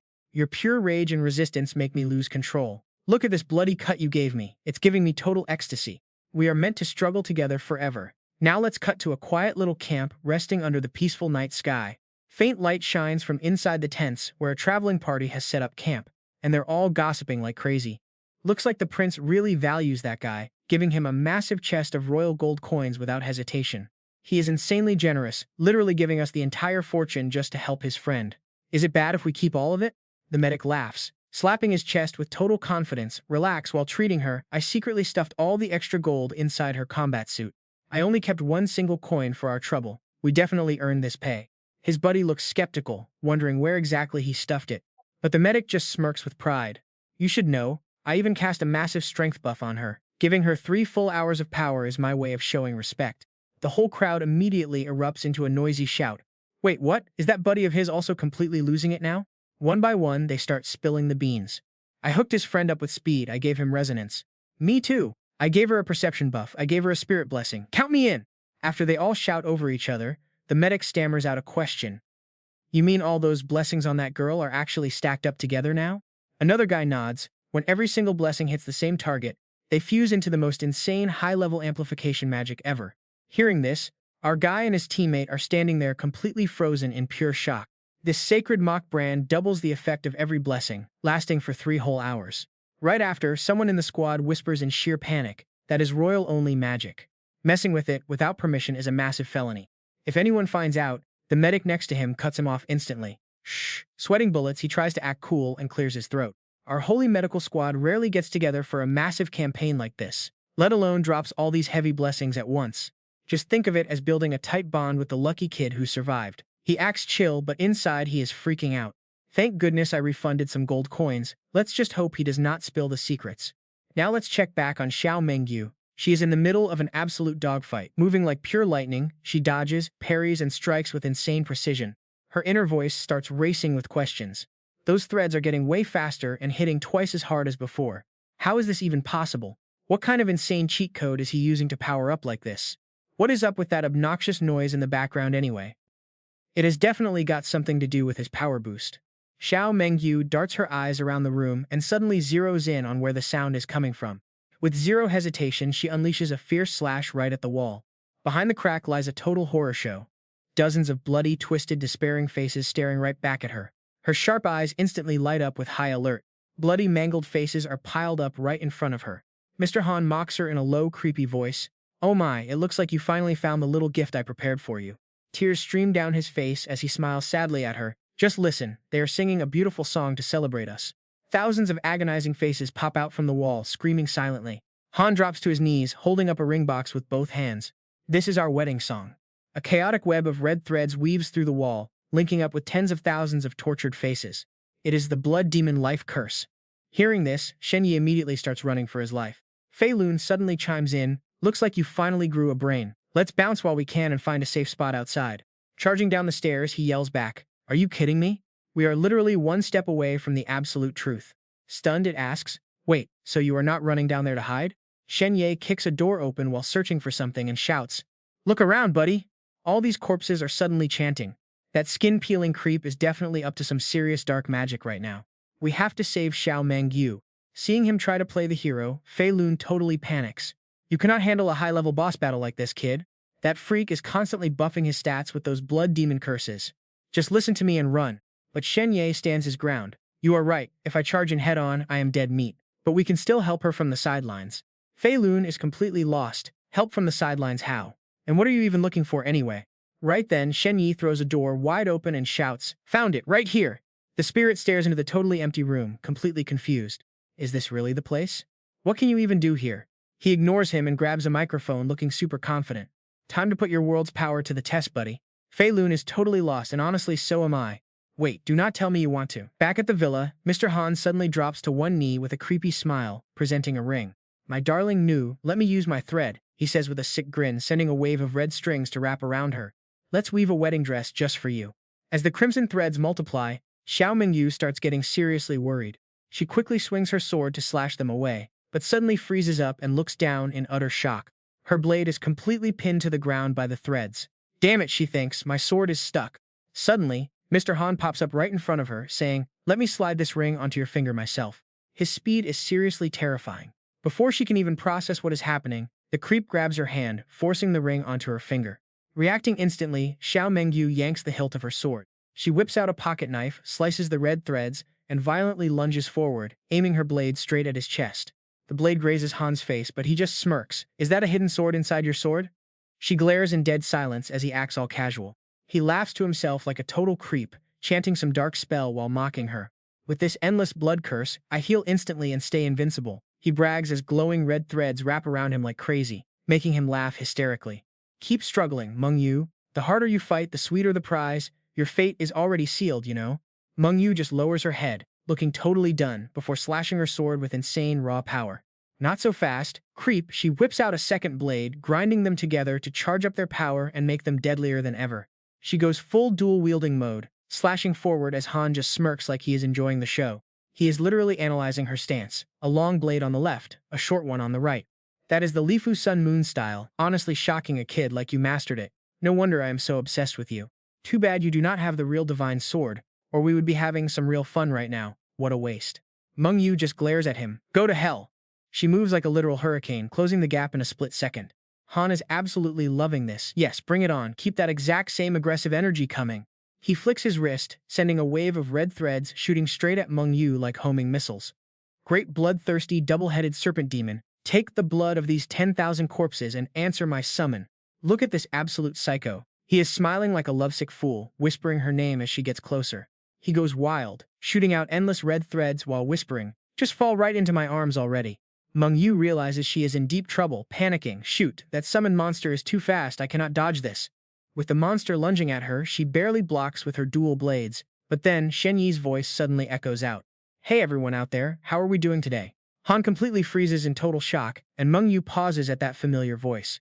Suddenly, all the corpses around them start screaming like absolute lunatics. Shen Ye yells even louder, if you can hear me, let me hear you scream. Han frantically tries to chant his spell, muttering, oh no, despair, pain, it hurts so bad, somebody save me. But before he can even finish, his giant summon completely collapses, totally useless. Han completely loses his mind. How did my blood curse get cancelled like that? While Han is standing there completely stunned, Meng Yu seizes the perfect opening and charges right in. With ice-cold eyes and zero hesitation, she swings both her swords, delivering an absolutely devastating slash. The hit sends Han flying, coughing up blood in sheer agony, while Meng Yu calmly sheathes her twin blades. It is finally over. But then his creepy laugh starts echoing through the room. No, it is not. Those gross red threads fuse together into a thick demonic crimson armor. You cannot kill me, sweetheart. Meng Yu is totally shocked, staring at him. She put everything she had into that slash, yet nothing happened. He is still standing? Did that creepy armor seriously just block all of her damage? Suddenly, all the surrounding corpses lift their heads, chanting in unison, making her panic. Oh no, they are starting up again. Han slowly gets back on his feet, wearing a psychotic grin. That kid ruined the mood, but no big deal. Let us get back to it. Wait, here comes Shen Ye again. Yo, all you dead people, do you guys know the happy birthday song? Can we get a quick birthday song going? The sassy corpses actually talk back. Of course we know it, who does not know that song? Seeing them get so hyped up, Shen Ye gets even louder, matching their chaotic energy. Then let us sing and say bye to all our worries. 3, 2, 1, hit it. And the corpses actually start singing. Wave bye-bye to sadness, say hello to happiness. Watching this bizarre, wholesome concert, Han is utterly lost. What the hell is actually happening? Crap, my blood curse is completely ruined. But the zombies do not care about his breakdown. They are completely vibing with this birthday song now. Happy birthday to our dear friend, may every day be absolutely amazing. They keep chanting and singing happily together like a bunch of besties. Happy birthday indeed. Hearing these raspy zombie voices, Meng Yu is desperately trying not to burst out laughing. This crazy birthday choir echoes throughout the entire villa, singing about bright smiles and sending sweet wishes to their friend. Let us gather around with love and good vibes, wishing you the absolute best of luck. Mr. Han is deadass losing his mind with rage right now. Damn it, Shen Ye, I am going to end you. Without wasting a single second, he launches forward and rockets off to find him, cracking the ground beneath his feet. Xiao Mengyu watches in total panic, whispering that this is bad. He is going straight for Shen Ye. Cut to our boy as Fei Lun suddenly yells out, telling him to run fast. He senses someone rushing straight toward him, and it is definitely that creepy skin peeler. Shen Ye bolts immediately, but not before grabbing his earpiece on the way out. Running for his life, he speaks into the mic, asking his dead friends if they remember their absolute favorite song. Sing it for me, track after track, and do not dare stop. Crazy enough, the corpses actually start obeying him instantly. Since this is my first time turning out like this, how can I even deny it? Thunderstrike! With this divine cultivation, the sky collapses and earth crumbles. Oh David, you made the buns but forgot the filling. That thing, that exact thing. Just then, look who decides to crash the party. Mr. Han spawns right there, radiating pure killer intent and making him go completely pale. Glaring with cold eyes, his raspy voice declares he finally found Shen Ye. But suddenly, a blinding sword strike slashes down, cutting through the space right between them. Xiao Mengyu jumps in and He Mingi calls out, telling him she will hold the guy off while he runs. Shen Ye immediately turns around, yelling back that she got here fast, so he is leaving it to her. Mr. Han immediately drops a savage threat, yelling that if Shen Ye dares to run, he will slaughter his entire family. But Xiao Mengyu tells him to ignore the threat and just run. Their absolute lack of respect only pisses the old man off even more. Fine, he screams, I will murder your whole family and eat them right in front of your face. Before dashing off, Shen Ye literally flips him the middle finger, which makes Han absolutely lose his mind. He screams that he will peel their skin off right now. Meanwhile, back in his room, Shen Ye paces back and forth, completely stressed out. What should he do now? What is the plan? Fei Lun has to step in to calm him down, saying he knows he is furious. But he has not even learned a single combat skill yet, so how is he supposed to jump into their fight? One wrong move, and you are completely cooked, bro. Plus, that dark whisper trick was just pure luck, so do not go hyping yourself up too much. Realizing he is right, he just sighs in frustration. Staring at the green ring in his hand, Shen Ye asks skeptically, if it were you in my shoes right now, could you actually beat that skin peeler? Feeling insulted, the spirit flexes hard. Who is he calling weak? Their combat level is literally like kids playing in a sandbox. Back in his prime, he could have crushed that clown with one hand. But talking about the past is completely useless now. Since the spirit is injured and cannot fight, running away seems smart. But watch this, our boy already has a wild alternative plan. That works, so let us talk about something else. Fei Lun gets instantly shook and asks what crazy stunt he is planning now.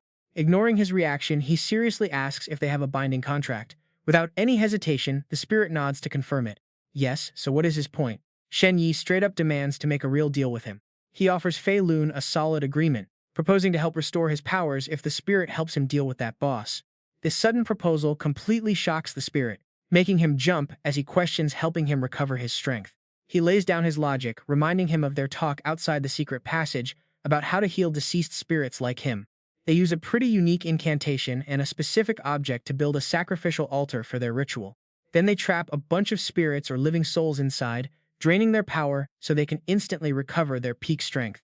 The standard method he describes is so spot on that the spirit cannot even deny it. Exactly. Even if you only have one breath left, this method brings you straight back to full power instantly. Surely he is not planning to use the dead bodies inside the hotel. Shen Ye looks around hesitantly before speaking. Do these dead bodies meet the requirements to heal him? Fei Lun quickly starts calculating their actual chance of success. The souls here are trapped inside their corpses by that skin peeler, which is actually pretty perfect for a high-level energy extraction. But with his powers completely gone, he cannot force these corpses to chant his sacrificial spell. Seeing a slim chance, he immediately tries to grab it, telling him he will find a way. The spirit cautions his master. The entire spellcasting process takes quite a bit of time, and if that guy catches them, he will stop them at all costs. But even when Fei Lun keeps nagging him about how risky this is, Shen Ye completely loses his patience and snaps back. Stop whining already. Are you scared? The spirit immediately shoots right back. I am just scared you will slip up and end up dead, bro. But he shuts him down completely, telling him if he dies, just turn him into his undead slave. This sweet deal sounds too good, so Fei Lun instantly agrees. You should have said so earlier. Let me write this into the contract and make it official. The scroll contract is clearly drafted like this. Party A is Shen Ye, Party B is Fei Lun, his real name, mutually agreed that Party A will help Party B restore his lost power. Also, once Party B gets his strength back, he must fight for Party A against that creepy dude nicknamed the Skin Peeler. If Party A dies during this crazy gig, Party B gets absolute full rights to claim his physical body and soul. Shen Ye reads it over, slaps his thumbprint down, and the deal is instantly active. Pulling out his phone, he brings high-tech straight into a fantasy battle. Alright, spit your chant so I can record it and play it for those undead spirits. Fei Lun pouts in total annoyance, complaining. Usually we show up in person to praise. Do you seriously have to use this completely soul-crushing, lazy-ass method? Completely out of patience, Shen Ye just sighs and explains. Look, bro, I know you are mad, but let me break it down for you. Right now, you are literally just a floating head. You cannot jump into their fight, because if your skull cracks, you are done. Recording this is easily the safest option. Stop overestimating yourself. Staring down this crazy but logical argument, Fei Lun has no choice but to bite the bullet. Fine, to get my power back, I will endure it. The recording finishes up cleanly, with Fei Lun hyping him up like crazy. Alright, now it is finally time for your big show, buddy. Shen Ye nods at the target, dumping every single one of his free attribute points straight into his agility stat.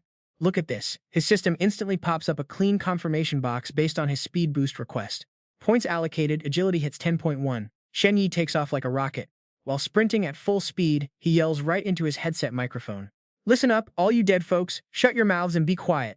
I am about to run a quick listening test. Pay close attention. Once it ends, repeat after me, and do not miss a single word. Hear me, O restless ghosts of the abyss wandering the dark underworld. Let the skeletal spirits turn their deepest willpower into an altar, helping you cross the boundary of life and death. At this massive, chaotic feast of souls, merge with us into an endless throne of bones. I beg mercy from the Supreme Ruler, O Dark Mother of Bones, O King of Ghouls, O Master of the Deep Dark, please grant me your blessing so I can spread your terrifying majesty to all living things. The listening test is officially over. Got it memorized yet? Alright, let's chant it together. Just like that, Shen Ye successfully triggers his Dark Whisper skill, and the dead bodies start chanting along in unison. O ghosts lingering in the abyss of the underworld, turn the willpower of your skeletal souls into an altar.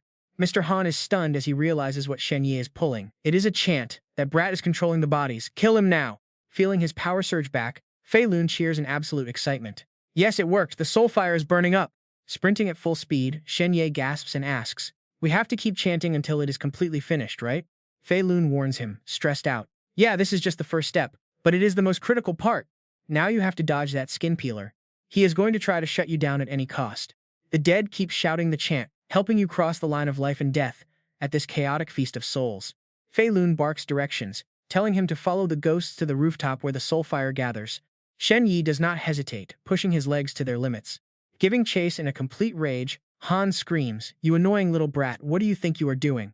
Just watch his insane speed." He bolts like crazy while the creepy chant continues echoing seamlessly in the background.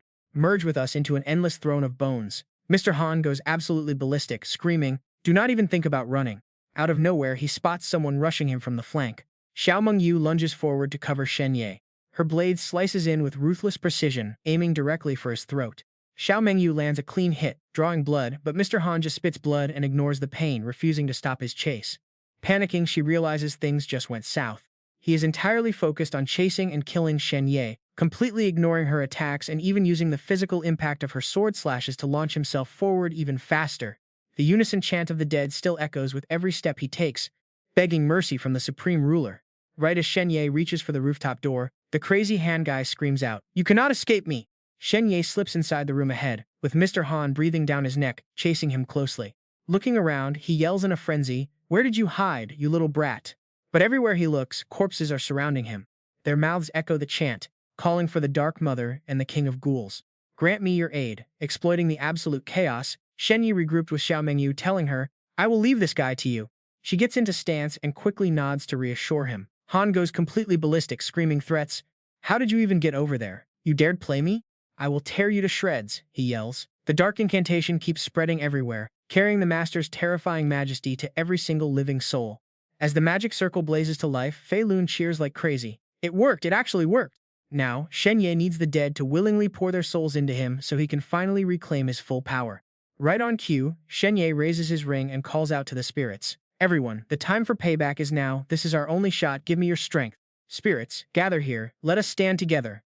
But out of nowhere, Xiao Mengyu screams a panicked warning at the top of her lungs.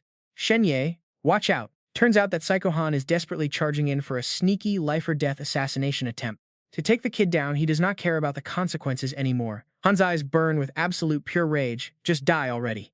His dirty strike drives straight through Shen Ye's chest. Xiao Mengyu turns pale as a ghost, screaming his name in absolute horror. But wait, look at Han's face right now. His dumbfounded reaction is absolutely priceless. Shen Ye's body fades into thin air. Han realizes he got played big time by a decoy illusion, while the real Shen Ye stands safely inside the magic circle. "Spirits, hear my summon!" Han shrieks in absolute shock. Wait, since when? Meanwhile, Shen Ye calmly continues calling the dead to join forces. "Together, let's end this." Shen Ye firmly passes a death sentence on Han's crimes. Tear him to pieces. The weeping, angry corpses roar back revenge. The recovery array instantly floods with fiery souls, charging up his power. Revenge, payback, tear him down. The ring glows with an absolute blinding light. Han refuses to back down, laughing like a madman as he charges forward. "Kill me? What a joke, kid, just die!" But instantly, Han's smug grin is completely wiped out as a massive bone sword impales him straight through the gut. Through the rising dust, Xiao Mengyu gasps in shock. Han lies shattered on the ground, spitting up blood from the brutal impact. Fei Lun has fully unlocked its godlike peak power. "See, I told you I wasn't joking. When I say I'll kill you, I mean it. Delaying this even by a single second is on me." Suddenly, heavy rain begins to pour, shattering the eerie, dead silence of the battlefield. Standing right on giant Fei Lun's shoulder, Shen Ye delivers his final, cold verdict. "Now, go straight to hell. Right in front of every single person you butchered." Han's eyes widen in pure terror. "A calamity. You can actually summon a calamity." Looking at Fei Lun's colossal skeletal body, Xiao Mengyu gasps in disbelief. A calamity. So this is his ultimate trump card all along. Shen Ye coldly waves his hand, giving the absolute final order to finish him. The massive bone sword rises, but even while bleeding out, Han keeps talking trash. No way. He summons a wave of bloody red threads, desperately wrapping them all over Fei Lun's massive body. Fei Lun just scoffs in pure disgust. Seriously, are these weak little strings the power you are so proud of? They can't even take one hit. Han is completely shocked that his ultimate move got utterly shattered like cardboard. What? Fei Lun taunts him. A pathetic clown like you doesn't even deserve my personal attention. I can hear countless souls crying out. They have been chained up for way too long, and it's time to set them free. Unleashing its insane power, Fei Lun activates a massive resurrection seal. One by one, the corpses are blessed, regaining their flesh as they claw their way back up. The sheer number of rising dead is so terrifying that Xiao Mingyu is completely frozen, not daring to move a muscle. Shen Ye yells out in pure excitement. All right, spirits, time for payback. Han panics, desperately trying to control the zombies, but nothing works. Damn it, I can't control them. Did you seriously steal my spell? Han loses his mind, screaming curse words left and right. You brat! Seizing the moment, Han shoots a red string and swings himself high into the air. His pathetic struggle only makes Fei Lun growl. Trying to run, it opens its massive jaws, unleashing an absolute storm of destructive fire. Han takes the hit dead on, stammering in pure panic about his body. Fei Lun just laughs. Chill out, don't be so tense. This is just a tiny little soul shock spell. It temporarily paralyzes your soul and body so you can't move. But don't worry, it won't actually hurt you at all. Besides, these zombies are just like you used to be. Completely starving for some fresh, juicy meat. And just like that, well, let's just say Han gets swarmed and absolutely ripped apart. They unleash all their built-up rage straight onto him, sinking their teeth into every single inch of his flesh they can reach. Watching this beautiful, chaotic mess, Fei Lun just cold-heartedly adds, mortals always foolishly assume that killing an enemy ends the grudge, but they never realize the tide of hatred never actually fades away. In the end, the dead will wake up. They will drag you straight into the abyss.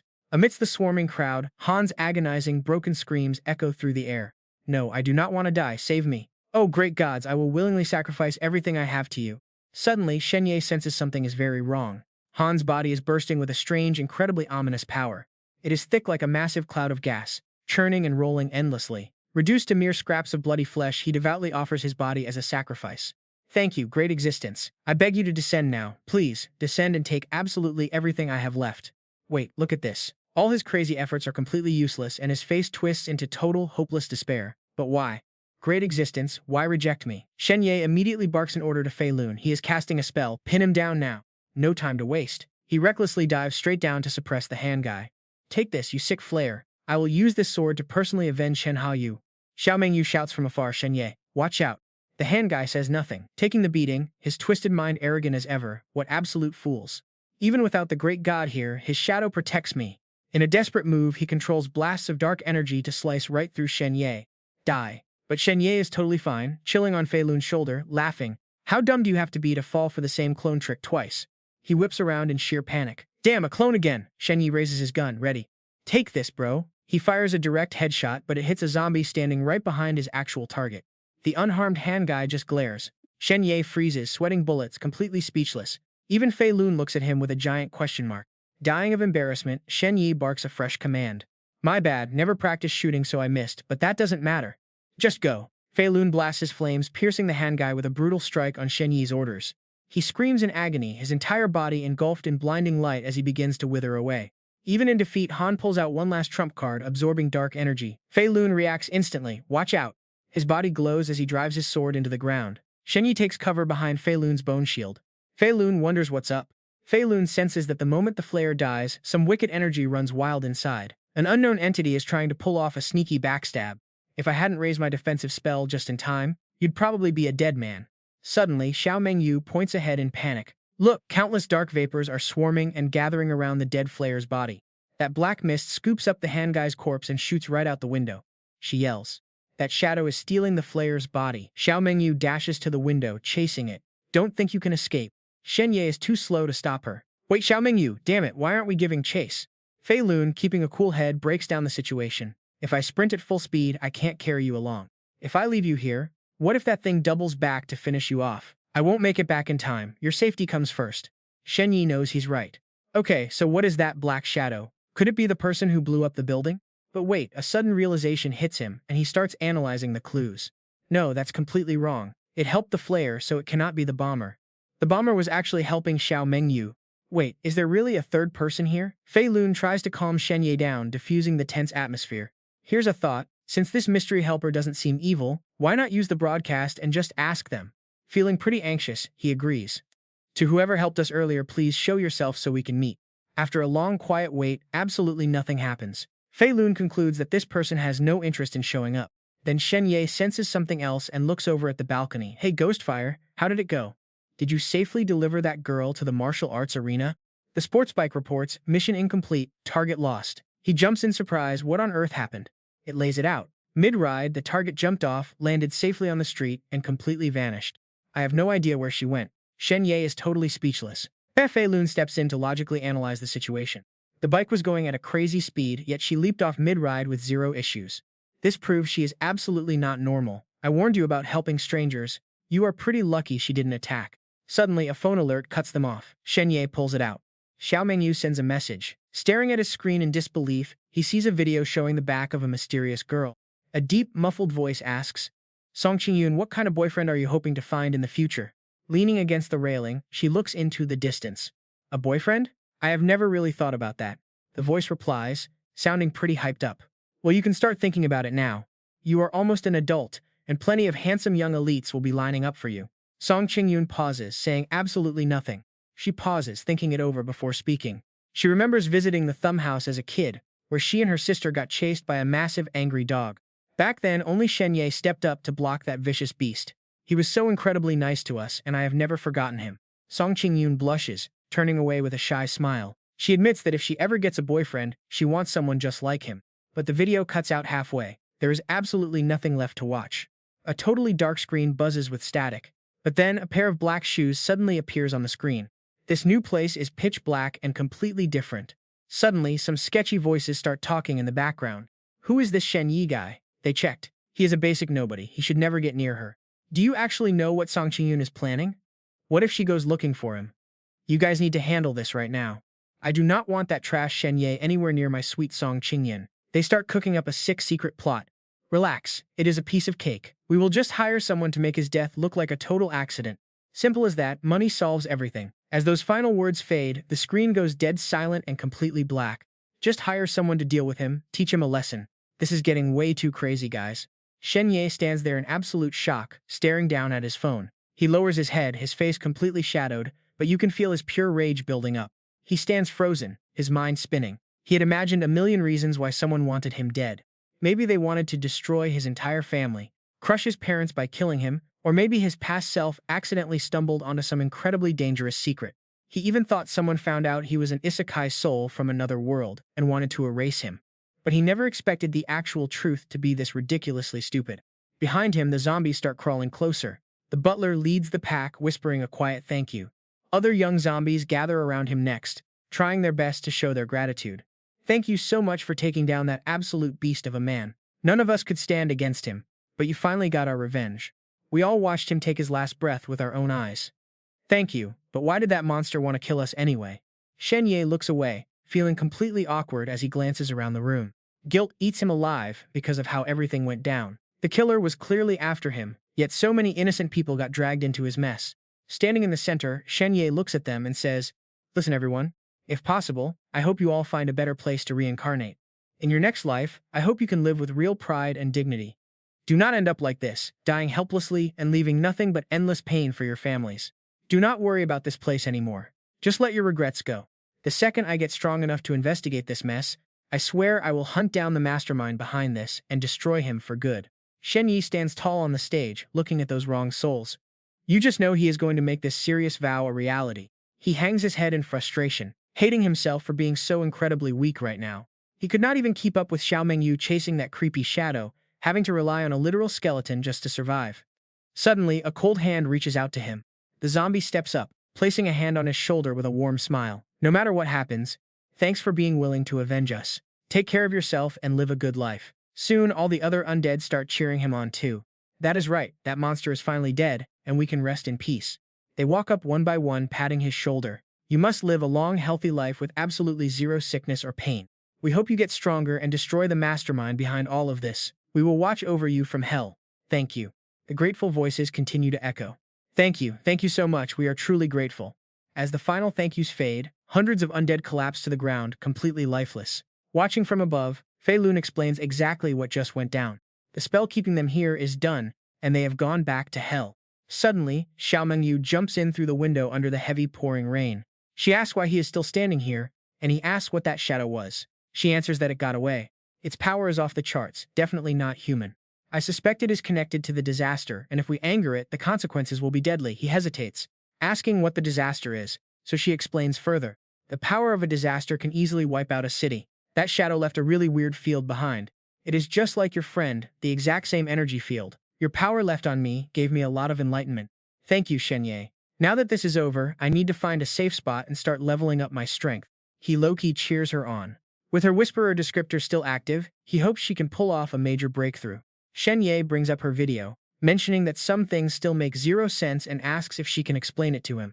She looks down, deeply lost in thought, before slowly explaining that she already dug into it, but this mess is way too complicated for them to touch. Shen Ye asks, who exactly are those guys? Xiao Mengyu looks away and quietly tells him to get lost, promising she will keep his visit a secret. But he keeps pushing, demanding to know who they are. With a sad look, she admits they are elite noble heirs. Nothing else could be found. Shen Ye snaps right back, pointing out that she is literally from a top-tier family too, so how does she not know their names? Xiao Mengyu stays calm, explaining there is a massive hierarchy gap between noble houses. Your Shen family and my Luo family are basically tiny shrimp compared to those absolute giants. He fires back, asking if she is seriously ready to just let them walk. Xiao Mengyu tries to explain that she already exposed the truth. Countless people died, so they had to deliver some kind of result. But Shen Ye just scoffs, asking what result. Are they getting executed? She dodges his glare and mumbles no, they will just face some punishment. Shen Ye is completely shocked, repeating that word. Xiao Mengyu sighs. They will just get scolded or grounded, minor slaps on the wrist like that. Then they might offer a fake apology to you and my Luo family. He frowns hard, asking who they think they are fooling. They tried to off me and failed, but ended up killing your brother. Now they will do whatever it takes to silence both of us for good. She closes her eyes, calmly accepting that this is the brutal price for truth. Honestly, this whole noble clan situation is just straight up toxic. Song Qingyun was the one everyone targeted, leaving me totally alone. There is no way my Luo family is going to back me up. Honestly, I should be glad. We got lucky encountering a weird assassin like the Skinner, who cared more about his own ego than the mission. Xiao Mengyu remembers. She pictures that assassin carrying Zhao Yibing away as he left. If it had been any other assassin of his rank, we would have never known the truth. But at least the whole hit squad got completely wrecked. I guess this is enough to let my brother's soul rest in peace. It is time for me to bounce, so keep your guard up. She turns around, ready to leave, but Shen Ye hesitates before asking if she would slaughter all those rich heirs if she actually had the power. Xiao Mengyu freezes on the spot. Stop joking around, their families are insanely powerful and basically serve as the bedrock of human civilization. One wrong move. Her entire family might get completely wiped out. He cuts her off, saying forget all that. He only wants to know if she is genuinely okay with this. Shen Yi's voice shakes with pure rage as he yells that his friend, her brother, and tens of thousands of innocent people are dead. They all had parents, teachers, friends, real lives of their own. Siblings, kids, people who loved them.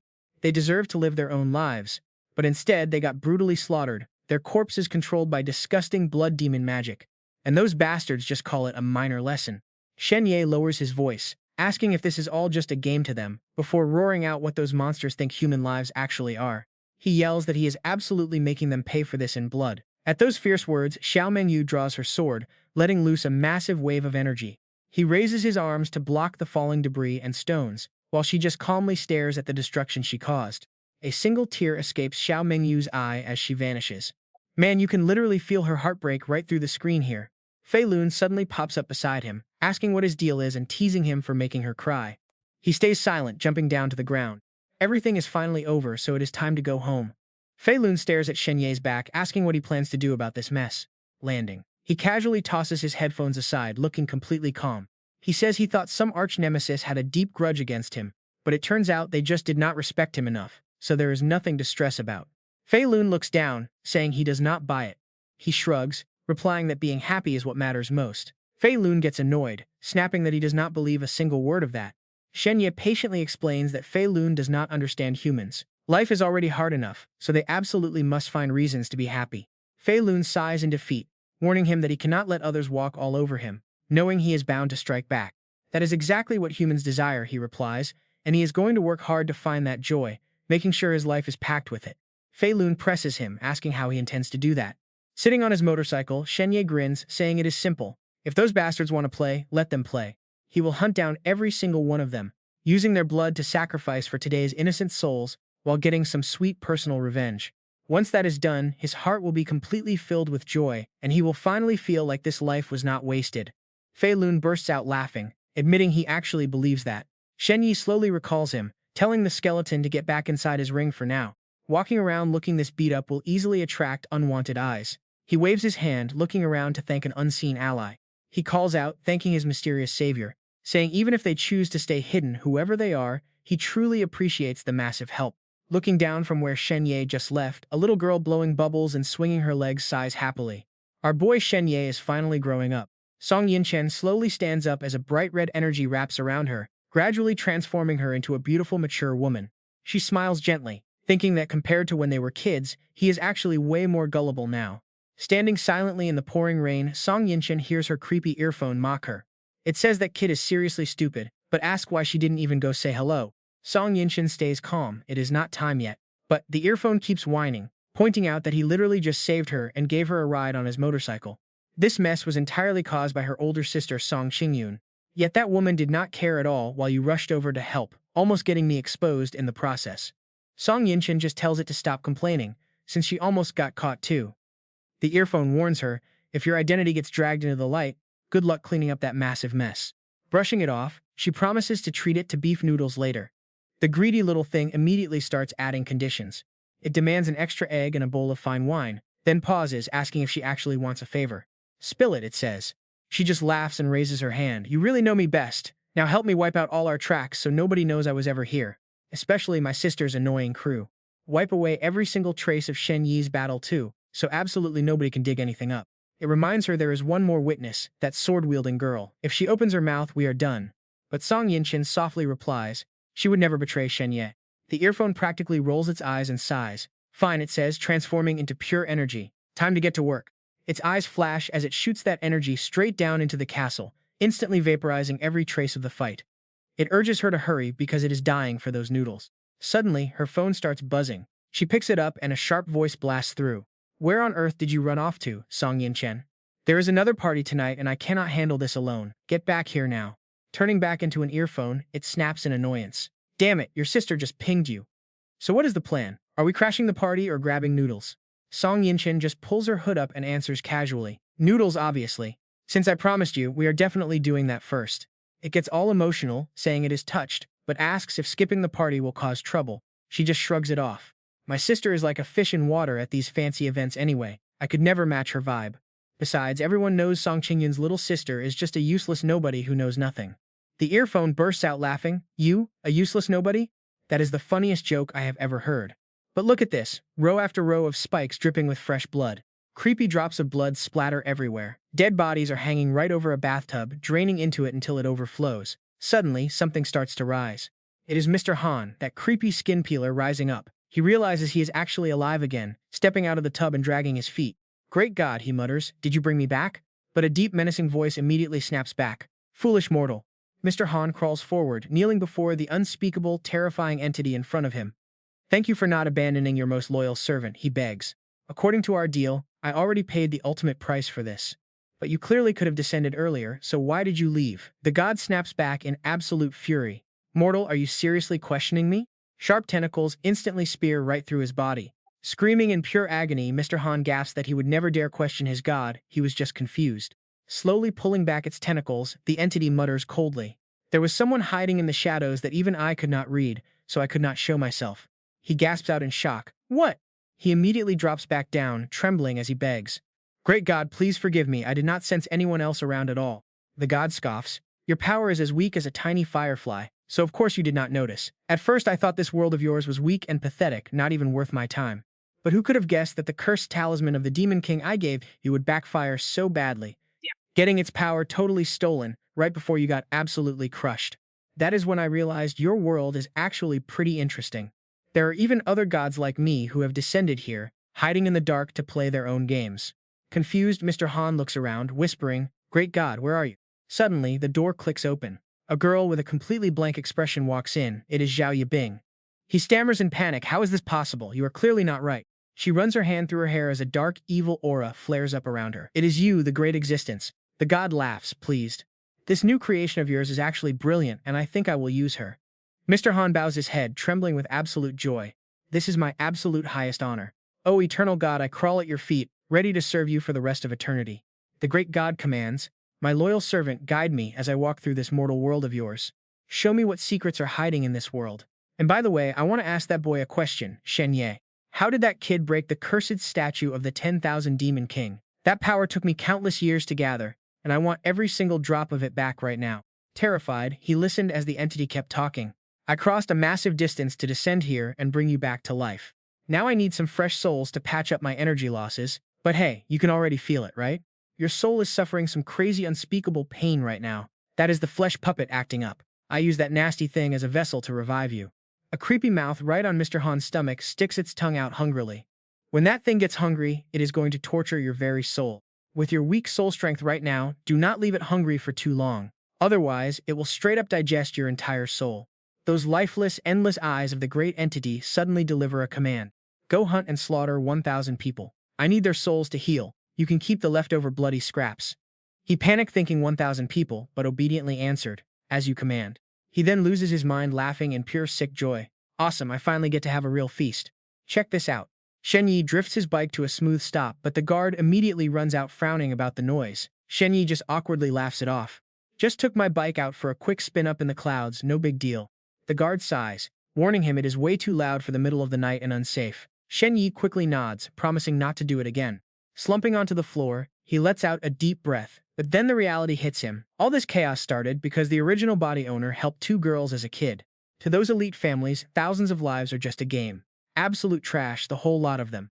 Suddenly, his phone buzzes. Shen Ye stares at the screen in disbelief. Is his own family, the noble Shen clan, seriously calling him right now? He answers. Hello, Shen Ye, he coldly says, it is me. The man on the line announces, it is your oldest uncle here. He silently sizes up his uncle, Thak Min, who manages the daily operations of the Shen clan. Every time they visited, this guy was the coldest. He ignored Shen Ye and his mom and constantly mocked his dad. Why is he calling now? Shen Ye slowly plays along and says, hello, uncle. The uncle acts all warm, saying he heard Shen Ye was sick. He claims your dad came begging for medicine when I was out, but now I am back, so come grab it anytime. Shen Ye keeps it icy and polite. No thanks, I am completely fine now. The uncle gets straight to the point. Good, because I actually need a favor. Do you still remember? Every single year when we gather at the Thummim Manor for New Year's, kids from the other noble clans come visit us. He gives a flat, bored reply, but his uncle sounds weirdly thrilled, saying it is great that he remembers. You were young and stupid back then, causing so much trouble. I will set things up, so get ready to come apologize to those noble heirs in person. His fists clench in pure rage. Apologize? The old man quickly explains that this is all for his own good. You pissed off too many elites when you were a kid, so now you need to make a public apology to secure their forgiveness. It saves face for our entire family, got it? Shen Ye silently weighs the dark consequences behind this suspicious trap. The fallout from the Hmong Yu society exposing this truth is finally hitting. If he actually goes and apologizes, he is basically taking the blame for everything. The deaths of tens of thousands of people will suddenly have nothing to do with those rich heirs. He will be the ultimate scapegoat. Can you believe this? His garbage family gets all the credit, while his slimy uncle gets praised and showered with nice little rewards. And the hit on his head? That is never going to stop. In fact, his death would become totally justified, probably dragging his parents down too. The Hmong Yu society. Shen Ye lets out a cold chuckle. So this is for my own good, huh? I do not recall pissing anyone off. Mind telling me who these targets even are? What exactly did I do to offend them and when? Thak Min loses his patience, brushing it off, saying just shut up and do what you are told. Shen Ye casually replies, hold on, uncle, there is just one tiny issue here. If we do not solve this, I absolutely cannot follow your brilliant orders. He laughs inside at how pathetic his family is. If he did not know the actual truth, he might have genuinely believed he messed up. What a lovely family, eager to sell him out for some cheap clout. Thak Min snaps back furiously. What issue? Is this about your dad begging for that medicine, and now you are trying to squeeze some compensation out of me? Unbelievable. You are barely a kid and already this incredibly greedy. Tell me what you want. Shen Ye replies calmly, nah, it is not about that, I just have a massive doubt. This doubt is literally the only thing stopping me from following your orders. The uncle snaps, losing his patience. What doubt? He delivers each word with a cold, mocking smirk. Who the hell do you think you are? Thak Min screams back, warning him not to learn things the hard way. He loves pushing his buttons. Seems like you are way too full of yourself, old man. If you are so damn amazing, why don't you go wag your tail and beg for their favor yourself? The uncle hesitates, suddenly suspicious. Did you find out? Shen Ye scoffs. Find out what, dear uncle? That you really just want to shake your tail for those guys? Fang Min screams at the kid, telling him that things absolutely will not go his way. Can you actually defy your own grandpa's orders like that? Shen Ye just scoffs. Wait, did this dude seriously hang up on me already? Suddenly another video call rings, showing a bunch of gorgeous bikini girls who want Shen Ye to join their midnight pool party over at Phoenix Island. Our boy instantly blushes. A massive nosebleed explodes right in front of these hotties. One girl in pink giggles, saying he is super handsome and everyone is dying to meet him. Shen Ye shyly declines, saying that showing up like this feels kind of sketchy. It is way too late for me to go out. But the girl, casually puffing a cigar, says she will. He completely shuts her down. No way, we guys cannot just go out wandering late at night. Gotta protect myself. Thanks for the offer, though. A short-haired girl snaps at him for showing zero respect to Sister Yen. Do you even realize how lucky you are? Shen Ye politely fires back. Nah, you girls are too wild. I am scared you will get me drunk and tease me, so I am heading to bed. Bye-bye. That girl is absolutely fuming. Shen Ye tosses his phone and heads inside. These elite clans hear things fast, so they definitely know every single detail about what went down. And you know what? There will probably be way more annoying calls coming. Everyone is dying to see what kind of guy the top heiress in Songqingyun wants to marry. He flops onto bed, thinking, calling me up out of nowhere, treating me like some cheap show monkey. Honestly, if I am such a dangerous threat, who would even dare order me around like this? The system suddenly pings with a friendly reminder, only 10 minutes left until midnight. With the new day, your first entry through the gate rewards you with an evaluation keyword.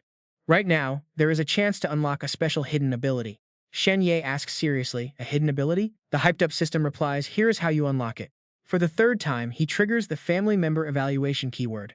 Pretty crazy since he already stacked this exact same tag twice before.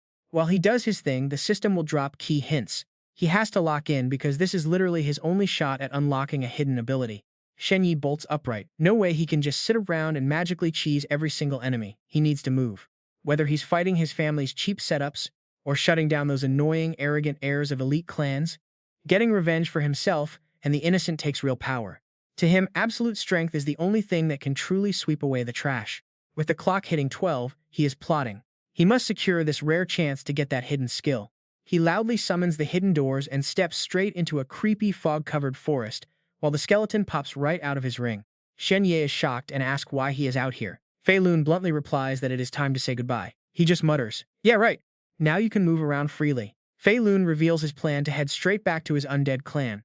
He still has tons of unfinished business to handle. Shen Ye just nods and says, alright then. From here, they go their separate ways.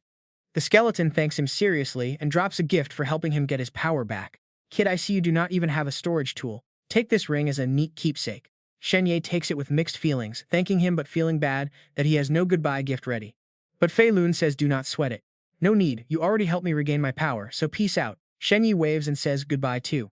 As the sketchy-looking skeleton fades into the deep fog, Shen Ye starts worrying. He only kept him for a few days. Can this guy even survive out there? Crows screech across the pitch-black sky as a massive wave of dark energy suddenly hits out of nowhere. He ducks to take cover, totally confused. What is that? Then a distant scream echoes. No, Shen Ye instantly recognizes the skeleton's voice.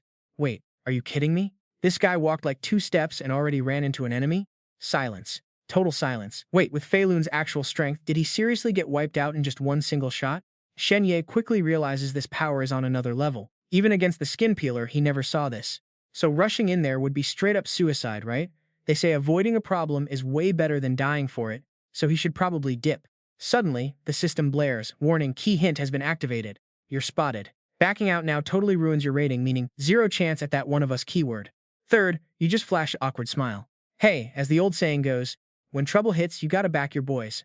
I better go check. Brotherhood runs deep anyway, not like I'm just farming that one of us keyword. Suddenly, sharp stakes rain down, locking him in. Bam! A bone cage drops, trapping him. Check out this smug villain stepping off the top, sounding way too pleased. Quite a harvest today, the villain gloats. Phone Shen Ye gasps, then screams in absolute rage. What did you do to my brother Fei Lun? He panic thinks, I am done for. Better play nice first. Right now, Fei Lun is just a skull connected to his mind. Last time, you took my place for that assassination mission in the elf village. Not only did you fail, you also got our undead killed there. Now those other ghosts are coming to settle the score. Damn it! Shen Ye gets the cue. Instant acting mode. Don't worry, I will find a way. Plus, Fei Lun saved my life, so I am riding with him till the end. We will overthrow that corrupt human empire. Fei Lun sneers. You think just the two of you can actually bring down the human empire? You seriously think we are total idiots? Just go die already. He quickly flashes a shiny medal, speaking with urgent panic. Wait, check this out first. Fei Lun and I are already infiltrating the human high ranks. Here is our proof. Fei Lun snatches it, muttering, "Let us see what kind of cheap trick you are trying to play." Then he completely freezes at the stats popping up. This Medal of Valor belongs to the last survivor of the Borderlands. Holding it instantly unlocks an effect that displays all achievements of the user to everyone. Shen Ye proudly tilts his head, boasting his title as the boy who lived. The Holy Violet Empire, next in line to the throne, Prince Norton. The two underlings of Fei Lun gasp in absolute shock at this official crest issued directly by the prince. The other lackey mutters in disbelief. Wait, so what this human said is actually real? Fei Lun demands aggressively. Where did you get this? Spill it. Suddenly, a glowing title floats right above his head. The Star of Omen of Death, Shen Ye thinks. No wonder, characters with titles are seriously amazing. He continues with a straight face. Fei Lun and I already planned this out. We are sneaking into the capital to assassinate the human king. Fei Lun immediately yells, You absolute moron. Even if this crest is legit, you honestly think you two can just take down the human king? Cold sweat rolls down the face of Shen Ye. He counts them mentally. That makes 3 titled beings he met, including the High Priestess, Meng Yu, and this undead leader. Though the Skinner and Fei Lun do not have titles, they are still terrifyingly strong, easily outclassing someone like Meng Yu who actually has one. So what do these titles even mean? He hands a letter to Fei Lun, declaring confidently, We have a direct path into high society. Internally, he is plotting his next move to manipulate them. If you just keep on lying constantly, people will not believe you, but they will definitely think you are a complete fool. And fools tell the truth, especially a fool who genuinely believes he can assassinate the king. Fei Lun takes the letter and reads the contents inside. It is an official recommendation to the Capital Military Academy, handwritten by Prince Norton himself. The handwriting is a perfect match for the arrest warrant of the prince they confiscated earlier. Fei Lun asks in sheer shock, Who are you? But Shen Ye quickly steers the topic somewhere else. Before we go any further, just tell me why you treated my good friend Fei Lun like some common criminal. Fei Lun does not hide anything. Fine, there is no secret here, I will tell you. During the mission to assassinate the elf village chief, everyone got captured. But your buddy abandoned the mission and fled. This kind of behavior demands severe punishment. He laughs. It is a highly baiting face. Fei Lun instantly muzzles his mouth, forcing a painful groan out of Shen Ye. Fei Lun glares. What is so funny? He retorts smugly, I am laughing at how incredibly stupid you are. He was the only one who saw through the trap of the elves and escaped, even saving my life, and yet you want to execute him for it. Fei Lun looks skeptical, but Fei Lun speaks up from his corner. The elf chief was not even there. The one in charge was the high priestess, and she was ready to slaughter all the disguised assassins. Fei Lun whips around. Got any actual proof? He scowls mockingly. Are you not supposed to be super capable? Go dig up the truth yourself. My dramatic escape is literally the talk of the entire human military camp right now. Everyone knows I popped up in the elf village, under the watch of the high priestess, which is exactly where the mission of Fei Lun took place. Fei Lun lets go of him. Everyone knows you were there? Are you really that famous? He proudly beats his chest and keeps bluffing. The prince even wrote me a recommendation letter, calling me the boy who lived. The two underlings of Fei Lun start whispering, and the spiky-haired one looks completely puzzled. Could this actually be real? The other lackey scratches his head, totally lost. Did Fei Lun really just sense the danger and bail? Fei Lun orders his subordinate to go verify the claims. The spiky-haired guy nods immediately. Got it. Yes, boss. Then he threatens Shen Ye. If you are lying, I will make you beg for death. He snorts, totally unfazed. I dare you to check. Go ahead! Fei Lun breaks into cold sweat, staring at this completely fearless kid. You have got some serious guts, so I might believe you a bit. But as a human, why do you want to betray your own kind? Shen Ye says deadpan, letting out his deepest frustration, because I am sick and tired of being brutally exploited by capitalists. Fei Lun stares in absolute confusion at the strange word. Capitalists? What even is that? See, the actual workforce has to be handed over to the guys owning the production tools, meaning capitalists suck up all your hard work during actual labor, milking you bone dry just so you can barely, and I mean barely, survive. Phone and his lackeys just stand there, completely lost, totally fried. Phone smacks his henchman. Told you guys to read more books, now you can't even get what this kid is saying. Seriously, how embarrassing is that? The lackeys ask, Boss, do you actually get this? And Phone totally fakes it. Duh, why else am I the chief while you guys are just low-level grunts? They stare with pure starry-eyed worship. Real genius. Phone sweats a bit. So, how exactly did these pro-torturers called capitalists break you to make you hate them this much? Shen Ye sighs. They hit me with 996. Phone panics. What on earth is 996? The kid starts explaining. I had to clock in at 9 a.m. and only left at 9 p.m. Less than 1 hour for lunch and dinner, working over 10 hours straight, 6 whole days every single week. Phone looks sympathetic, that sounds pretty brutal. But Shen Ye adds, then came 007. Working from midnight to midnight, 7 days a week without a break, that is 007. Phone literally shakes, chewing his nails. Phone is so shocked that he pulls him in for a warm, soft bro hug. Let me hold you. Shen Ye tears up, crying happy tears. Phone looks at him, totally sympathetic. Poor kid, I get you now. I gotta know, how did you survive that hell and climb to the top? Shen Ye just sniffs, looking like a kicked puppy. Freezing snow was falling, I was starving, and all I had was a single matchbox. Ding! The system chimes in. The undead have decided to spread the horrors of human labor exploitation, and you are the star of this media campaign. Heads up, your new official nickname, the Little Matchboy, starts right here. Shen Ye instantly loses his mind in pure anger. That unkillable sticky gum nickname is already stuck to me, and now I have to be the Little Matchboy? No way! No way. He quickly keeps lying. Right when I was about to freeze, Fei Lun saved me. So Fei Lun is my literal savior. I won't let you guys drag his name through the mud or execute him. But wait, look who is running back. A scout rushes in, sweating, and tells Phone that the kid is telling the absolute truth. The elf high priest was indeed camping in that village to ambush all of our assassins. The entire crowd of undead subordinates instantly starts buzzing in pure panic. Wait, so Fei Lun is actually innocent? They are totally mind blown. So Fei Lun didn't just dodge the elf trap, he actually recruited this human kid with a hero medal who is headed straight to the Imperial Military Academy. Massive win. Phone is completely caught off guard and starts calculating his next move. The higher-ups ordered Fei Lun's death, but now there's no way I can execute him. Doing that would completely ruin my rep with all the troops. And soon, my own bosses will just throw me under the bus as a scapegoat to calm down the angry mob. Those high-tier undead leaders would grab all the glory, while I just end up as their stepping stone to a promotion. But wait, I already beat Fei Lun down to a literal head. Patching him up is going to cost a fortune. This deal makes 0 sense. I am definitely not spending my own cash on that. Phone coughs, totally switching gears, and hands over a shiny medal to praise him. Great job, Fei Lun. Turns out you are a true undead hero who never forgot his ultimate mission. Take this medal. You have earned every single bit of this glorious honor. Then he turns, flashes a thumbs up to Shen Ye and says, as for you, kid, from now on, we call you the Little Matchboy. Phone says this title will easily hide your unlucky survivor past. Meanwhile, the system is already busy updating your official profile. Title unlocked, the Little Matchboy. Honestly, you gotta feel for him, he just can't escape these awful nicknames. Phone closes his eyes. I am just so proud of you both. With that, he spins around to leave. I have to report this brilliant news immediately. You two clean up the rest, now let's go. The grunts shout in unison, but Shen Ye yells after them. Wait, you literally beat him to a pulp and you are just leaving him here? Getting completely ignored, he snaps in frustration. Damn it, they vanished in a split second without leaving a single trace. Fei Lun sighs to comfort him. Look, I told you, whenever we undead get wrecked, we just get dumped to survive on our own. Luckily, my core power is still sealed safe inside my head. As long as I can regrow my bones, I will be totally fine. Shen Ye rolls his eyes. Lucky your butt, you do not even have a body anymore. This is way worse than when we first met. Fei Lun then asks if the fish tank is still around. I am not dumb enough to throw it out, Shen Ye replies. Just wait till we get back. I will order some takeout and swap your calcium solution. Fei Lun is so touched. Thanks a ton, friend. But seriously, do you humans actually have bosses that scary in your world? Shen Ye looks dead inside. Oh yeah, they exist. Just not in this world. Fei Lun sighs in relief. Thank goodness. Shen Ye is curious, like, why do you care about human business? Fei Lun gets serious and says you clearly do not get our world's situation. Around here, other races actually love copying humans. If you guys have dirty capitalists, then our undead race will definitely start breeding them too. Just thinking about it gives me serious chills. And brace yourselves. Because right as he opens his mouth, that annoying system starts blasting critical warnings that they are totally busted.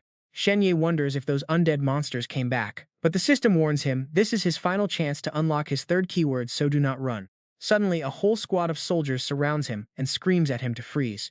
Armed troops close in on Shen Ye. They call him a filthy human traitor caught red-handed secretly trying to contact the enemy undead. A shocked voice gasps when they see his face. Wait, are you the boy who survived? Shen Ye sweats bullets looking at the man in front of him. Prince Norton coldly interrogates him, demanding to know what is going on here. Do not even think about lying. Any fake story gets busted instantly, and I will personally end your life right here. Our boy raises his hands with a big fake smile. Prince, please let me introduce my special partner. This is my personal spy, Fei Lun, a battlefield salvager from the 5th Squad of the Skeleton Legion. He sells me undead secrets because we have a literal contract. Prince Norton gets instantly suspicious, saying a contract is completely impossible. But the royal mage next to him closes his eyes and confirms that the boy is not lying at all. I am constantly running arcane magic to monitor his actions and track his very soul. The soldiers start whispering in absolute shock. They cannot believe the famous boy who survived actually pulled off a wild trick like this. It is honestly amazing. Eudalia suddenly appears, puts a hand on his shoulder, and asks if he really got undead secrets from this guy. Shen Ye awkwardly smiles, saying he already handed it over. Eudalia then whispers to Prince Norton, saying she completely trusts the boy. I specialize in soul magic, so I am highly sensitive to corrupted or fallen spirits. His soul is incredibly pure, filled with fierce anger and unbreakable conviction. It can never belong to the undead. The prince asks why an undead would even trade with him. Shen Ye stutters, explaining that this poor skeleton got treated like complete garbage and has a brutal life. Fei Lun suddenly remembers his past trauma and blurts it out, shocking everyone around them. I had to survive the brutal 996 life. Prince Norton frowns, totally confused, as Fei Lun starts crying about his tragic fate. I face so much toxic injustice that you humans probably do not even know about. The undead world has literal capitalists running the show. Prince Norton asks if capitalists are some new monster breed. Fei Lun remembers his misery and snaps back. Let me tell you how it is. I am just a broke skeleton with zero tools of production and no wealth of my own. I have to sell my hard labor to the owners of the production tools, those greedy capitalists. My actual value gets completely drained by those parasites just so I can barely survive. Hearing this, the royal mage strokes his beard and murmurs that immortal skeletons who never feel tired are basically the ultimate dream target for exploitation. For those production bosses, we are the ultimate goldmine for free labor, which Fei Lun immediately agrees with. Exactly, they do not even need to eat and can grind non-stop. That way, those corporate overlords save a ton of cash on labor costs. Prince Norton asks what 996 even means. Poor Fei Lun explains that you start work at 9 a.m. and leave at 9 p.m. Lunch and dinner breaks are under 1 hour, making it over 10 hours of daily grinding 6 days a week. The prince closes his eyes in sympathy, muttering that it sounds pretty brutal. But Fei Lun adds that he then had to survive 007. Oh my god, that is 12 a.m. to 12 a.m., 7 days a week with zero rest. The listening soldiers gasp while the mage and prince fall silent. What a total nightmare. Prince Norton actually steps up to give poor Fei Lun a warm hug, leaving the skeleton feeling super touched. The prince deeply sympathizes, saying he finally understands him, but he wants to know how on earth Fei Lun managed to stay alive in such a hellish, brutal environment. Fei Lun tears up, crying that he still remembers a freezing snowy day when he escaped and crossed paths with this boy right here. The famous boy who survived was freezing, starving, and only had a single matchbox. Shen Ye nervously tries to cut him off. Please ignore that matchbox stuff, he says. But Fei Lun snaps back with a loud no and stubbornly keeps going with his story. He literally struck a single match and lit some firewood to warm me up. That was the very first time I ever felt human kindness and genuine warmth.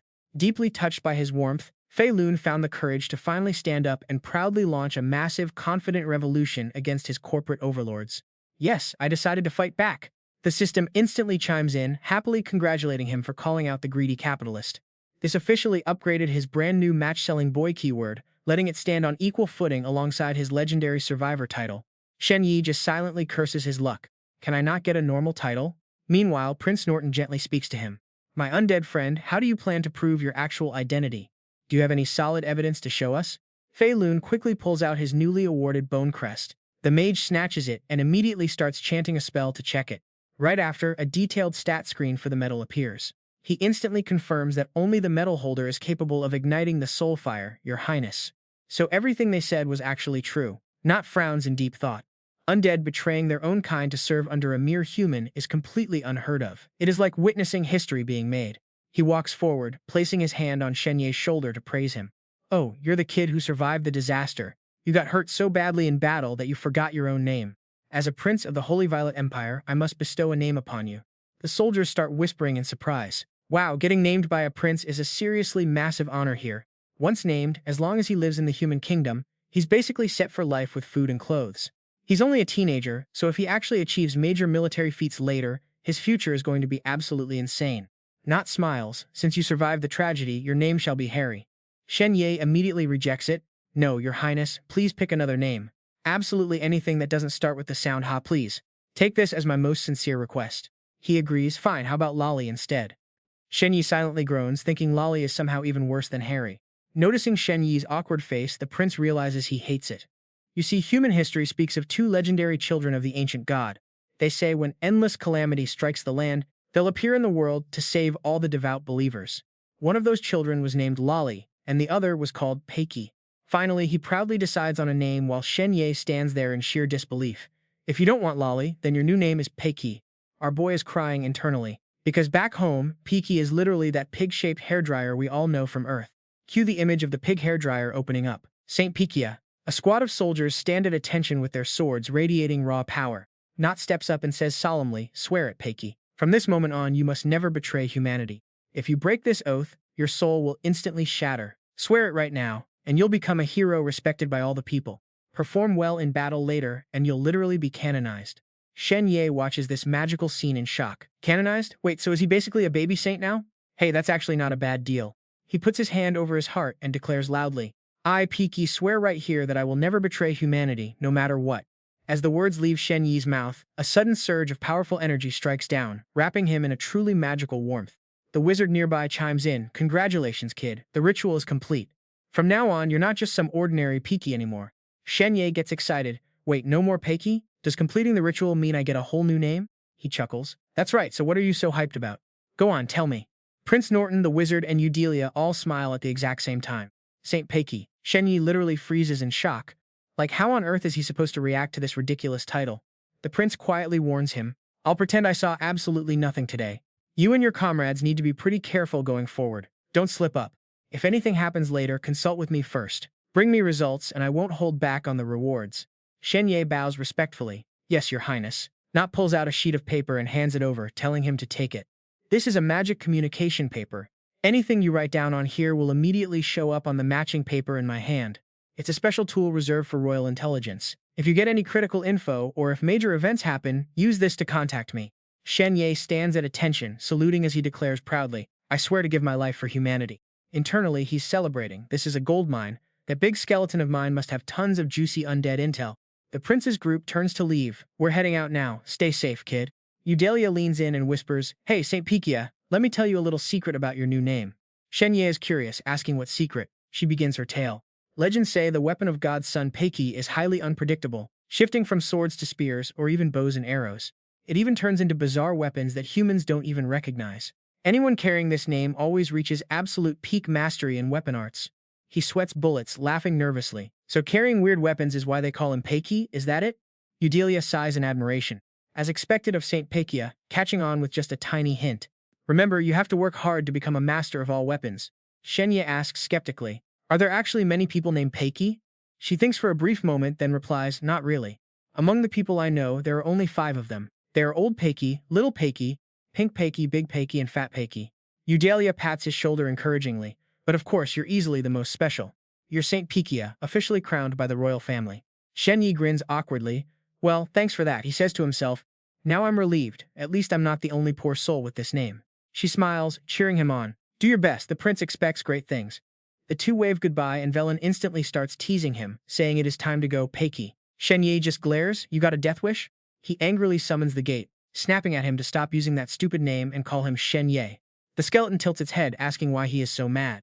Shen Ye rolls his eyes, telling him to cut the crap. Fei Lun chuckles, saying, "Fine, Peiki." But as he steps through, he throws back a threat. "You are dead to me, and no more calcium supplements for you, old man." Suddenly, the whole area starts glitching like crazy. Shen Ye stops in his tracks, feeling something is totally off. He looks back and sees Fei Lun standing there, completely lifeless. Shen Ye freaks out and screams, "Hey, what kind of joke is this? What is going on? Who am I anyway?" Suddenly, the system alerts ring out right in front of a completely stunned Shen Ye. "Congratulations, you actually pulled it off by surviving back-to-back onslaughts from both the undead and humans. The undead dropped their hostility toward you, and so did humanity. The bone metal left behind by the skeleton army grants you the title of the Little Match Boy, while the human empire prince crowns you Saint Peikia, even throwing a whole canonization ceremony for you. This basically means both major races view him as one of their own. Honestly, who would have seen that coming?" A strange energy wraps around him, assessing him as a weak human who got cornered by enemies, yet used pure brainpower to flip the script, turning foes into friends and bridging the gap between both light and dark factions. This is the core reason you got this keyword. Congrats, this is the 3rd time you have received this evaluation rating. One of us. You are just an ordinary guy who broke the mold 3 times straight to get the exact same evaluation. That is unheard of. Yet you actually pulled it off. Huge congrats, your gate has just unlocked a secret hidden ability. That energy transforms into a glowing clock, unlocking basic liquid time. Shen Ye is super curious, repeating liquid time. The system breaks it down. Whenever you step through this gate, you can freeze time on one side of it for 3 whole seconds, while the other side stays completely normal. Once used, it goes on a 1-week cooldown, with you acting as the anchor for the flow of time. Shen Ye groans, complaining that a 3-second freeze once a week is just way too weak for him. The system chimes in again, adding that if you break through your evaluation rank, you will unlock an excellent grade blue keyword. Go beyond blue, and the gate gets an entirely new power. He realizes the truth, so this thing can actually level up, meaning there is a way to make it last longer. Suddenly, everything snaps back, the time freeze ends, and the system notes this trial run did not count as an official use. Shen Ye turns around, staring at the ring Fei Lun transformed into, and starts grumbling. Over already? That fast? How did it feel, big skeleton? The ring mumbles back, what? He just shrugs. Never mind, just playing around. He silently chooses to absorb the keyword one of us. The system alerts him that it is done, granting him 3 attribute points. His attribute points now stand at 10. Shen Ye flops onto his bed, yawning big. Is it 6 already? Guess that is it for today. Time to grind tomorrow. So tired, need some sleep right now. But suddenly his phone starts buzzing, instantly ruining his mood. Who is it? It is his former supervisor calling. Hey, it is Qian Rushan, wake up. We are about to board the airship to the exam center. The airship cruises through the clear blue sky. Shen Ye leans back to catch some sleep, but his ringing phone disrupts his peace again. Can you just let me sleep for once? But looking down, he sees a message sent from Zhao Yibing. Hey Shen Ye, I got invited to the entrance exams for the 3 big high schools too. Let us meet up. He is totally caught off guard by her text. Zhao Yibing? How did she even qualify? And hold on, is it just me, or is that dyed purple hair of hers looking extremely suspicious? Turning to Qian Rushan across from him, he asks, Boss Qian, is there another girl from our school who qualified for the entrance exam of the 3 major high schools? Do you know her? The boss calmly flips his book page and asks, you mean Zhao Yibing? I only just found out myself. Word is, that girl has insane natural talent. She has been hiding it all this time and only revealed it today. Hidden by who, though? The Archaeological Association? Shen Ye gets completely lost in thought, knowing they are a massively important power in this world. They are in charge of digging up ancient ruins and searching for the lost past of mankind, even hunting down legendary inheritances, epic weapons, and ancient martial arts, which gives them a ridiculous amount of power. But Zhao Yibing does not seem like she would have connections like that. Wait, Xiao Mengyu is always digging into this stuff. She definitely knows more, so maybe he should just ask her. Shen Ye goes silent, suddenly remembering how Xiao Mengyu cried the other day. After making her cry like that, would she even talk to him anymore? Shaking off his doubts, he decides to dial her number anyway. If she is still mad, he will just apologize sincerely. The phone rings and connects, and her voice comes through. Hello, Shen Ye? What is up? Blushing slightly, he clears his throat. Xiao Mengyu, can I ask you something? Do you know Zhao Yibing? Shen Ye is completely floored when she casually drops a bomb. Yeah, I know her. She is dead. You arrived too late to see it. He panics. Dead? But she just texted me, saying she qualified for the exam and wants to meet up. Xiao Mengyu instantly cuts him off, asking, where are you right now? Shen Ye quickly updates his situation on the airship while heading to take the exam. She quickly locks in a meet. I have to take the entrance exam too. Let us catch up later. He hesitates. Alright, while Qian Rushan casually smokes a cigarette. Arriving 10 hours later, Xiao Mengju gets the full scoop. Alright, I got it, Shen Ye. You absolutely must remember my warning. She warns him, do not ever meet Zhao Yibing alone, because that girl is straight up lethal. He nods along to show he gets it. Xiao Mengyu finishes the call. See you at the exam center. Smoking and reading a book, the old man casually asks, was that Xiao Mengyu? Shen Ye replies, yeah, it was. At 3:25 a.m. on the Baijiang River, a massive wave of sword energy suddenly shoots straight into the sky. Turns out that crazy energy was Xiao Mengyu from the Luo family, meaning she literally just unlocked some next-level sword skills. Shen Ye is totally shocked. She actually pulled off a breakthrough using that crazy holy arm upgrade. The old man adds, she did dozens of crazy sword moves running across the river before drifting away. Shen Ye asks, how does she even know sword techniques this early? Regular kids our age are in middle school, only learning basic body workout stuff. Qian Rushan shrugged. She is from an elite family with secret sword legacies. They train from birth. Shen Ye nods, so that is the deal. Normal people only get a shot at learning these crazy moves if they make it to high school. But those rich clan kids start training early, winning before the race even starts, he replies. They train their comprehension from day one. They master resonance while you have to wait. Let alone their secret pills, treasures, and divine weapons. Trying to compare yourself to them is just completely pointless. He laughs in frustration. That gap is insane. How is he supposed to fight those absolute monsters? Qian Rushan tries to comfort him. Relax, Shen Ye. You are technically from a clan too, even if you never got a single benefit from them. Honestly, they only made your life miserable. But our Humanity Martial Arts group has your back, and we will help you pass. This group is your home. Shen Ye just smiles wryly. Thanks a ton. But in his head, he is cursing this fake old man who is just terrified of him leaving. He knows Chan Rushan is just saying this to keep him from joining his clan. Meanwhile, the old man happily notes that Xiao Mengyu must have unlocked movement skills too.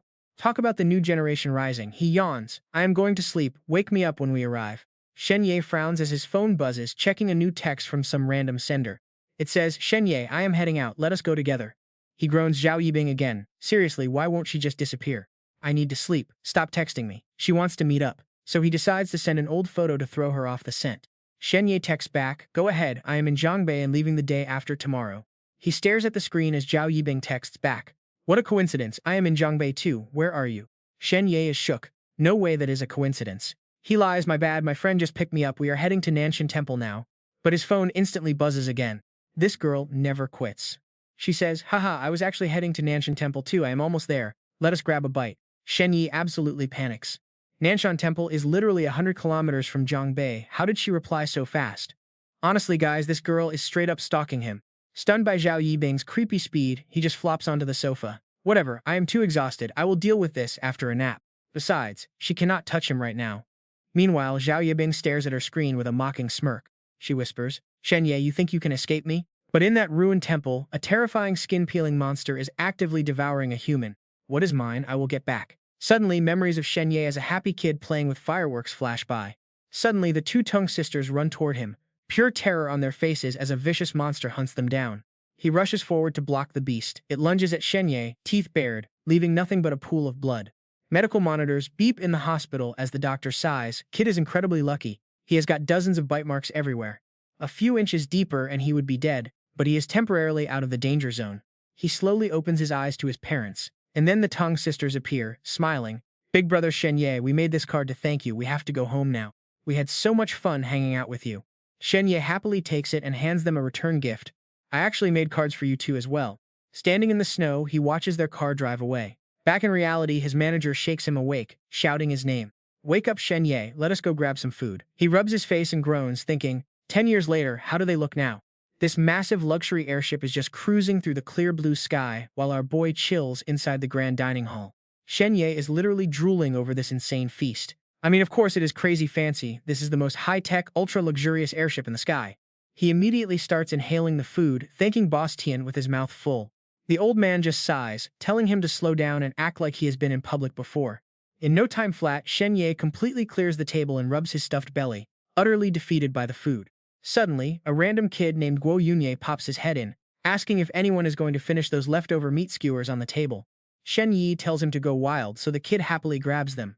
Shen Ye then turns to Boss Tian, asking if their massive corporation is seriously starving its recruits. Like, look how hungry this poor guy is.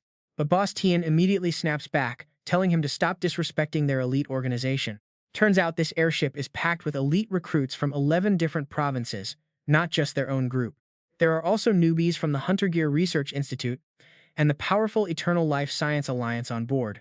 Chewing on his meat, Guo Yunye introduces himself as a member of that alliance, just as his leader Tu Hai steps up behind him. Tu Hai demands to know what the kid is doing here, making Guo Yunye stammer in fear before the leader notices Boss Tian sitting at the table. He mocks Boss Tian for somehow getting lucky enough to recruit one newbie, while Boss Tian is shocked that Tu Hai bags 7 of them. The two rivals lock eyes, sparking instant tension, until Boss Tian breaks the silence and tells the kids to run along and play. Since the grown-ups need to talk, Shen Ye takes the hint, while an excited Guo Yunye immediately offers to show him around. He leads Shen Ye to the luxury airship's massive entertainment zone to chill, introducing himself properly as they walk together. Asking for his name, Shen Ye replies, then wonders if they are here for bowling, but the kid quickly shakes his head. He explains this is the only spot where they can move freely, flashing a card and revealing his food begging was actually for a secret quest. The back of the glowing card displays a quest, telling him to complete a challenge to earn an exclusive newbie card.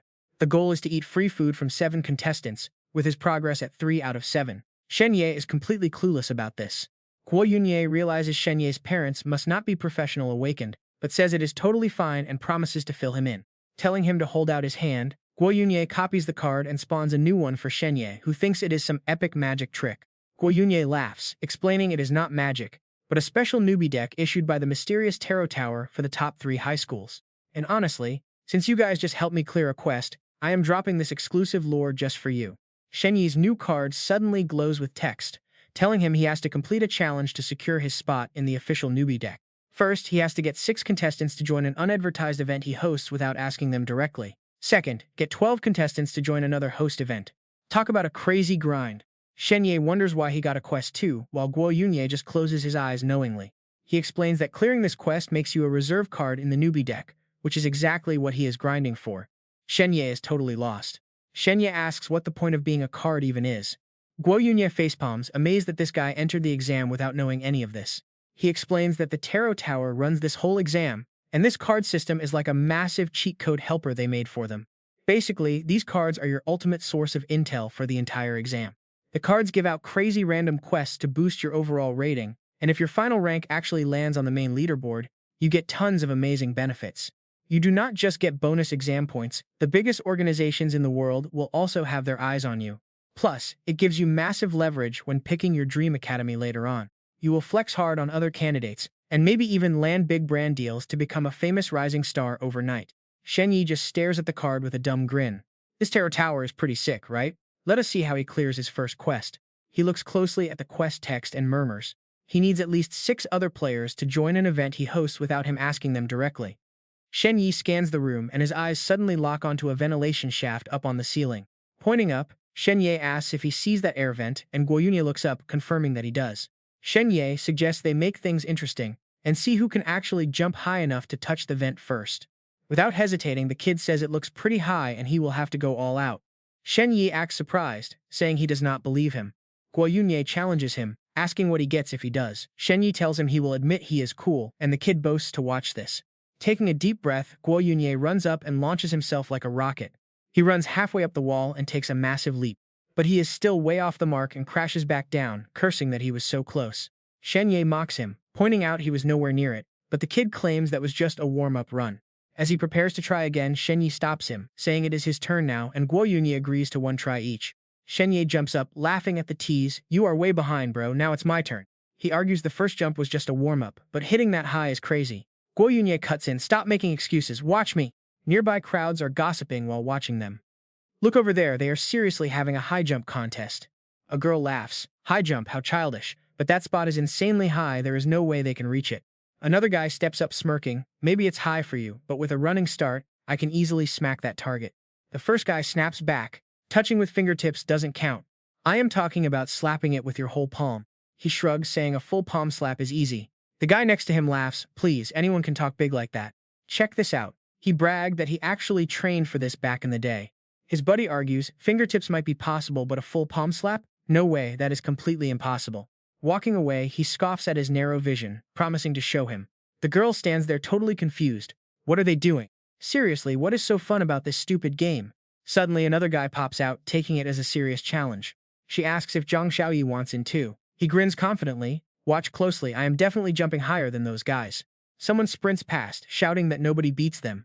Another voice from behind yells, "I am the one hitting the peak." Suddenly, a whole crowd starts leaping up, shouting, "Watch me, my turn." Shen Ye just stands there, holding his card and smiling. Boys are so simple, honestly. Just then, a voice speaks from his card. "Congratulations on completing the challenge. You are now officially a rookie deck member. Up next is challenge number 2. Host an event and get 12 people to participate." He figures this will be pretty tough. But luckily, they dropped the no promo restriction this time. After brainstorming for a second, a brilliant plan hits him. Shen Ye waves everyone over. "Yo, listen up. The Human Martial Arts Group has got some insane free perks for you all." The crowd perks up and Zhang Xiaoyi asks, "Perks?" The crowd murmurs, totally intrigued. He explains, "To protect you all from getting scammed during the best years of your lives, our young boss has personally invited me to host a completely free seminar on how to avoid toxic relationship scams and heartbreak." Looking at their papers, Zhang Xiaoyi and Guo Yunye see weird pickup lines like, "You smell so good, hug me." "I do not care about anything else, I just really love this vibe." They are totally baffled. An anti-heartbreak seminar? What is this stuff anyway? "Well guys, these papers show classic flirting traps." Zhang Xiaoyi gasps at a line, "Do you really have abs? I don't believe it." Shen Ye nods, "A girl actually told me that." He asks if Shen Ye actually lifted his shirt. Shen Ye sighs, "Yes, I was so stupid back then. After that, she wouldn't stop chasing me. I totally regret it now, but back then, I had no clue how to handle it." Shen Ye points a warning finger, "Listen, girls are clever. Watch out for these traps, do not just show your abs, and definitely check if they are secretly filming." Someone panics. "Wait, does that actually happen?" Zhang Xiaoyi breaks into a sweat. Not only that, they take tons of photos. You have got to remember this lesson, bro. Our bodies are super valuable, guys. Just think what happens if your photos get leaked online. Who do you complain to then? Imagine people pointing at you, saying they have your photos. He holds his head, sobbing. My life is totally over. Ye pats his back to comfort him. It is okay, life is long, and this wasn't your fault. Even Shen Ye gets emotional, tearing up at the drama. Look, brothers, I only learned this because of my incredibly handsome looks. Since you guys also stand out in a crowd, you must stay sharp and protect yourselves out there. Zhang Xiaoyi is amazed. That is so professional, brother. But what if a girl keeps spamming your DMs and won't leave you alone? I do not want to be rude since we know each other. Shen Ye grins, just reply with ha. Oh man, that is absolutely genius. Everyone is mind blown, but what if she keeps typing? Shen Ye loudly drops the ultimate secret weapon. Just tell her you are taking a shower, chat over. Everyone looks at him like he is a complete genius. They cheer, treating him like a god. Another guy asks, bro, what about this line? Your Adam's apple is moving, can I touch it? Or what if she says it is too late to go home? How do we handle that? What about when they complain their ex hurt them too much to love again? Or when they say your lips look incredibly soft and kissable? Shen Ye raises his hand, practically glowing with wisdom. Listen up, boys. You must figure out if she likes your soul or is just after your body. And if you do date, always keep the chat logs. Otherwise, if she turns on you, you will never be able to clear your name. Bro, guys like us have to take ownership of our own lives. The entire squad goes absolutely wild, shouting facts. Exactly. The Handsome Boys Club must stand on our own feet. Though honestly, calling ourselves Handsome Boys lacks serious main character energy. What about the Boss Brothers Alliance instead? No cap, that actually sounds incredibly badass and radiates peak dominance. A girl nearby just stares, like what kind of cringe roleplay is this? Suddenly his card pings with a notification. You are officially a rookie deck member. Yes, Shen Ye celebrates silently, while Tu Hai watches the chaos from above. What are these little punks doing instead of resting? But Qian Rushan cuts in. Oh, let them have their fun. Once we land, this chill vibe is over anyway. They must be working on that Tarot Tower rookie deck quest. Talk about nostalgia. We did the exact same crazy stuff back in our day.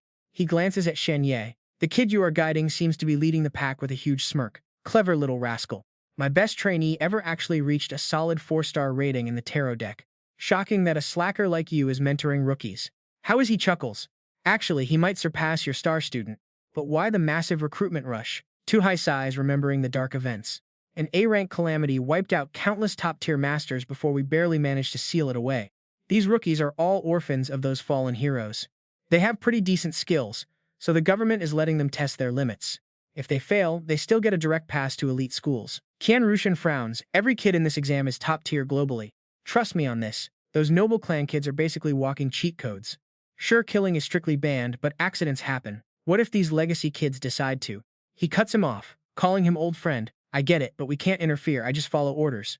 He sighs, admitting it's true. The sky outside is turning dark anyway. You kids go play, I need some fresh air. Shen Ye steps outside as a weird illustration glows on his card, revealing his avatar Fel. Shen Ye, 0-star reserve card for the Mortal Martial Sect. He sweats. Why does my avatar look like a straight-up anime villain? A prompt pops up explaining that all newbies start as reserves, with upgrades based entirely on how hard they carry. Hit 1 star and you become an official card member. For now, you can only look up basic info on other rookies. You have successfully registered as a reserve rookie card. Now you can access general info about this exam. But what is the big deal about becoming an official card? The card answers, keep your official status until the exam ends, and you get guaranteed entry into the top 3 academies. Shen Ye's jaw drops. Wait, so being official means automatic acceptance? It is a golden ticket. If that is the case, won't everyone be tearing each other apart for it? How many official slots are actually up for grabs? The system answers, 54. That is a brutal bottleneck. So how many candidates are in this exam? And how many are actually playing this deck game? The system pings, 3,500 candidates total. 1,700 are reserves, and almost 1,600 of them are rich legacy nobles. They all have cards, leaving only 105 regular, ordinary commoners. Shen Ye scoffs, and honestly, you can see how rigged this system is. It is absolute madness. Those 105 regular kids stand 0 chance of surviving the legacy onslaught to secure an official slot. Since all the elite heirs are on here, is she in the database too? Xiao Mengyu's card slowly materializes. Her profile pops up. Xiao Mengyu, elite heir of the Luo family, sitting at 5-star strength. An official card holder with unmatched swordplay. Naturally, her 5-star perks are classified until you reach that rank. His eyes go wide. 5 stars? How is she out here sailing solo across dangerous rivers? She looks like a boss with her sword, while my avatar holds a creepy skull. Oh, I can add friends? Friend request accepted. Now they can voice chat directly, and Xiao Mengyu actually hits him up first. She asks if he joined the rookie deck. Leaning on the railing, he replies that ship rides are boring, so he just hopped on. She explains this deck is from Taro Tower and actually offers some great perks. She planned to tell him later, but then giggles. By the way, why does your avatar look like a total supervillain? He groans with embarrassment. Honestly, he has no clue why they gave him that ugly mug or how to change it. She tells him it is auto-generated anyway. She then suggests checking out the rookie rankings to size up the competition. We can talk about the rest in detail once you get here. Shen Ye quickly agrees, saying he will check out the rankings first and see her soon, and Xiao Mengyu replies with a see you later. He taps the card out of curiosity. So this is the official 54 rank leaderboard? Number 1 is Nangang Sarui, followed by Wang Dingzhou, Heshi Temple, Niu Ziqiang, and then Xiao Mengyu. The legendary swordmaster Xiao Mengyu is only 5th, while this Nangang Sarui dude takes the top spot. Let's check it out. The card displays the top-ranked fighter. It is Nangang Sarui, the eldest son of the Nangang clan and their strongest heir. 6 stars, the undisputed number 1 this year. Shen Ye has to admit, that is pretty crazy. 6 stars, man, girls these days are just built different, so strong and gorgeous. Wait, let me look closer, did it say eldest son? Shen Ye rubs his eyes in disbelief. Hold on, the eldest son of the Namkung family is a dude? Why is a guy looking this insanely pretty? Rocking traditional white robes, holding a folding fan, and surrounded by a whole squad of gorgeous maids. You have got to be kidding me. This pretty boy is the only 6-star user on the entire board.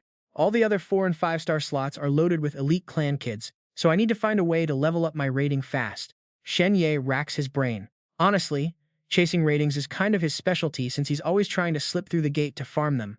Wait a minute. Do I not have that incomplete Frost Moon Shaking Heaven manual right now? He steps forward to give it a test run. Shen Ye closes his eyes, slowly fading into focus as he starts practicing his moves. Initiating the Zhongwit Truntian, he unleashes a fierce, highly skilled high kick. Flowing quickly through various forms, he pulls off a flawless leap, the Moonlight Deer Step. The card glows. Even though it's incomplete and a bit rough, it looks exactly like a legendary lost technique. If this ancient legacy returns to the world, it will introduce massive wildcards to the coming exam. He smirks. Alright, it actually worked. This is awesome. A new prompt pops up. You have successfully upgraded by 1 star. You have officially become an active member of the deck with 1-star perks, giving you the power to reject a challenge once every single hour. His card updates. Shen Ye, contestant of the Vojianan Jian group, rookie card 1 star. He laughs awkwardly, realizing his smug smile looks totally punchy. Just got 1 star and already flexing? Suddenly his card alerts him of a friend request from reserve card Guo Yunye. Another request arrives from reserve card Zhang Xiaoyi. Shen Ye figures it is just those two, so he hits accept. Guo Yunye is hyped, saying it is insane how Shen Ye already hit 1 star, absolute peak level. Meanwhile, Zhang Xiaoyi's eyes are practically sparkling with worship. Big brother Thumb is too strong. Once we arrive, let's hang out together. He casually agrees to meet up with them. But I have a meeting first, so I will catch up with you guys later. The two reply together that they will get off the airship first. We will be waiting. Shen Ye sighs, feeling totally helpless. Seriously, it's only 1 star. Why are they getting so hyped? Qian Rushan is grinning ear to ear, asking if he really became an official 1-star rookie already. Shen Ye just nods, saying, yeah, that's right. Is 1 star really worth getting this excited about? He laughs, explaining that even if he gets kicked out later, just making the board once gets him massive attention. Shen Ye frowns, asking if the guy wants to see him fail that badly. Qian Rushan laughs out loud and pats his shoulder, saying that hitting 1 star this fast completely blew past his expectations, praising his good work while Shen Ye smiles. Is that so? The old man boasts that he knew he was a genius all along, then points ahead, announcing they have finally arrived. Hold on, look at that. A literal floating island. Where on earth are they even going? How have I never heard of a city like this before? The old man grins, explaining it is Yunshan Port, a port town built around ancient ruins after they were successfully excavated. Look over there. Those are the unexcavated ancient ruins, packed with endless unknown dangers, and featuring a ridiculously high difficulty level to explore. Jialam, one of the 3 most prestigious high schools in the entire world, is located right inside those ruins. Shen Ye is stunned. A school inside mid-air ruins? Qian Rushan nods, asking how else it could earn the title of one of the legendary 3 high schools. The teachers and students of Azure High School are dedicated to researching these sky ruins, hunting for lost heritages and forgotten history. These elite humans shoulder the heavy burden of digging up history, hoping that one day, the past will reveal the absolute truth of our world and where we came from. As they look up at the glittering sky, a sudden shower of bright light beams shoots straight down toward them. He explains that these are their official exam entry passes. The moment you set foot in Yunshan Port, you receive this exam pass, putting you directly under the examiner's watchful eyes until tomorrow's banquet wraps up, scoring your rating on everything you do. Anyone pulling a high rating scores awesome rewards and massive support during the actual exams. Shen Ye can't help but wonder, isn't this star rating system suspiciously similar to his own gate ability? So he asks if the support and rewards are actually any good, and Qian Rushan replies that once tomorrow night's banquet wrapped up, you guys will get teleported straight to the exam grounds. So before that happens, you gotta figure out how to pull a high rating. That is how you grab rewards and ace this thing. Shen Ye immediately fires back, asking what the hell this exam even looks like, and how long does it take. The old man strokes his chin, saying it is hard to tell since it changes every single year. Some years it is just a 45-minute written test, while other times it is a brutal 3-month survival in the wild. Our boy complains that is way too unpredictable. Qian Rushan just laughs and tells him to chill, since he is already a 1-star rookie. He is definitely getting some extra perks during the test, though what those are is still a total mystery, since every year changes. Suddenly his card glows bright, registering him as an official member of the rookie deck before starting to fuse with him. Shen Ye, candidate of the martial arts group holding a 1-star rookie card, has officially unlocked his very first reward quest. Take the Azure Dragon to the East Sea to catch some fresh air, cruising through the clouds for 100,000 miles. His jaw drops. Is he seriously supposed to walk a dragon? Seriously, can you even imagine walking a massive dragon? This quest is beyond crazy, and they are definitely overestimating our boy. The card chimes. If he wants to drop this crazy quest, he just has to swipe his finger. Qian Rushan casually explains those elite kids use massive family resources to easily clear high-low quests for better grades. He frowns. That is totally unfair to regular candidates. Forget it, time to swap quests. The next one is slaying demons for 10 years, and he needs to collect at least 3,000 heads. 10 whole years, he groans, completely dynamic crushed. Is there seriously not a single normal doable quest on this damn card? Then the card flashes another option. A sparring challenge where winning just one match quickly upgrades his star level. This one cannot be skipped unless he has high-level authority. Still, Shen Ye instantly perks up, thinking this actually sounds pretty doable. The old man waves his hand, telling him to forget about it. This quest belongs to wealthy noble kids who use crazy good family gear to hunt down regular rookies like him just to farm ratings off them. Shen Ye gets pissed. Why is it always those rich clan kids? Qian Rushan points with closed eyes, telling him to look over there. Poor Zhang Xiaoyi is splattered on the floor, knocked cold. He is shocked. That is definitely Zhang Xiaoyi. The guy barely stepped off the spaceship before getting beaten to a pulp. He even snarks, "What are you looking at?" He is not even considered a rookie yet, and hasn't raised his rating at all. Unbelievably bad luck. Shen Ye gets ready to jump down. Damn it. Someone gets thrashed like this and nobody does anything? Qian Rushan holds him back, telling him to chill because the medical team is on standby. Standard wounds heal fast, though it is gonna hurt like hell. But if someone gets killed, that is totally different. They will instantly disqualify you and throw your ass in jail. The old man warns him to drop those naive ideas about things being fair or unfair. The real exam actually started the second you arrived. In this place, only the strong survive, stand out, and earn any real respect. He admits he did not plan on bringing him here so early, but our boy is currently being hunted down by killers. Since this whole exam grounds is strictly monitored, it is way safer than the outside world. Shen Ye nods, saying he gets it. Suddenly, his card flashes again, giving him a new evaluation, drowning person. It basically means he is in a terrible spot where he could get wiped out at any moment without even realizing it. This is where things start getting super sketchy, guys. If murder is banned on these heavily monitored grounds, why does his card say he could get wiped out any second? If he is in constant danger of getting axed, who is the one targeting him? Is it those rich clan heirs looking to pick a fight? Is it possible they found a way to bypass the exam monitoring just to take him out? Or did a real assassin blend in with the other candidates? Damn it. But before he can even think, his card buzzes with a surprise notification. Someone is challenging him. A challenger? It is Xiao Mengyu, and he cannot decline. Shen Ye stares at her, wondering why on earth she is picking a fight. From across the room, a girl waves at them, calling them over. Xiao Mengyu gives a gentle smile, and Qian Rushan immediately gets the hint, turning to leave. He jokes about not being a third wheel, telling them they can talk later. He embarrassedly tells him to keep his mind out of the gutter, because they are just pure friends. She walks up, thanking Shen Ye for healing her wounds during the battle. That leftover energy helped her pull off a major breakthrough. He realizes they only spent one single night apart, but her whole vibe has completely transformed. The pseudo-saint tag floating above her head is entirely gone. Even her grand swordsman tag is fading, looking like it is evolving into something new. He politely tells her there is no need to thank him, since she got way stronger. But Shen Ye is curious. Why the challenge? Xiao Mengyu just suggests they find a spot to talk and tells him to follow her. They head to the arena and rent a tiny, soundproof room. Go straight, then turn left for room 9, they are told. He follows close. What is this place even for? She explains the arena is built for cultivation, meditating, training, and honing your skills. It has all the right gear and is pretty soundproof too. Suddenly a girl gets sent flying backwards. Shen Ye is totally shocked by the chaotic scene right in front of him as the girl pushes herself up and mutters, "What on earth is going on? You know all these OP skills and got top-tier gear. So why do you even want to fight me?" The three bullies laugh in her face, saying they are just farming rankings here, so who cares about some weak trash? My turn, my turn. It is so hard to find a weak one-star to farm for points. Hey, go easy on her. Do not totally break her yet because I need to score some cheap rank points too. That depends on how much beating she can take. Shen Ye stares at them, realizing he has seen one of their names on the leaderboard. Is that guy a 4-star rookie?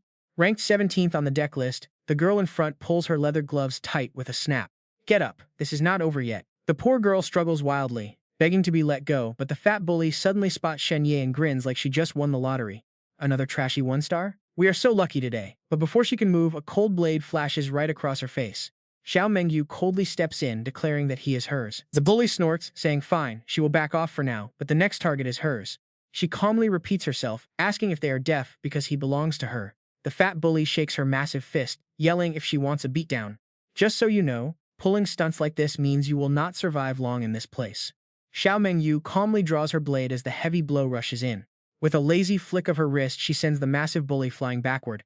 Shen Ye watches in silence while the other two lackeys stand completely frozen in shock. Wait, what? Shen Ye stares at the bully's shredded clothes, completely mind-blown that her skin is totally untouched. Ever since her breakthrough, Xiao Mengyu's swordplay has become insanely sharp, precise, and clean. Just like a surgical scalpel. She can slice away any tiny thread with absolute perfection without leaving a single scratch. Now the fat bully is shivering in embarrassment, desperately trying to cover up her exposed, shaking body. Oh, she is the 5th-rank Xiao Mengyu. She just gives them a freezing glare, scram. The terrified bullies immediately turn tail and sprint away. Damn it, let us get out of here. Shen Ye hesitates, asking if they really have to fight later. She just grins mischievously. What is wrong, are you scared? Do not worry, I will not let you get hurt. At worst, you will just end up like her. Completely stripped bare with shredded clothes. Shen Ye blushes. Wait, what? The girl in the corner whispers her thanks. Xiao Mengyu turns around and smiles. Relax, I was just kidding. The real reason is that as long as you and I are locked in combat, no one else can challenge you. He sighs in relief, though he is also kind of disappointed. Xiao Mengyu holds up her card and tells him to check his own, which currently displays the words, in battle. Since our fight is not over, nobody else can touch you. Shen Ye realizes this is a total loophole, right? Check this out. If everyone exploits this loophole, literally everyone can protect themselves. She cuts him off, explaining that others can actually force their way into our battle, but they have to beat her first. Shen Ye grins like an idiot, totally relieved, saying our combined rank is like 6 stars, so nobody is crazy enough to mess with us anyway. But seeing her deep in thought makes him panic. Surely nobody would actually be insane enough to challenge her, right? Xiao Mengyu reassures him that this cheap trick is honestly pretty shameless, and noble clan heirs usually pride themselves too much to do it. He nods along, glad he is not farming rankings either. She adds that the top-ranked genius, Nangang Sarui, refuses to farm points too because he is way too proud to play such cheap, dirty games. Shen Ye wonders. But what if some point farmer actually surpasses your rank? She shrugs casually, saying it is simple. We just beat them up and steal our spot right back. He gives her a big thumbs up, fully agreeing that raw strength is the only logic that matters here as they arrive at room number 9. Xiao Mengyu explains that this is a private soundproof training room, so absolutely nobody can eavesdrop on their conversation. Shen Ye is totally amazed by the setups, saying he will book one next time, but she instantly crushes his dreams in a second. Only elite wealthy clan heirs, licensed pros, or elite 5-star rookies are allowed to reserve these high-end private rooms. A regular guy like you would probably get kicked out immediately. He groans, feeling pretty annoyed by how unfair this world is. Is this whole world literally made for noble families or what? Xiao Mengyu decides to skip the debate and get straight to the point. It is about Zhao Yibing. Shen Ye swallows hard and locks in. You told me Zhao Yibing was dead, but she actually sent me a text. She explains that after leading you to find the Skinner, she got killed. Remember that dark shadow carrying the Skinner's corpse away? There is an 80 to 90% chance it took Zhao Yibing's body too. He is totally shook. If Zhao Yibing is back, then what about the Skinner? Xiao Mengyu nods, saying it is highly likely he is back too. You see where this is going, right? Zhao Yibing is in this tournament too, so he must stay far away from her. She is definitely not even human anymore. Cold sweat drips down Shen Ye's spine as he realizes how incredibly messed up this situation is. Shouldn't we report this to Kunlun? Aren't they the ones who handle these superpowered cases? She just speaks softly. I already reported it, but there is absolutely zero response. Do not get your hopes up because nobody high up cares about some ordinary kid's survival. Shen Ye suddenly recalls that creepy kid from that dark night and the warning he gave. Turns out calling the cops last night was a total waste of time. Xiao Mengyu looked dead serious. Turns out some big shot cut a deal with the Skinner. Whenever the Skinner goes on a rampage, they jam all communications to cover up the bloodbath. He panicked. Is the clan backing the Skinner really that insanely powerful? She added, and that is not even all. This morning, several big clans showed up at my place demanding an engagement. Shen Ye was completely shocked. Wait, an engagement? Xiao Mengyu explained that the guy is some 50-year-old uncle from a major clan whose wife just died. He asked in a panic, "You did not say yes, right?" She hesitated. "I said I needed a few days to think." Shen Ye jaw dropped. "What? Why did you not just say no?" Xiao Mengyu smiled and explained, "Because I am way too weak, so I can only use this excuse to buy some time. Once I pass the exam for one of the top 3 high schools, I will stay inside until I no longer fear them." He sighed in relief. "Well, that is good. But wait, here's where things get really dark. The Shen family forced him to apologize, but Xiao Mengyu's family is even worse, trying to straight up ruin her. She is trained in swordsmanship since childhood. Even with insane skills like hers, she still has to play nice, while I do not even have a single self-defense move." She suddenly asked, "Shen Ye, have you decided which high school you are testing for?" Shen Ye got awkward. "Not really, I literally know nothing about any of those 3 schools." Xiao Mengyu slowly drew her sword and said, "Then forget about the exams for now. Let me give you a few pointers. You probably know that before entering high school, ordinary people do not get any cultivation techniques. But I can actually give you one of our family's secret arts." The blade flashed right before his eyes, leaving him completely stunned. Xiao Mengyu sheathed her sword. "This is the Langba swordplay of our Lac family. Do you want to learn it?" "I can teach you." Shen Ye gasped and asked. "The Langba swordplay? If you just casually teach me your family's secret technique, won't you get in massive trouble?" But his reaction completely caught her off guard. Xiao Mengyu couldn't help but ask, "Do you even realize?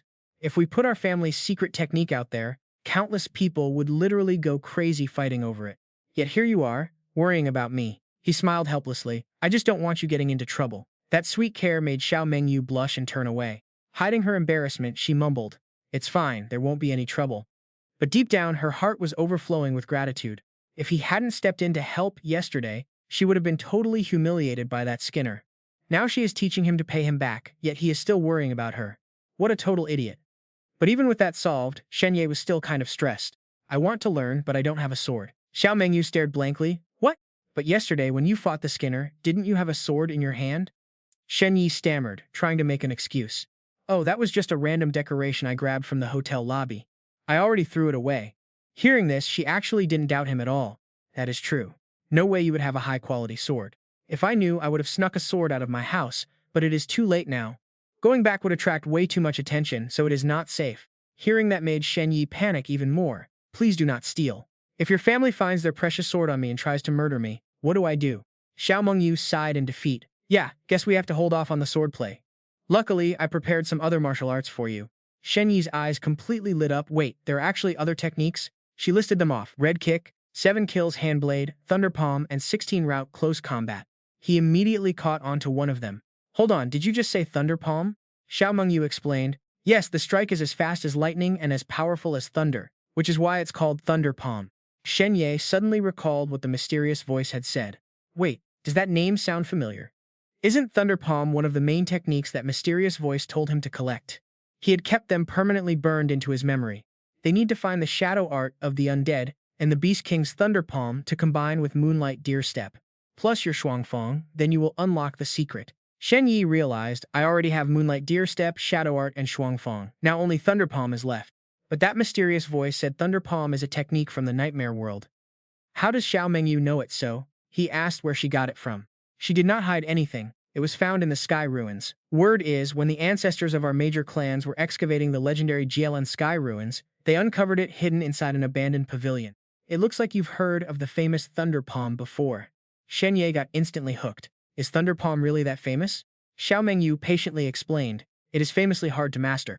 Without enough talent, it is incredibly difficult to unleash its true power.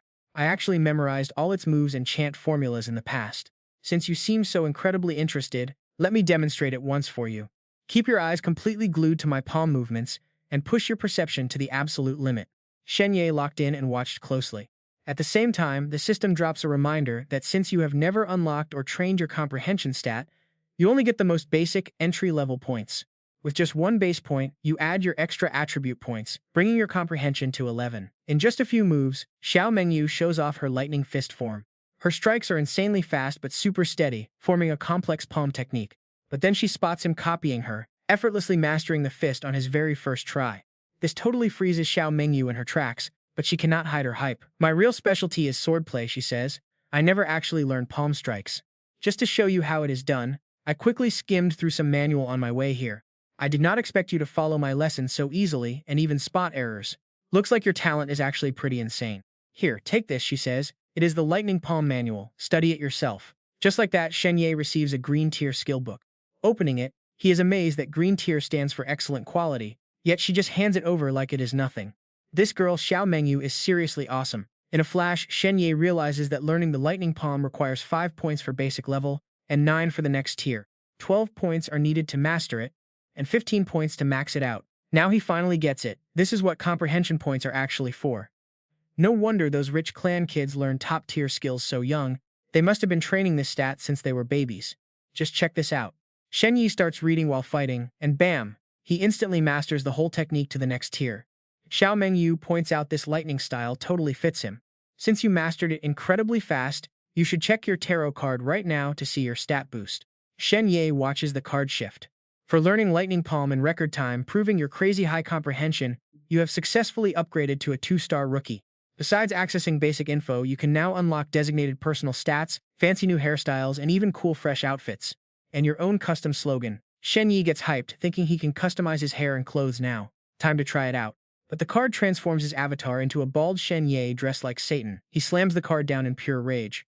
What the hell is this garbage? Xiao Mengyu just bursts out laughing. The card is just trolling you, she giggles. Once you hit 4 stars, its attitude gets way better. Still annoyed by the prank, Shen Ye curses the dumb card. She quickly warns him, watch out, if you treat it badly, it might actually mess with your overall evaluation. Hearing that, he quickly sucks up to the card. Sorry, you are my baby. Suddenly, Shen Ye glances at his phone. Crap, it is already 11 p.m. and I have to meet Chan Rushan.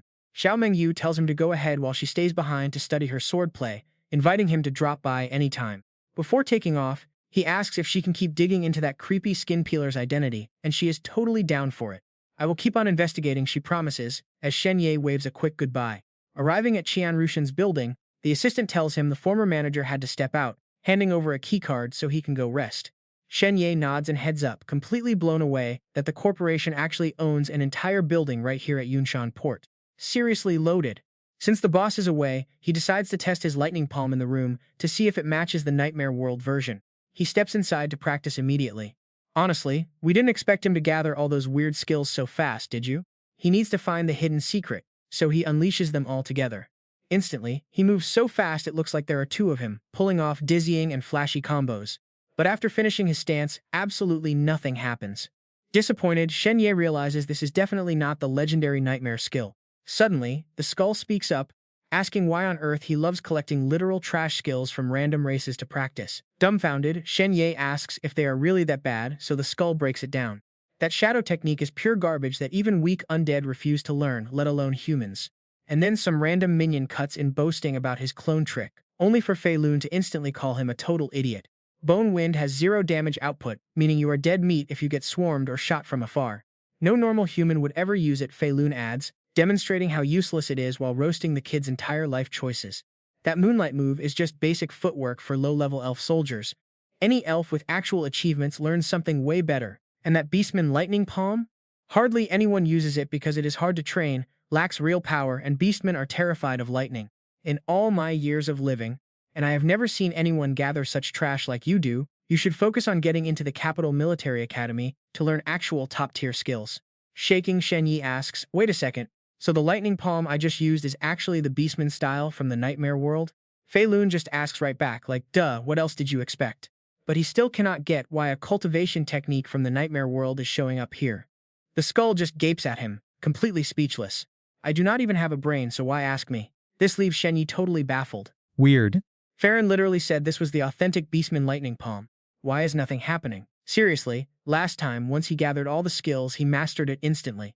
The incomplete moonshaking technique. Suddenly, a massive wave of pain hits him, freezing him in place.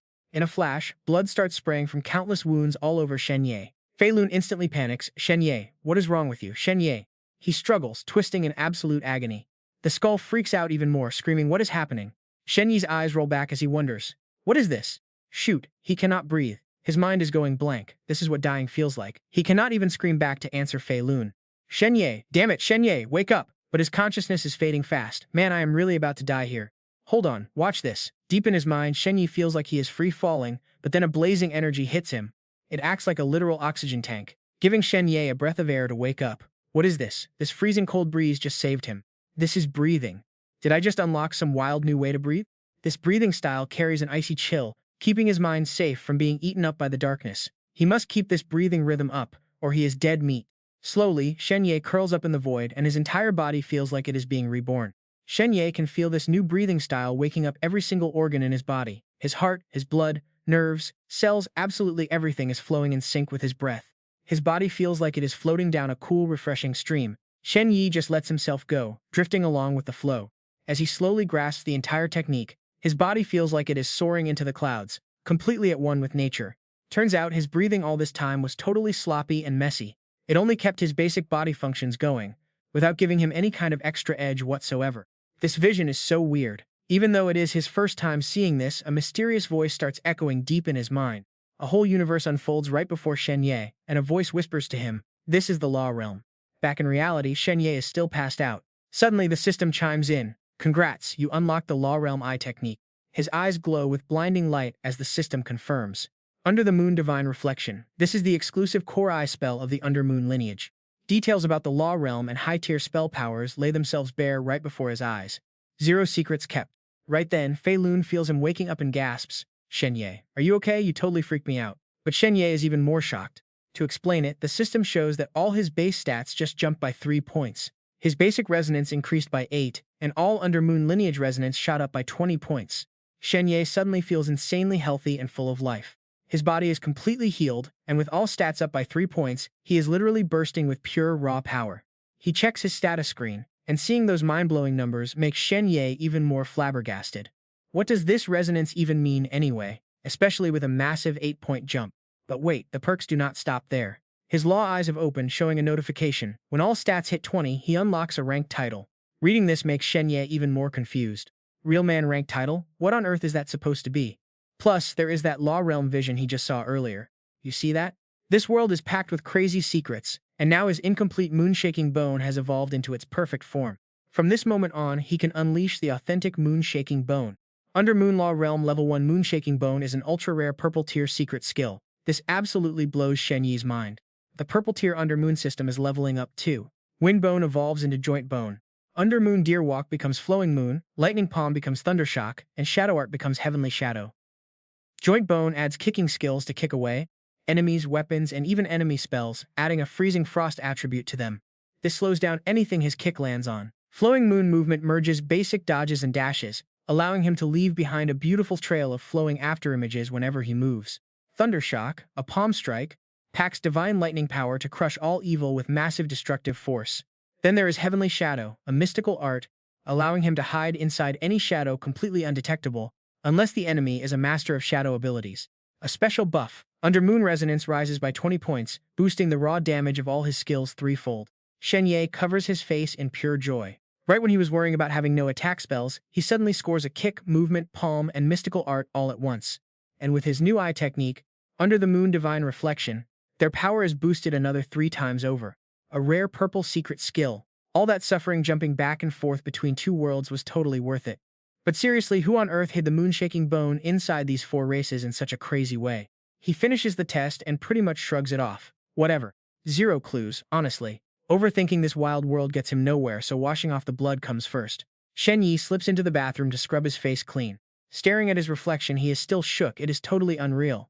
Just minutes ago, he was bleeding out, practically on death's door. But learning that moonlit reflection skill literally yanked him back to life. Without these dried bloodstains, he'd totally think this whole thing was a dream. Some crazy eye magic? His gaze looks way sharper now, and as the skill triggers, 2 weird groups of shards pop up right in front of Shen Ye. The system even drops some handy info, saying these keywords have some seriously legendary history. Apparently, clearing a hardcore starter quest unlocks them. The boy who survived the crash, the little match boy. Shen Ye just stares, completely lost in thought. Now he can read the actual descriptions for these tags. Is this what that moonlit reflection power is all about? Suddenly, he spots something weird. Shen Ye freezes, staring at a thin red thread tied around his throat. What is this thing? Since when did he have a red string wrapped here? The moment he focuses, a status screen flashes. It is some otherworldly god-tier curse. If he steps within 500 miles of the caster, things get ugly. That caster can instantly lock onto his exact position. And worse, they can instantly teleport straight to his face. Cut to a high-end casino where some rich punks are throwing down bets. The long-haired guy hits a jackpot. He brags about his solid hand and how they are all about to lose. But then he sighs why. Apparently he is a top-tier Assassin's Alliance VIP. Yet those idiots messed up, sending a careless hitman who leaked his client info to the target. The blonde guy snaps. Cut the crap, you already lost a round. Failing to kill Shen Ye brought massive trouble for everyone, making the long-haired punk even angrier. Once I take power, he snarls, I'll wipe out that entire assassin guild. The blonde guy folds, calling them useless grunts who can't do a single thing right. He drops out of the round as an apology to the group. But the long-haired guy isn't having it. This mess was caused by the Assassin's Alliance, so why should we be the ones carrying the heat? He commands his tech assistant to call the Assassin's Alliance headquarters. The smart AI immediately complies, dialing the line right away. An old man's hologram pops up, smiling warmly and wishing them a good evening. Calling them the future pillars of the world, he introduces himself as Gong Wu, the head of the Alliance. The long-haired guy instantly snaps. Gong Wu, what kind of garbage operation is this? Your killer literally leaked our client information? Gong Wu responds with an elegant apologetic bow. He humbly apologizes, explaining that while that hitman was their strongest asset, the guy was just way too obsessed with some weird romantic art, constantly forgetting his actual missions. But he already paid the price. Gong Wu killed him. Longhair's face darkens. Shen Ye just arrived at Yunshan Port, getting ready for the big exam. He demands to know if Gong Wu is going to screw up again. Bowing respectfully, the old man guarantees they will make Shen Ye vanish for good. If there is even one single mistake, he claims he will chop off his own head and deliver it to them as an apology. Satisfied, the long-haired punk says that sounds like a solid plan. He tells the other rich kids to send one of their family heavy hitters to supervise the job and make sure nothing goes sideways. Another guy in a hat scoffs and crosses his arms, saying they absolutely have to babysit those unreliable hitmen. The blonde guy volunteers to bring in his family's ultimate guardian. That old man totally spoils him, so he definitely won't say no. Hearing this, the long-haired guy gets insanely hyped. If that monster is stepping in, it is game over for their target. He sneers, thinking Shen Ye is just low-class trash who dares to pursue Song Xingyun. As for those filthy commoners, they should have just stayed in their lane instead of trying to start a rebellion. Force is the only language they understand. Staring at the betting table, he smiles like he's already won, totally convinced those lower-class roaches all deserve to die. Meanwhile, back at the Assassin's Alliance headquarters, Gong Wu is standing completely still, frozen like an ice-cold statue. Wait, check this out. A thin red thread is wrapped around his throat, slicing his head clean off. The killer is none other than Mr. Han. Old assassins are just covered in scars, and as they age, those nasty old wounds start acting up. But those elite rich kids? Completely different story. They grow up soaking in special medicinal baths, training their bodies to be incredibly strong and flexible. Their meat is bound to be extremely fresh and juicy. Scattered right before him are tons of dead bodies wrapped in red thread, circling a swirling vortex of blood energy. Stepping out is a terrifyingly powerful entity possessing a frozen human vessel. Mr. Han bows to greet his master, who stares back with cold, dead eyes. The master asks if he just made a promise to those punks. Sweating bullets, Han stammers that he was just talking trash, but the entity cuts him off. No excuses, the god commands. My followers must always keep their word, even when they are busy playing pretend as someone else. True sincerity is the only way to manifest real power. Hearing this, Mr. Han quickly changes his tune. Yes, master, I will deliver this old guy's head to Yunshan Port and make good on that promise. The great entity slowly lowers his head, deep in thought. Those petty mortals just said Shen Ye is at Kangvan Mountain, which is going to be our brand new hunting ground. You want to feast on the true descendants of those massive noble clans, right? Mr. Han shivers, trying to hold back. He wants it bad.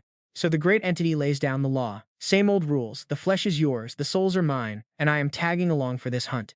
I need way more souls to rebuild the energy I burned up descending into this world. Mr. Han gets totally hyped. Master, I am incredibly grateful for your absolute generosity. Honestly, you do not even need to get your hands dirty. As your loyal servant, I can handle this myself. But the entity shuts him down. Just a second ago, the spell I cast on him got completely sniffed out. This proves he does not just have a stray spirit nearby, but likely some heavy hitter hiding in the shadows. To keep them from tracking us back, I killed the spell. With your trash power, if you run into them, you will get vaporized instantly, and even I cannot bring you back. Going there this time, I am not just harvesting souls. I need to see what kind of insane monster is backing up Shen Ye. Right at that moment, Shen Ye gets a notification. The spell realized he caught on to it. That creepy red thread snaps instantly, and the magic completely dissolves. Sooner or later, its master is going to use it again. But get this, the world you are in can't even comprehend this kind of insane magic yet. He panics. Damn it, one look and you know this thread belongs to the Skinner, meaning that freak is definitely back from the dead. So that is why the card labeled him a drowning man. Suddenly the card starts glowing. It is changing right before his eyes. It shows a deer about to escape a trap, updating his rank to golden prey right before the snare. He now knows his own destiny has sharp claws and fangs, but can he really escape this looming death sentence? Seeing the change, Shen Ye is totally shocked. No longer a drowning man, is this thing actually alive? It can literally sense my current state. Then, the card shifts again, flashing some weird images before finally displaying Shen Ye himself, wearing some traditional ancient robes. A candidate for the human martial arts group. 5-star power level, ranked 11th. Provisionally placed on the deck leaderboard, he is hands down the fastest growing rookie among all contestants. Shen Ye reads this and loses his mind. He literally skipped straight from 2 stars to 5 stars. Check this out, he also spots those sweet 5-star perks. First, a final evaluation before the match grants you a unique special power to use during the tournament. Second, you can totally mask your real rank, keeping yourself displayed as a weak 2-star to everyone else. Special warning. Because you awaken the Dharma eyes, the system bypassed all other tests, forcing your rank up to 5 stars. Only you can view this data. Shen Ye is absolutely thrilled, rank 11. It turns out these Dharma eyes are pretty overpowered compared to the other rookies. For now, he hides his rank. Gotta play it safe, no room for errors. After all, a whole bunch of noble heirs want him dead. Once he locks it in, the card shifts again. With his rank hidden, the system uses his basic 2-star level to calculate his official standing. But Shen Ye keeps thinking, a trump card is not something you just casually show off. Even if the official card rankings say very few of those rich nobles can actually threaten him, a real battlefield is constantly changing. You can never fully trust raw strength on paper. Underdogs beating the strong happens all the time. Plus, that resurrected Skinner and those creepy possessed freaks could hunt him down at any given moment. His absolute top priority right now is finding a way to get stronger. Suddenly, his phone rings. It is Boss Tian calling. Qian Rushan screams through the receiver. Shen Ye, what on earth are you doing? I could not reach you all day. If the system did not show you were in your room, I would have sent a search and rescue team hours ago. He stands there completely dazed. Wait, what? Turns out he was knocked out for a whole day. Shen Ye quickly stammers. Sorry about that. I had to handle some private family matters. The boss does not chew him out too hard. Glad you are okay. Get your butt to the training hall on floor 63. I have got some new stuff to teach you. Shen Ye quickly replies, on my way, boss. Down at the floor 63 training hall, Qian Rushan breaks it down. Your goal is to get into the top 3 high schools, so let me give you the rundown on them. These 3 academies are Jia Lam, Quiku, and Breath Soil, each with its own specialty. Azure High School is all about raw combat power. It is built right inside the ruins of Void Island, while Gishu High School focuses on researching human history. Situated deep under the ocean, and Breath Soil combines both worlds, located way down in the depths of the earth. Shen Ye asks curiously, are these 3 really the strongest schools in the entire world? Are there any others? Qian Rushan continues explaining. These schools evolved from ancient sects with thousands of years of deep heritage and terrifying power. Absolutely no other academy can even compare. Jialam up in the sky is undisputed as the absolute strongest of the 3. They directly study the spells of gods and the laws of higher worlds, making them the most prestigious school.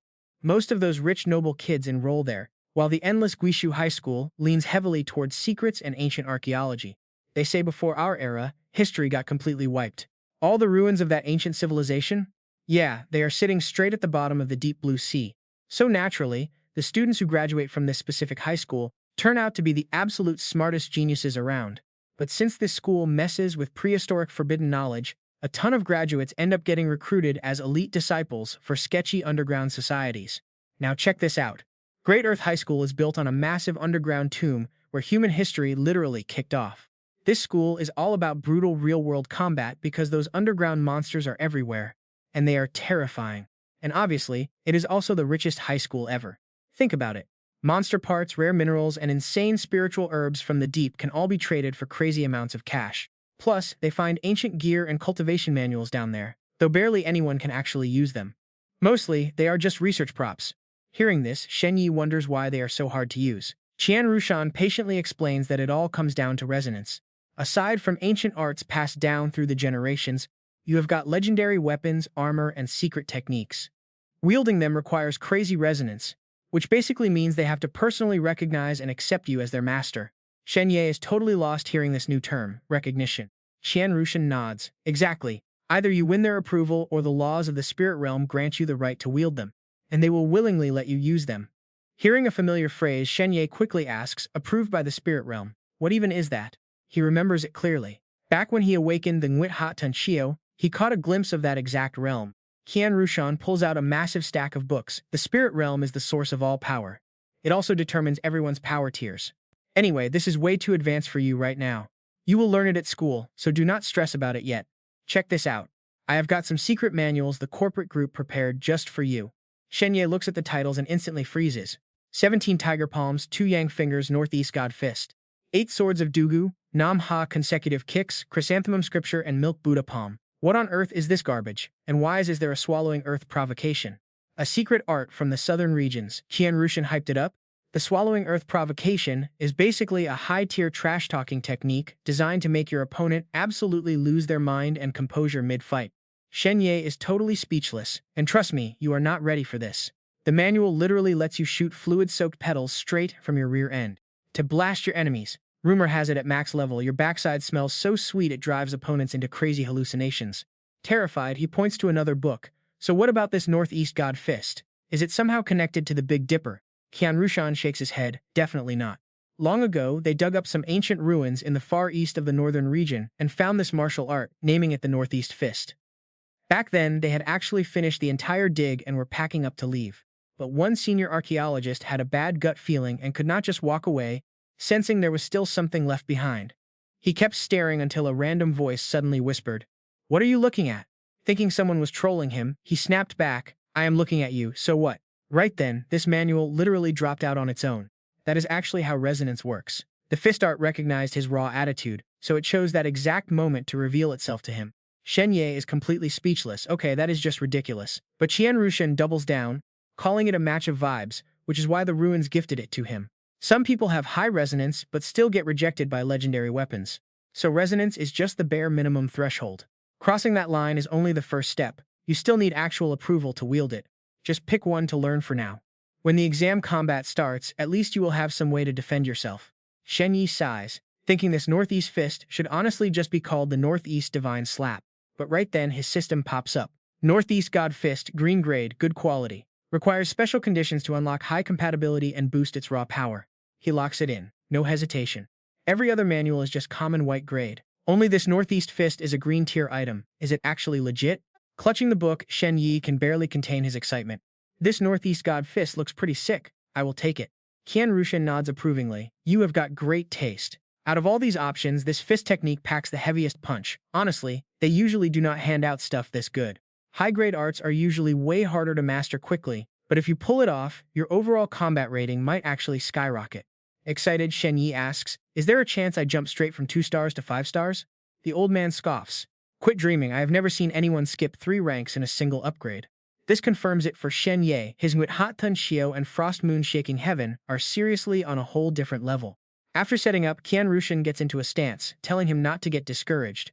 Moving from 1 star to 2 star, this fast already proves he has crazy potential. Let me show you how the Northeast Divine Fist works, so watch closely. Master this, and you can totally handle any combat test that comes your way later. Watching closely, Shen Ye realizes his stats are heavily stacked in comprehension right now, boasting a crazy high 14 points. With this kind of mind, this Northeast Fist move looks like child's play to him. Luckily, he can use this basic move to handle low-threat fights, helping him hide his actual overpowered, insane strength even better. A bit later, Qian Rushan looks totally wiped. He asks if he got all that, leaving Shen Ye sweating bullets. The teaching was way too half-hearted. Without his ridiculous cheat code comprehension, there is 0 chance he could learn it. The old man tells him it's past 4 already, so they are done. He should go rest, but remember the party tonight. Shen Ye plays along, thanking the senior. Right then, his communicator starts buzzing with a hot message from Xiao Mengyu. She tells him she dug up some dirt on the skin peeler and wants to meet at the gym. Hyped, Shen Ye says he is on his way. But look at this, as he walks down the street, he spots a sketchy old beggar holding out a bowl. The old man locks eyes with him and begs the young guy to show some mercy. Fumbling through his pockets, he manages to pull out a single coin, telling the grandpa it's all the change he has.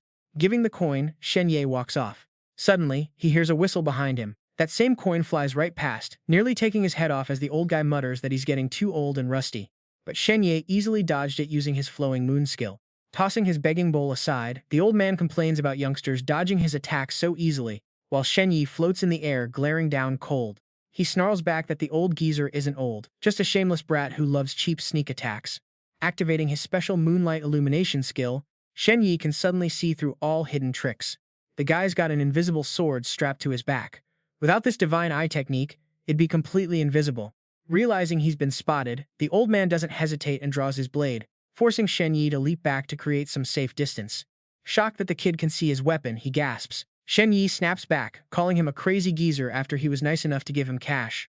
And yet he gets a cheap backstab in return, proving that despite carrying high-tier gear, the guy's actions are totally low-class. Annoyed, the old guy claims he's just trying to discipline a lazy kid who'd rather chase a rich girl than focus on actual training. Shen Ye loses it. Is he seriously talking about Xiao Mengyu? She is a true martial artist who doesn't care about wealthy family status. Plus, they are just ride-or-die friends, not whatever shady things this old guy is imagining. But mid-sentence, Shen Ye suddenly freezes up.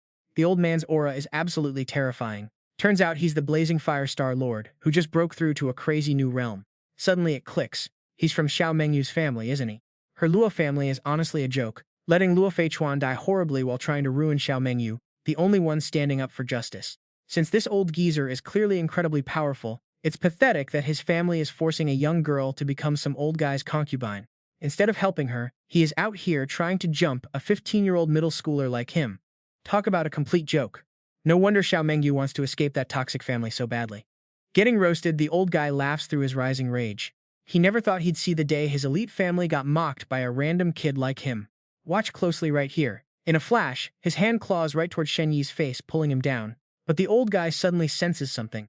Turns out he only grabbed an illusion clone, and Shen Ye materializes right next to him. Without hesitation, he blasts him with a lightning shock that forces the powerhouse backward, earning a nod of approval from the old warrior. Flickering defensively, Shen Ye remarks that of course it is, as a dark silhouette rises directly from the old man's shadow. It's his sky shadow. Surprised, the old master wonders if this kid can actually merge into shadows like that. Suddenly, Shen Ye strikes with a brutal bone-twisting kick that sends the elder flying back. Totally baffled, he recovers his footing at a safe distance. Wait, this makes no sense. With the boy's low stats, no normal kick should ever push him back this far. Is his body freezing up? Taking a deep breath, he releases a raging, fiery aura. What the heck is going on? Why does your speed fluctuate? What are your stats? Shen Ye just stays on alert. He tells him to guess. But deep down, Shen Ye is sweating. His triple power blast did nothing. The monster approaches. He lists off his weird stats, strange combat skills, and his special eye technique. Freaking out, he backs away, asking the old geezer what he's mumbling about. He warns him that this area is fully monitored by Kunlun, and killing him will bring down absolute hell on his head. Shen Ye has his escape all mapped out. The second that old guy makes a move, he is pausing time for 3 seconds and slipping out. But the old man just strokes his beard, looking pretty sad, admitting the adult's messed up. Still, his rising aura is making our boy incredibly nervous. Here it comes. But instead, the old-timer just says, "Peace out, kid, this old man is leaving." And just like that, he vanishes into a flash of fiery aura. Shen Ye is left completely stunned. Did he actually leave? Who even is this old guy? Way out in the distance, a bright golden streak of light shoots toward a massive airship, spinning before landing right on the flying deck. The same old man who just fought Shen Ye appears on deck, barking orders to set sail for the Golden Coast. He apparently needs a vacation. Pass the word down. Absolutely zero contact with the other elite families from now on, but one of his men panics and tries to stop him. Hold on, Patriarch. The trio family is really pushing us. If we don't hand over the young lady, the consequences will be pretty catastrophic for us. It won't just ruin our alliances, it will destroy our business. But before the guy can even finish his sentence, he gets punched straight in the face. Talk about raw power. The blow sends the man flying backward through the air. The rest of the Luo family watches as the old patriarch growls. Ever since you geniuses took charge of our affairs, this clan has been declining, sucking up to others like a bunch of desperate ants. And now you want to let our brightest star get trampled on by outsiders? You are not just throwing away Xiao Mengyu's future, you are destroying the entire legacy of the Luo family. With a single leap, he lands right on the roof of the airship, stroking his beard in wonder. A 15-year-old kid with a legendary Dharma body in this vast world? His stats are easily over 10 across the board. Plus, his footwork and palm techniques? Absolutely top-tier stuff, incredibly rare to find. In 500 years, a monster like this has never appeared. Now this is getting extremely interesting.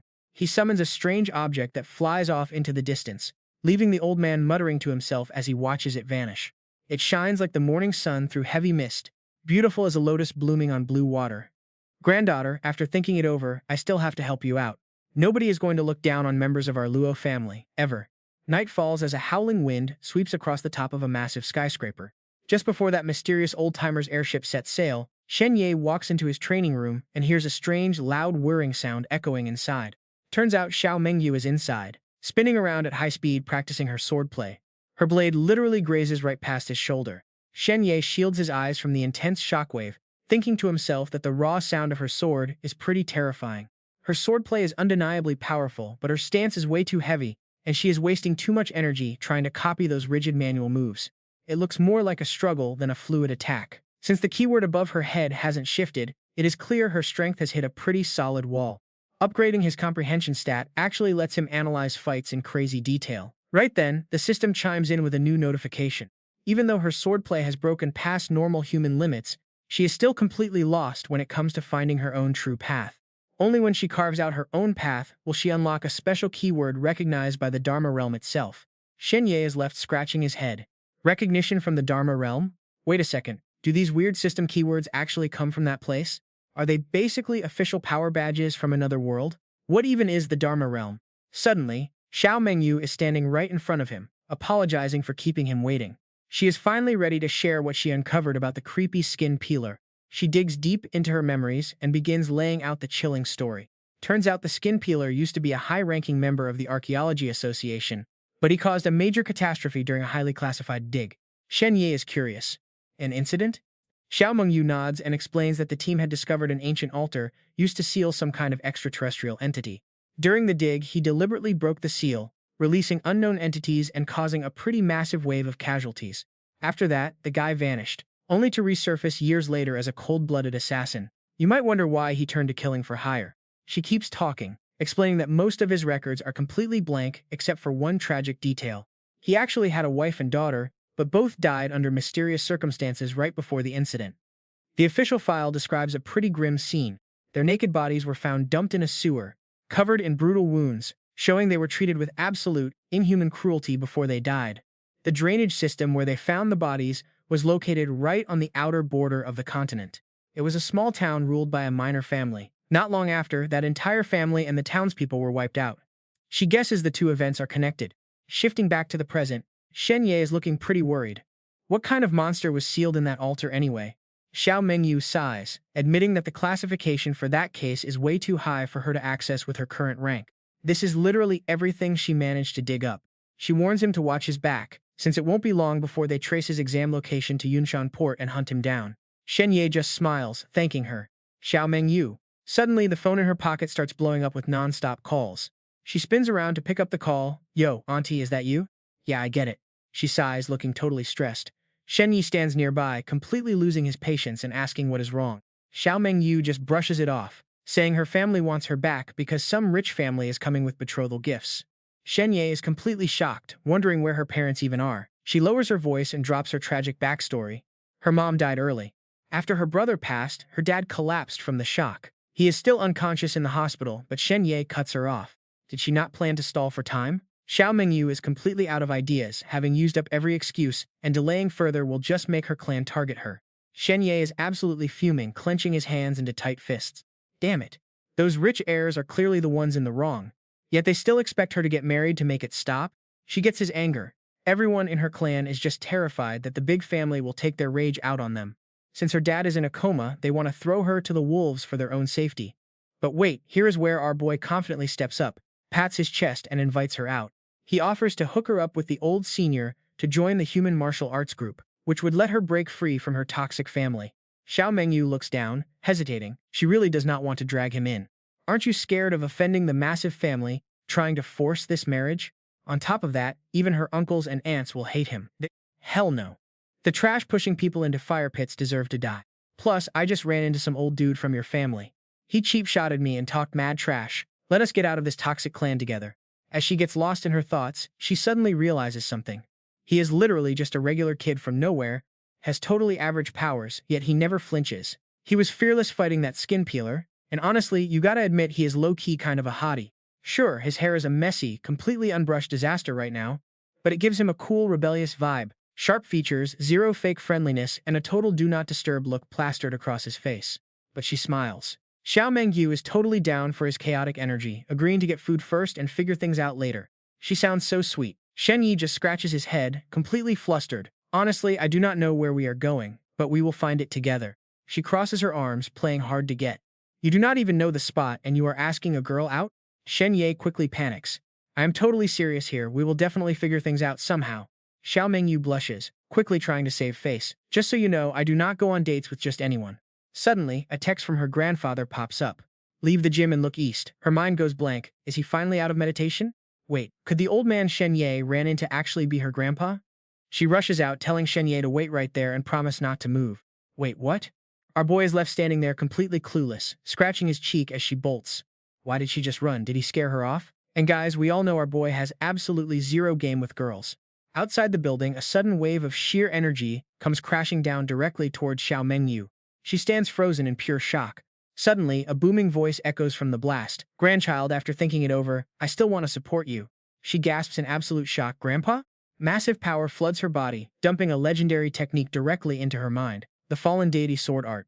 Looking up at a massive airship drifting in the clouds, she smiles and whispers her thanks for the incredible sword technique. Then Shen Ye randomly spawns right behind her. Yo, are you good? Why are you literally burning right now? Totally followed her because he was terrified of getting dumped. She gives him a gentle look.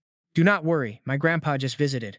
My grandpa taught me his sword style, she says. Shen Ye is hyped for her, glad she has family who actually gives a damn. Then it hits him. Wait, that crazy old geezer is her actual grandpa? Talk about a wild twist. Xiao Mengyu tilts her head. Hey Shen Ye, you inviting me to the banquet or what? He stutters, asking if they can roll to this party together. Out of nowhere, she loses it. Xiao Mengyu literally cracks up, clutching her stomach and teasing him for being an absolute brain-dead idiot. Shen Ye is clueless and totally embarrassed, asking why she is calling him dumb out of the blue. Still laughing her head off, she explains that every single contestant has to show up to the banquet anyway. We are already going. His jaw literally hits the floor. Right, she did not even need an invite. He was so desperate to help her, he totally forgot. Xiao Mengyu just grins, waving him along so they can head to the wild party together. Shen Ye just lets her tease him, letting it slide. Honestly, it is pretty rare to see her looking this carefree. Actually acting like a teenager for once. Riding a bike together through the quiet night sky, they joke around as Xiao Mengyu screams out, Faster! Make it go faster! He tries to warn her about safety first, but she is way too hyped, pinning the throttle and yelling his name. They pull up right outside this massive palace floating in the sky. Turns out this insane floating island is where tonight's fancy party is going down. Qian Rushan steps out smiling, welcoming her, and asking if she is really attending with Shen Ye. Shen Ye settles things while Xiao Mengyu politely agrees, before the old man casually throws an arm around our boy's neck to tease him. Not bad, kid, he whispers. Moving this fast already, scoring a dinner date with a girl like her? He shakes his head, telling him it is not like that at all. But as they reach the doors, she stops, suddenly dead serious. She tells him to watch his step tonight, and when he asks why, she warns that the place is packed with high-class snobs. Stepping inside, hundreds of piercing eyes lock right onto them. Qian Rushan ignores the stares, noting this party is their last chance to boost their ratings. These elite family heirs are definitely going to be hunting for easy prey tonight. Thinking back to his last brutal fight, Shen Ye asks what would happen if he accidentally killed someone tonight. Qian Rushan immediately scowls. Don't do anything crazy, he warns. The big bosses are watching. Our boy sighs, making Qian Rushan ask if he really loves fighting that much. Come to think of it, the first time they met, he had just finished a brawl. Suddenly, a loud crash echoes as some guy charges straight at Shen Ye. It is Ku VM, gripping the head of an unconscious, beaten-up Guo Yunye to provoke them.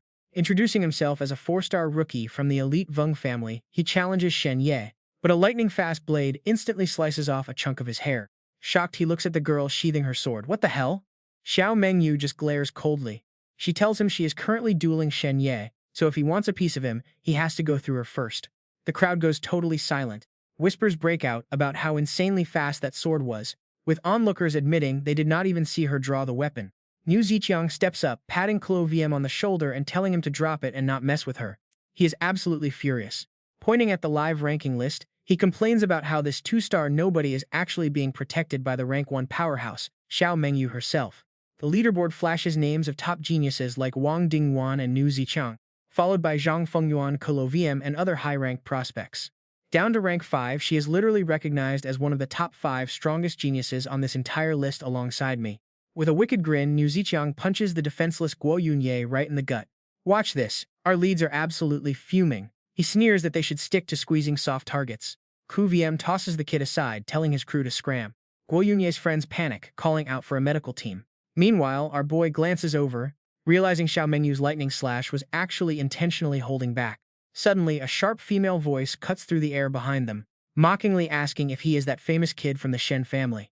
She sneers that she heard he was incredibly arrogant, and meeting him today proves the rumors right. Our boy wonders who this random lady even is. Qian Rushan immediately recognizes her as the aunt of the elite Song sisters. Wondering why she is here, he quickly introduces Shen Ye as his talented rookie. Shen Ye, let me introduce you to Madame An from the powerful Jiangnan Song family. Madame An snaps her fan shut, cutting him off to say she needs no introduction. She turns to Shen Ye, bringing up a story his eldest uncle told her recently. He is confused, asking what she means as she smirks. She claims his uncle called him a stubborn brat who trained vicious dogs to attack people, nearly getting her nieces Song Qingyun and Song Yinshan mauled during a visit. Nearby reporters immediately go wild, snapping photos and whispering about this massive scandal. They gossip about the Song sisters almost being killed by his dog, painting our handsome boy as some kind of malicious, low-life villain. Two precious heiresses from the top family were nearly ruined by this country bumpkin. Everyone starts cursing his name. Shen Ye racks his brain and realizes he actually saved those girls back then. Yet now they are twisting it like he set a dog on them. Keeping his cool, he politely tells Madame An that he does not recall anything from that long ago. He explains his family was kicked out years ago and lived in extreme poverty. They could barely afford food, let alone training aggressive attack dogs. He drops the bomb that when he was dying of sickness, his father begged his uncle for a healing pill, only to be thrown out. She fakes sympathy. She gasps, asking why he did not just ask her since her family has plenty of those pills. Shen Ye immediately plays along, acting completely miserable. He asks how she could not know he almost died, noting that she clearly does not know anything about his actual life. Standing nearby, Qian Rushan silently cheers him on for catching her in a lie. Since she had no idea he was critically ill just recently, how on earth can she confidently claim he trained attack dogs over a decade ago? She is super annoyed. So you really ditched the Shen family to take the high school entrance exam solo?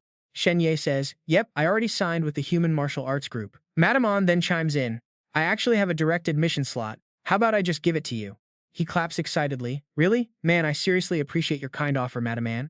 She continues, our Song family can also foot the entire bill for your high school years. Shen Ye starts hyping her up like crazy. Madame An is a straight-up living Buddha. But then she drops a catch. There is one condition.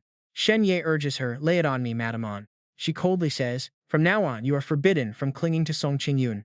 Immediately, the crowd gathers around and starts talking trash. Since when does this Shen Ye kid have ties to Song Qingyun? He is just some second-rate outcast kicked out of his family. How dares he even dream about the Song family heiress? But wait, this drama actually gets him a free pass into school. Absolute joke, if he could pull Song Qingyun, why would he even care about some stupid exams? Look at that smirk. His eyes are literally glowing with mischief. Stay away from Song Qingyun? Is it really that simple? Sure, as long as Madame An hooks me up with that direct admission, I am totally down. The crowd bursts into endless whispers and mockery. Wow, this guy has absolutely zero backbone. With his trash status, how could he ever defy the mighty Song family? He got lucky though, scoring a free admission ticket for doing nothing. Madame An smirks satisfied, then it is settled. But then Shen Ye raises his hand with a quick question. Madame An, regarding staying away from Song Qingyun, I actually need a small favor from you. She answers briefly, shoot. He winks and sticks out his tongue playfully. Could you please give me a photo of her, Madame An? I literally do not know her, and I honestly have no clue what she even looks like. Madame An and her crew instantly freeze in absolute shock. Ku VM points his finger in pure disbelief. Wait, you do not know Song Qingyun? Shen Ye plays dumb. Nope. Ku VM barks, wrong. You guys met when you were 4 or 5. Wow, your memory is seriously way too good. Shen Ye shoots back. I literally cannot remember anything from when I was 4 or 5. Meanwhile, Qian Rushan frowns deep in thought. So he really forgot? That means he cannot scheme or set traps to target Song Qingyun anymore.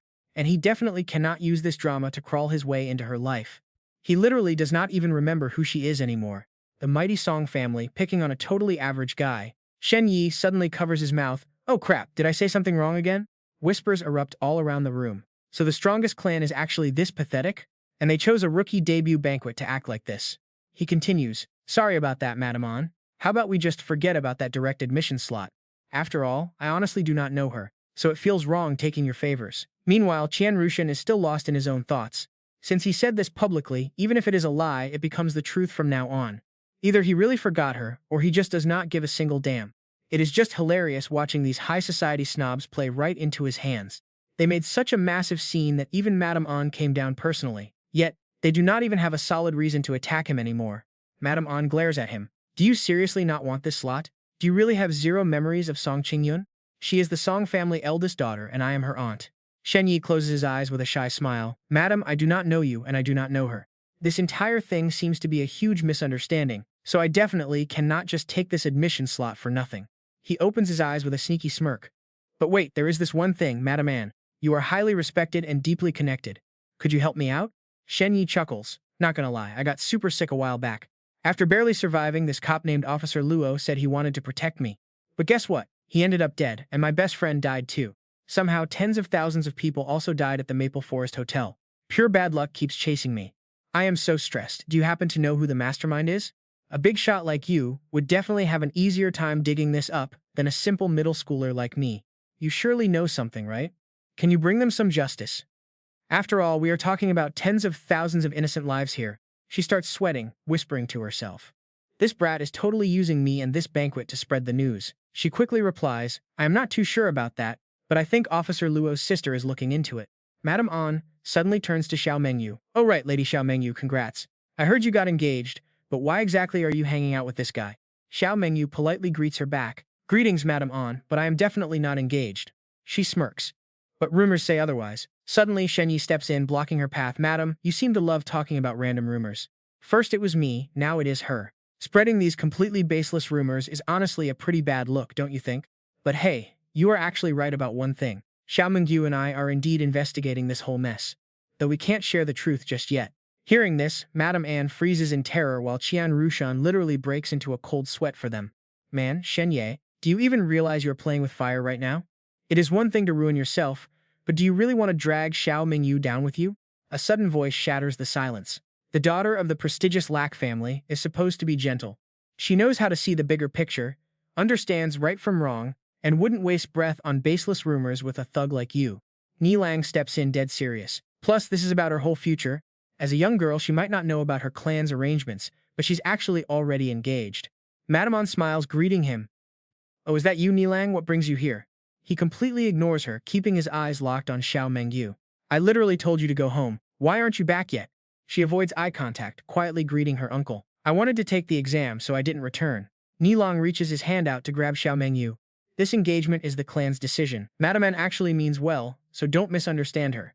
Now, come along with me. She dodges him. Go where? His hands shake with pure rage as he repeats, like I just said, home to get engaged. Xiao Mengyu questions him back. Did grandfather agree? What about my dad? Did he say yes, and what about me? Did I ever agree to this? Now, Nilang and Xiao Mengyu stand face to face, both absolutely fuming. He holds back his temper and speaks first. The family head will know about this soon. And your dad is still in a coma. But this is a good thing, he'd only be happy to hear it. She snaps back, my dad would be happy? He'd literally die of anger. Why don't you tell everyone here how old my supposed fiancé actually is? Nilang grabs her arm right in front of the crowd. Stop being so incredibly disrespectful. You are coming with me. She lowers her head, spitting out sharp, icy words. Grandfather didn't agree. My father didn't nod either. How dare you try to decide my life for me? Shen Ye stares at Xiao Mengyu in absolute shock. A wave of crazy power suddenly erupts from her body. Right here, the system pops up, showing her sword key resonance just jumped by 10 points. All stats are up by 5, sword skill damage is completely doubled, and her title upgraded. A whole new level begins. He whispers to himself in total shock. Xiao Mengyu's status title actually changed. Sword Saint. She's locked in her path and has 0 doubts left. Such overwhelming sword intent. Is this really a sword saint? He prepares to draw his weapon while keeping a tight grip on her. Xiao Mengyu, pull back your killing intent right now. Do you see this Lack Thi sword? It represents the family's chief deacon, a sacred weapon worshipped by the Lack clan. If you dare rebel in front of this blade, I will bring down the family law on you with my own hands. But before he can even finish his threat, his eyes start twitching. Xiao Mengyu swings her blade, cleanly severing Nilong's arm, sending him spinning across the ground into a wall that literally cracks as he screams. Arg! She sheathes her sword without even looking back. Someone blinded by greed like you, holding a sacred relic but failing to block a single strike, making marriage arrangements behind everyone's back, without even bothering to inform my own parents, and without any approval from the family head. You don't deserve to hold this weapon anymore. Looking at the severed arm holding the weapon, she speaks to it, Lack Thi. Do you want to join me and be friends with my Tauntaun too yet? The sword suddenly trembles, radiating power, before flying straight into Xiao Mengyu's hand. She grabs the hilt, and both massive energies erupt at once. In the distance, everyone turns to stare at the newly updated leaderboard. The board shifted. Rank 1, Nangang Suri and Xiao Mengyu. Rank 2, Wang Dingzhou, Heshi Temple, and Niu Ziqiang.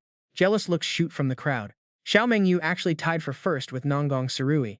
Is this really the cheat power of a sacred weapon? She has the same strength as us. She only got carried to first place by that blade. Maybe I should borrow our family relic to boost my rating too. Watching this, Shen Ye cannot help but think. No, there is no way it is that simple. If Xiao Mengyu had not broken through to become a sword saint, she would never have gained its recognition.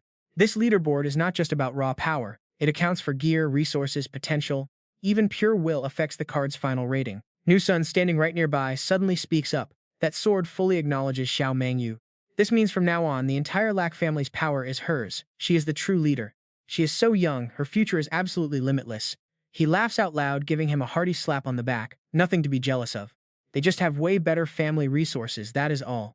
But you, reaching 2 stars entirely on your own effort as an ordinary guy, you are the textbook definition of a self-made prodigy. He says sheepishly, it is all thanks to my boss's investment. Secretly, he laughs. If you knew I was actually 5-star level, wouldn't you literally faint? Xiao Mengyu walks over and cuts in. Now, let us get back to the main point. The new leader of the Lack family has arrived. She spins around. Shen Ye, I could not say this earlier, but now I can finally reveal the truth that I managed to uncover. The masterminds behind the tragic deaths of so many innocent people are none other than the Grand family standing right here, led by the Tong family. Gasps echo through the crowd. What? What is Xiao Mengyu saying? Has she completely lost her mind? Madame An's face darkens, her eyes flashing with pure fury.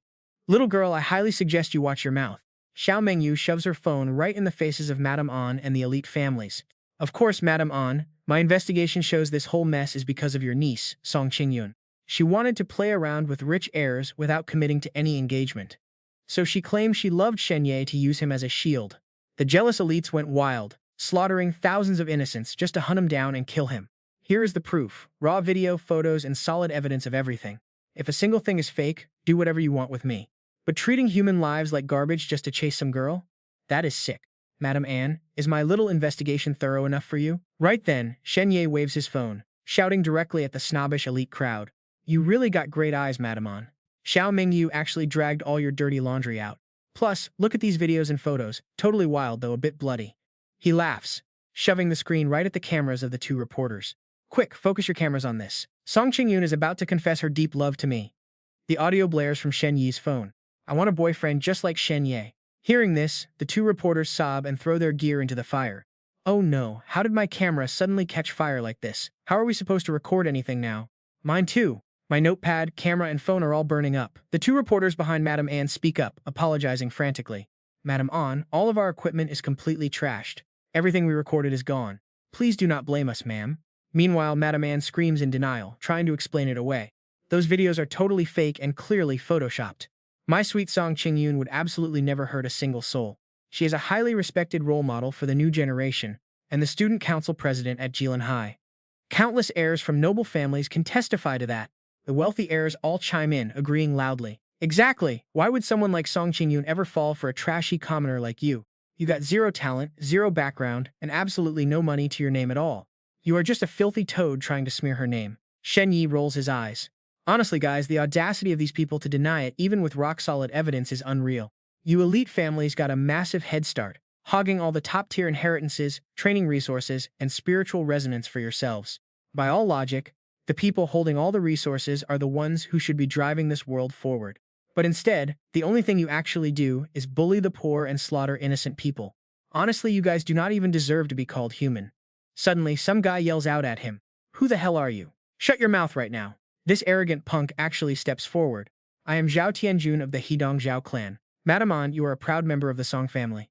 Do not waste your breath on this street trash. Let me teach him a lesson for you. 15-year-old Zhao Tianjun challenges Shen Ye. A sword flies straight at Thin Quan's face before he can even react. Xiao Mengyu holds her blade, mocking him playfully. He is not even done speaking. For a noble heir, your manners are trash. Niu Ziqiang slowly claps, walking up to greet her. I heard Miss Xiao's swordplay is unmatched, and seeing it today, the rumors are definitely true. Congrats on getting that divine weapon and reaching Tier 2. I am Niu Ziqiang, the 5-star rookie ranked 4th. I would love to test your skills, Miss Xiao. Shen Ye frowns, thinking this guy's name might mean brave, but he acts like total scum. Xiao Mengyu snaps back, asking if he really wants to fight her even though she is already tier 2. He smirks wickedly. Of course. We noble heirs do not back down from a real challenge. Defeating someone stronger gives me a much better evaluation. Suddenly, Shen Ye's eyes widen as he senses something is completely wrong. There is an invisible, poisonous snake wrapped right around that guy's body. Shen Ye quickly steps forward and blocks her. Wait up, he says. She and I are still in the middle of our duel, so you cannot challenge her yet. Then he realizes nobody else seems to see this snake. If Xiao Mengyu fights him, she will definitely get hurt. With so many big shots at this party, there is no way he is the only one who sees it. Yet nobody speaks up or tries to stop him. It looks like everyone has secretly agreed to let this happen. Niu Ziqiang sneers, mocking them for being too scared to fight. He tells them to drop the act, get on their knees, and beg Madame Anne for forgiveness. Suddenly, Shen Ye's card glows. A creepy skeleton pierced by a sword appears. A warning pops up. You offended the elites, so you are dead. Feeling helpless as even his card curses him, he sighs and surrenders. Immediately, the system announcement rings out, ending the battle. Shen Ye forfeits, making Xiao Mengyu the winner. Niu Ziqiang smirks, calling him a smart coward and telling him to get lost so he does not get caught in the crossfire. Then Niu Ziqiang's card flashes a challenge. The card reveals the challenger as Shen Ye, who smirks confidently. Who said I surrendered just to let you fight Xiao Mengyu? She stares at him with pure worry, stammering out his name. But Shen Ye just stands there as the other guy bursts into a massive belly laugh, asking if he is seriously being challenged by a weak 2-star commoner. He sneers that trash like Shen Ye is not even worth his time, his face twisting into a creepy grin as he summons a shadowy snake. He claims his pure bloodlust alone can scare him to death, but Shen Ye just scoffs, scaring him while secretly sending a snake to bite him. One wrong move and he would have been a goner. Shen Ye calmly drops into a solid combat stance. The rich kids in the crowd start whispering, completely confused. What on earth is he doing? Why is he just punching the empty air? Did he actually see it? Niu Ziqiang panics, stumbling back in utter horror, wondering how on earth this kid can see his pet. Shen Ye holds his ground as his eyes glow with a soft purple light. In the crowd, Qian Rushan gasps in total disbelief. He actually awakened the Dharma eyes. Shoving his hands into his pockets, Niu Ziqiang tries to play it cool, but his mind is racing with doubts. There is no way this worthless peasant can see Shu He. Only a spiritual genius with awakened Dharma eyes could spot his invisible serpent. Even he has to rely on years of bonding with the beast just to guess its general location. This street rat must have panicked under his pressure, throwing random punches, and just got incredibly lucky. He commands Shu He to strike from behind, determined to end his lucky streak right here, raising his magical wand to prepare the killing blow. Asking if Shen Ye can dodge this, the noble kid fires a brutal blast, but our boy easily slips past it. Niu Ziqiang gasps as Shen Ye raises his leg. What? Before he can react, his giant green snake gets launched straight through the ceiling like a soccer ball. Just like us, Guo Yunye is completely lost, staring wide-eyed as she tries to figure out what on earth he is hitting. His moves make absolutely no sense to her. Covered in bandages, Zhang Xiaoyi just frowns in deep thought. He admits he has no clue either, but it has to be insane, especially since all the elite rich kids look like they just lost their life savings. All he wants to know is why those arrogant highborn heirs suddenly look so pale and utterly terrified. Watching the fight, Xiao Mingyu gasps as she realizes Shen Ye has unlocked the legendary Dharma eyes. She realizes that is why he stopped her from jumping in earlier.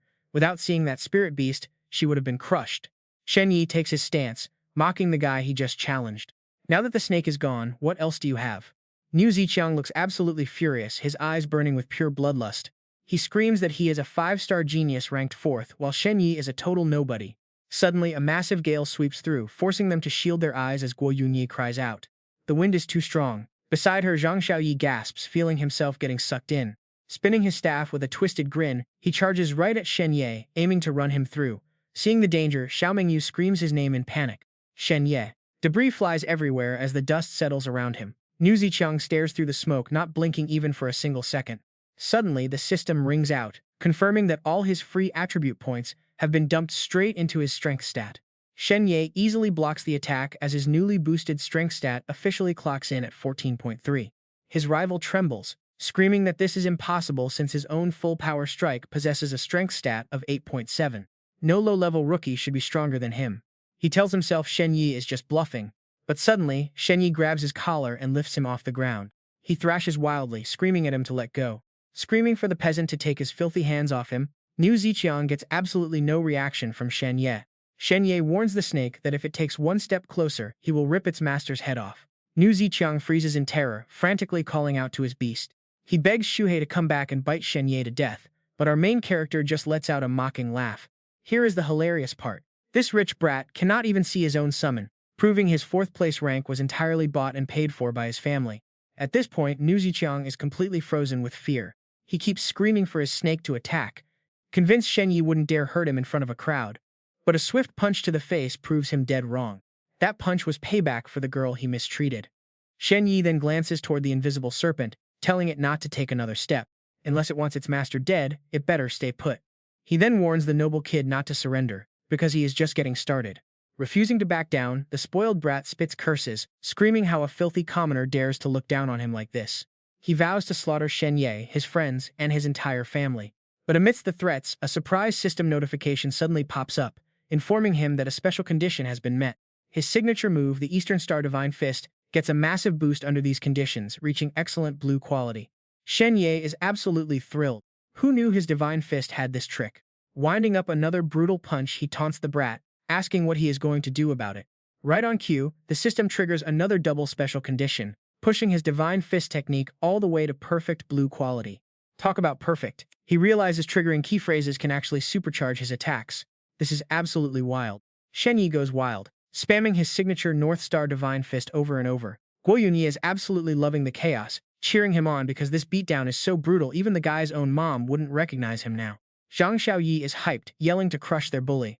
Right now, Nu Ziqiang's face is so swollen his arrogant attitude is completely gone, and a single tear slowly rolls down his bruised cheek. This is bad. Shen Ye gives him a terrifying stare and asks if he's rested enough, because the beating continues. Shaking, Nu Ziqiang realizes this psycho actually wants him dead, so he screams out in pure terror for someone to save him. He's terrified this peasant will make him pay the price, but the elite noble families just stand there in dead silence, ignoring his desperate cries, while the whole place stays completely quiet. And Funyan quietly calculates her next move. If Nu Ziqiang dies by Shen Ye's hands, the 3 major high schools will definitely team up to brutally punish this mindless murder of an exam candidate. When that happens, everything else will just vanish. The reputation of Song Qingyun, the identity of the elite heir who hired the assassin, the lives of thousands, and even tonight's completely embarrassing mess. She glares at Nu Ziqiang with zero sympathy.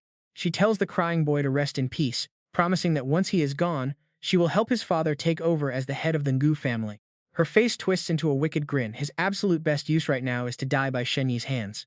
Shen Ye reads their trashy scheme immediately and laughs, telling the kid not to worry because he is not stupid enough to kill him. Seriously, check this out. Those elite snobs completely abandoned him, and now they want him dead just to frame our guy. Because if I actually take you out, they get a perfect excuse to execute me and sweep all their dirty scandals under the rug. Annoyed, she orders the guard next to her to shut him up before he spills any more secrets. The guard quickly snatches Nu Ziqiang away from Shen Ye, claiming that friendly matches shouldn't go too far and ruin their relationship. As the Gyelam Academy supervisor, he praises their epic fight and promises a good rating from the divine artifact. Shen Ye snorts, knowing they only stepped in because they realized he wouldn't kill the guy, as his card flashes that the duel is officially stopped. Since the duel doesn't count, and Funyan shoves a pill into Nu Ziqiang's mouth, telling him to swallow it quick so he can heal up. The exam is starting, and a still-swollen Nu Ziqiang politely mutters his thanks to Funyan. Right on cue, the cards notify everyone that it's time to hand out the final evaluations and rewards to all rookies. Guo Yunye is hyped as the cards float into their hands, shouting that their final Tarot Tower rating is finally about to drop. The screen pops up in front of Xiao Mengyu as a 5-star rookie. Her final evaluation is the Sword Saint stance, showing she dominates with absolute control in solo combat, which grants her insane raw power. The team leader role also boosts her overall cooperative squad abilities. Effect 1 lets invited squad members teleport right to her side the exact second they agree to join her. Building this party literally doubles her overall combat strength, but Effect 2 warns that if she goes solo, her entire power is nerfed by 70%. Effect 3 says if she passes the leader role to an ally, she keeps her normal strength. While that ally gains Effect 1, all these active buffs will last until the entire exam is over. Next up is Shen Ye, who also receives his final evaluation as a 5-star rookie. Dubbed the Unyielding One, his reckless moves almost made him prey for others, but his stubborn willpower is the sole reason he manages to cheat death every single time. Therefore, he gets the power of flesh to heavily boost his survival rate. With this tanky buff, he can take a maximum of 3 direct fatal blows before he actually dies or gets turned into literal edible meat for others, and this passive effect stays active until the test ends. Suddenly, tiny sparks ignite above everyone's heads, the ultimate survival gear that every single candidate needs for this test. Known as the undying bamboo fire, this crucial light is the only way you can see anything in this pitch-black exam arena. Congrats on qualifying for this year's joint high school exam. Take a 3-minute breather before the massive teleportation begins. Suddenly, his flame vanishes entirely. Stolen. The card confirms someone literally snatched his bamboo fire right off his head. Hold up. Are you kidding me? The exam hasn't even started yet and someone already jacked his entire light? The system explains another candidate with the plunder rating used a cheap skill to rob his light. Now he is totally blind, and a fully healed New Ziqiang struts right up to him with a massive mocking grin.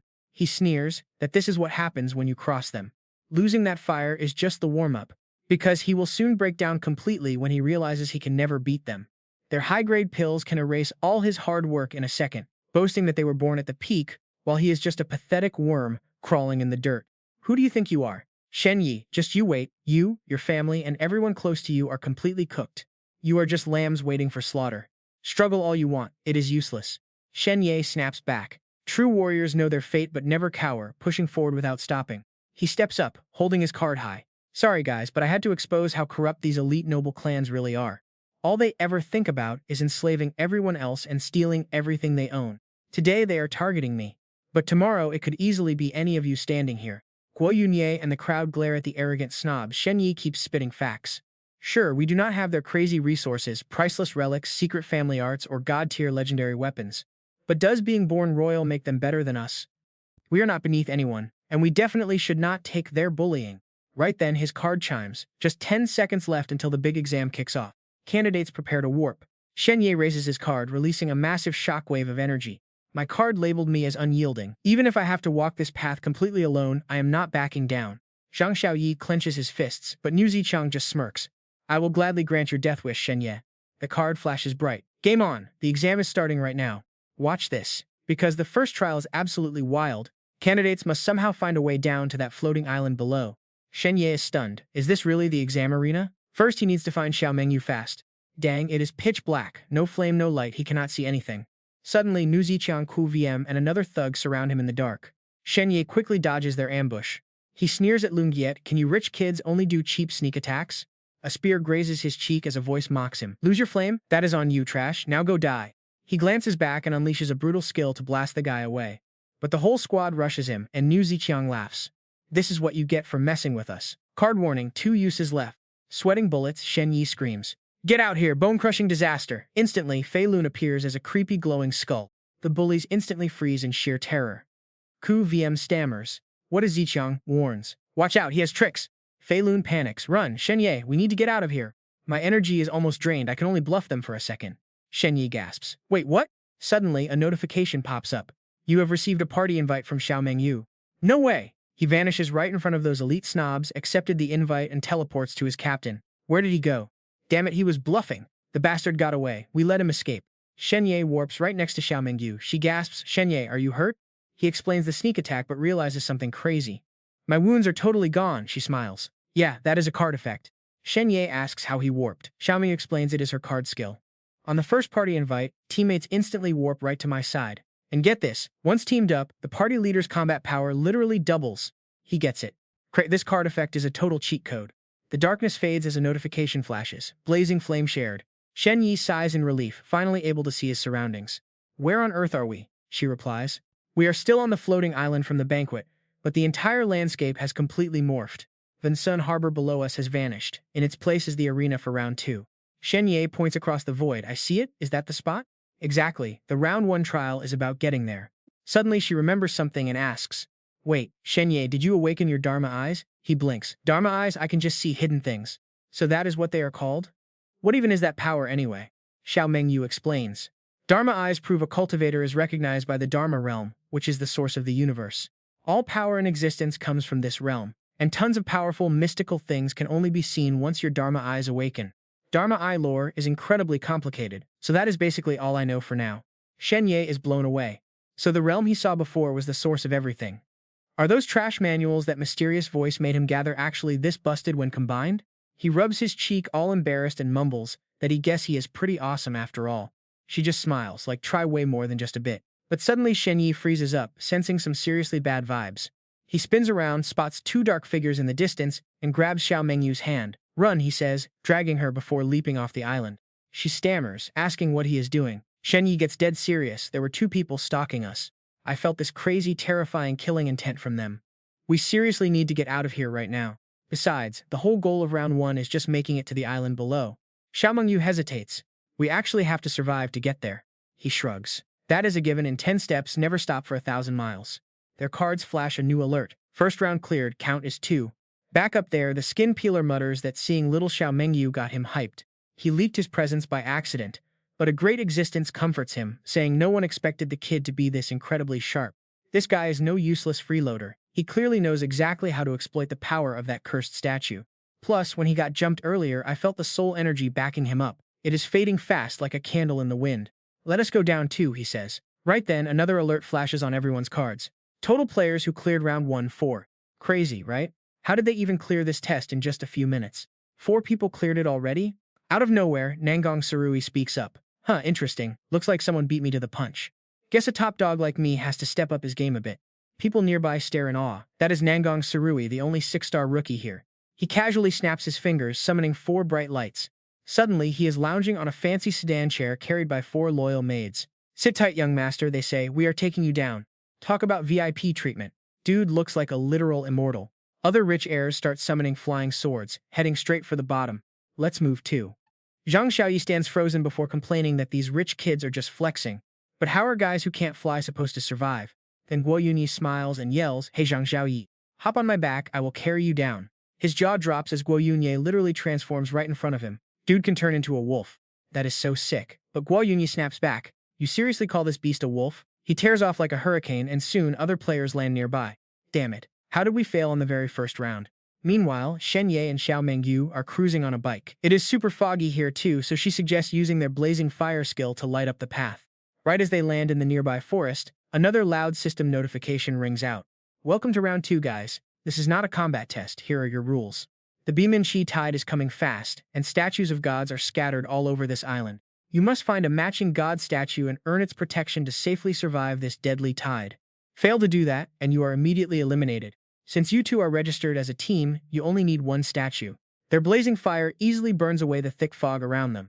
Stopping in front of a giant statue, Xiao Mengyu asks if these random stone figures are actually the god statues they need. How do we even get their protection? Watch closely now. This is where things get weird as the statue's eyes suddenly glow.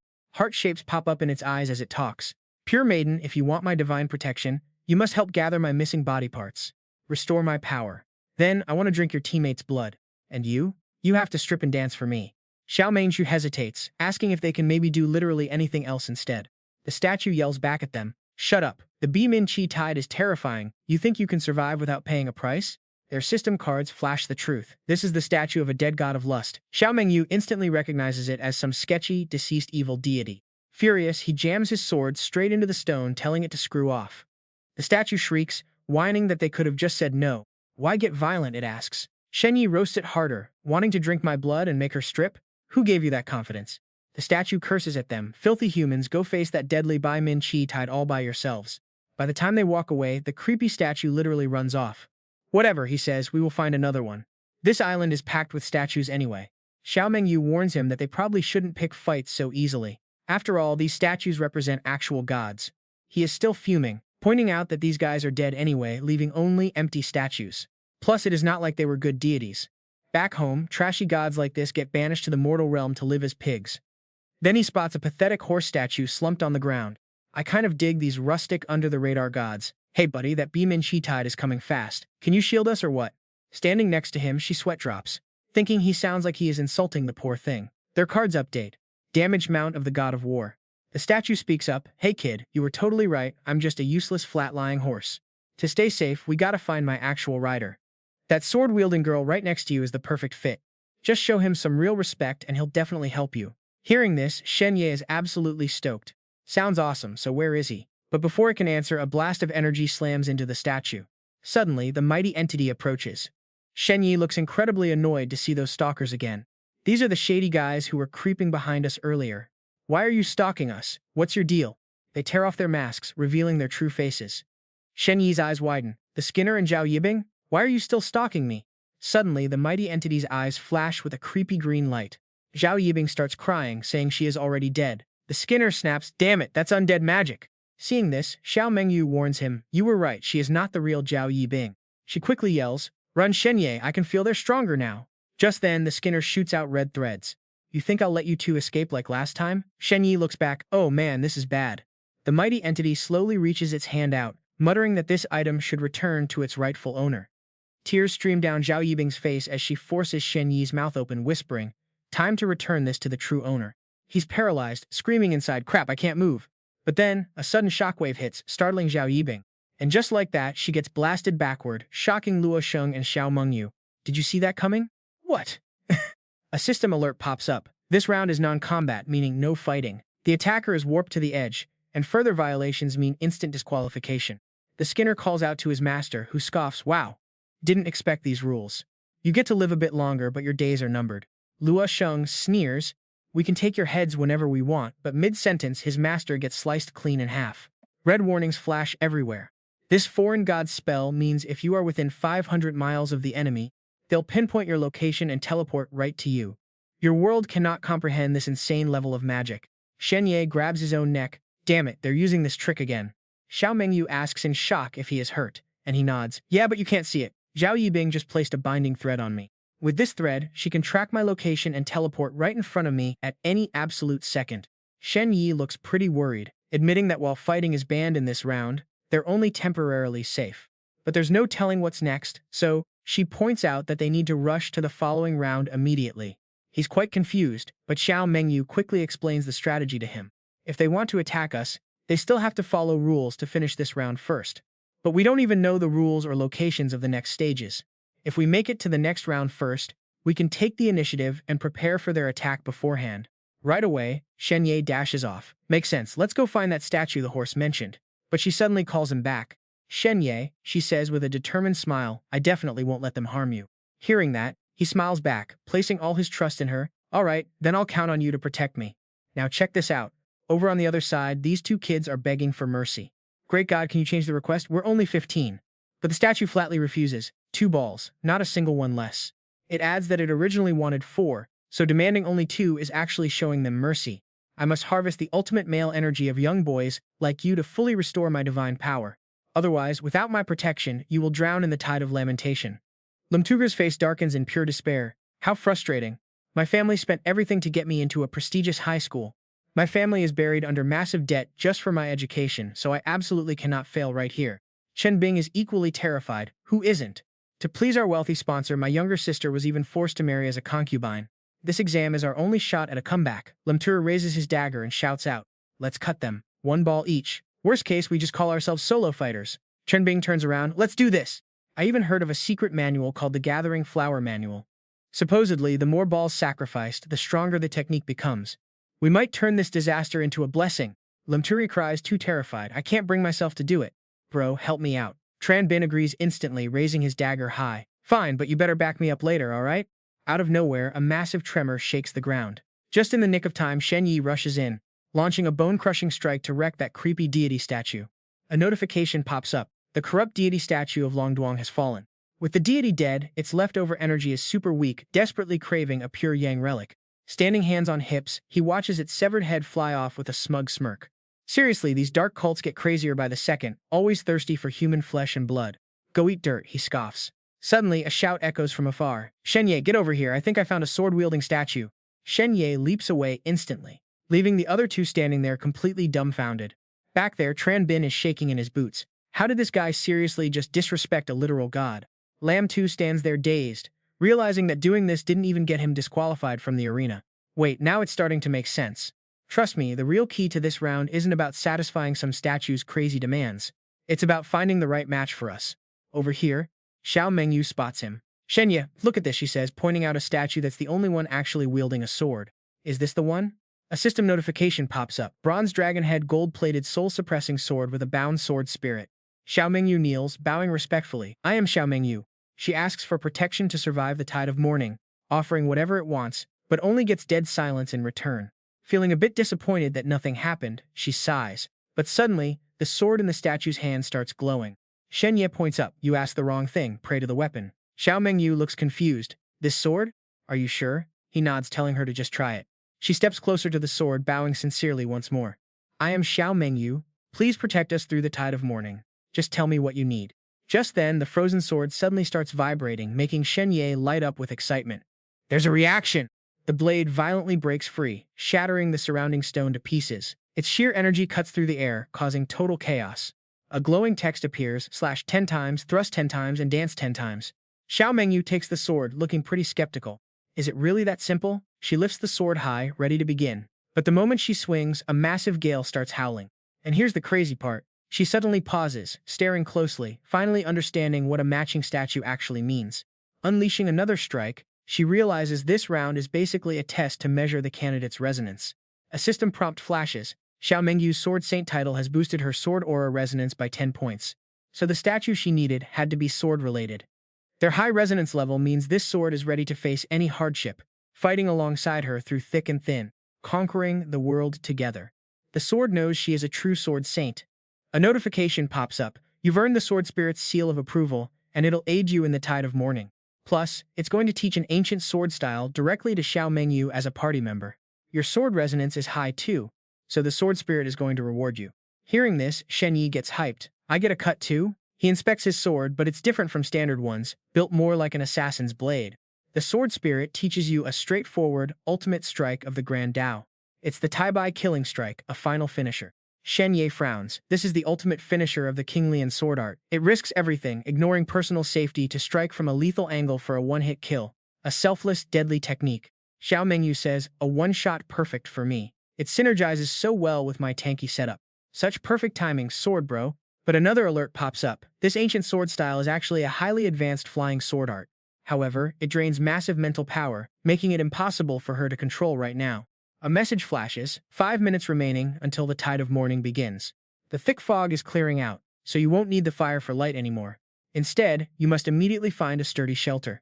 She quickly realizes the sword spirit wants us to find a shelter. Shen Ye looks around. Turns out finding a statue doesn't just grant protection, it also drops some awesome unexpected loot, like advanced techniques or powerful treasures, which we seriously need to fight Triu Jiao Yibing. We have 5 minutes left, and visibility is much better now. I can definitely find a statue. Moonlight Divinity grants me 29 resonance points in the Moonlight system. Finding a matching statue is key. He bolts off instantly, yelling to go find shelter while he searches, and they will meet up soon. Searching around, Shen Ye feels totally lost, wondering what the Moonlight system even is. But looking back to see Xiao Mengyu tagging along, he is totally confused, asking why she followed him instead of finding some shelter like he told her. She explains that going solo is way too dangerous, so she is tagging along to figure out how his resonance actually works and help him out. Shen Ye shakes his head, admitting he does not know, guessing it involves the moon and the night. Suddenly, a pair of legs steps up as Kiem Cho and his crew block their path, gloating that they finally found him. Shen Ye is beyond annoyed, sighing at seeing these guys again, while Kiemka charges up his fist, screaming that this time they will absolutely end him.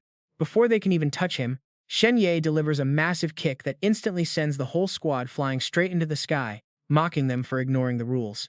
He keeps sprinting. Damn it, those idiots wasted his precious time, and now he is super rushed, wondering where that undermoon statue is hiding. Suddenly Shen Ye freezes, his eyes glued to the rushing river. Water? He thinks to himself, sensing that there is definitely something weird hidden deep beneath the current. That is right. When his spirit eyes awakened, he saw water too. The master's sword move is also called Flowing Moon, meaning the undermoon statue must be hiding somewhere in this river. He hesitates, knowing the wailing tide is just minutes away. The water is rushing way too fast, and shaking his head, he realizes there is zero sign of his statue and absolutely no clues. Glancing back with furrowed brows, he decides to forget it since time is running out, urging her to just head straight for shelter instead. Xiao Mengyu steps up with a serious tone, telling him to stop playing around as her lips curve into a confident, questioning smirk. Your statue is totally in that water, is it not? Go jump in and leave everything else to me. Caught red-handed, Shen Ye can only flash a sheepish grin, amazed that she caught him staring at the river just a couple of times. Promising to make every single second count, he dives straight into the raging river. The system warns that only 30 seconds remain before the wailing tide hits. Xiao Mengyu draws her blade, telling her sword spirit that they must buy as much time as possible for Shen Ye. Right then, a creepy monster creeps up from behind, lurking in the shadows. It screeches out a sickening, metallic sound into the night, before suddenly lunging straight at her with terrifying speed. But before it can even touch her, Xiao Mengyu unleashes a devastating slash that splits the beast clean in half. And here is the crazy part. Countless monsters crawl out, ignoring her completely, to stare straight down into the water. An alpha beast shrieks that they went into the water, but her flying sword spirit instantly sweeps in to shred the entire pack. The bloody mess leaves her stunned. That was insanely strong. Out of nowhere, a massive hand points at her, unleashing a wave of dark energy that completely paralyzes her on the spot. Shaking uncontrollably, Xiao Mengyu finds herself totally frozen, staring up at the giant arm and wondering if this spell belongs to it. But then, the giant hand plunges deep into the rushing river, and Xiao Mengyu instantly panics, realizing it is going after Shen Ye. Desperately reaching back, she draws her sword and unleashes a furious slash, slicing the giant hand right down the middle. Telling it to back off, she leaves the giant hand groaning in pure agony. Dropping to her knees, she realizes breaking that paralyzing spell drained a ton of her mental energy. But at least she repelled it for now. But that hand was seriously massive, leaving her wondering what terrifying beast is lurking inside this black mist, when suddenly she spots Shen Ye popping back up to the surface. He yells to Xiao Mengyu that he found the statue, urging her to run and find shelter immediately. Minutes later, not far from the river, the whole area becomes incredibly dark and foggy. As she looks around, her sword spirit warns that this shelter is way too flimsy, especially since the thick fog outside is turning from black to blood red, proving the tide is growing stronger. They have to make do here, but honestly, can you believe this random piece of wood is supposed to be a divine statue? The system screen pops up, displaying the Undermoon Divine Tree wooden puppet art. Super anxious, Shen Ye begs the puppet, wondering why it is not reacting at all as he pleads for Brother Wood to save them and help them survive this crazy tide. With his base stats plus the Undermoon Divine Glow buff, his total Undermoon resonance is sitting at 29 points. Suddenly, Xiao Mengyu leans down to get a closer look at Shen Ye, noticing something completely off. Wait, hold on. This block of wood is actually sprouting roots, digging deep into the hard ground right in front of them. She immediately points it out, telling Shen Ye to look closely at the tiny writing on the leaves, which demands water, along with light and fertilizer, before it can grow big enough to protect them.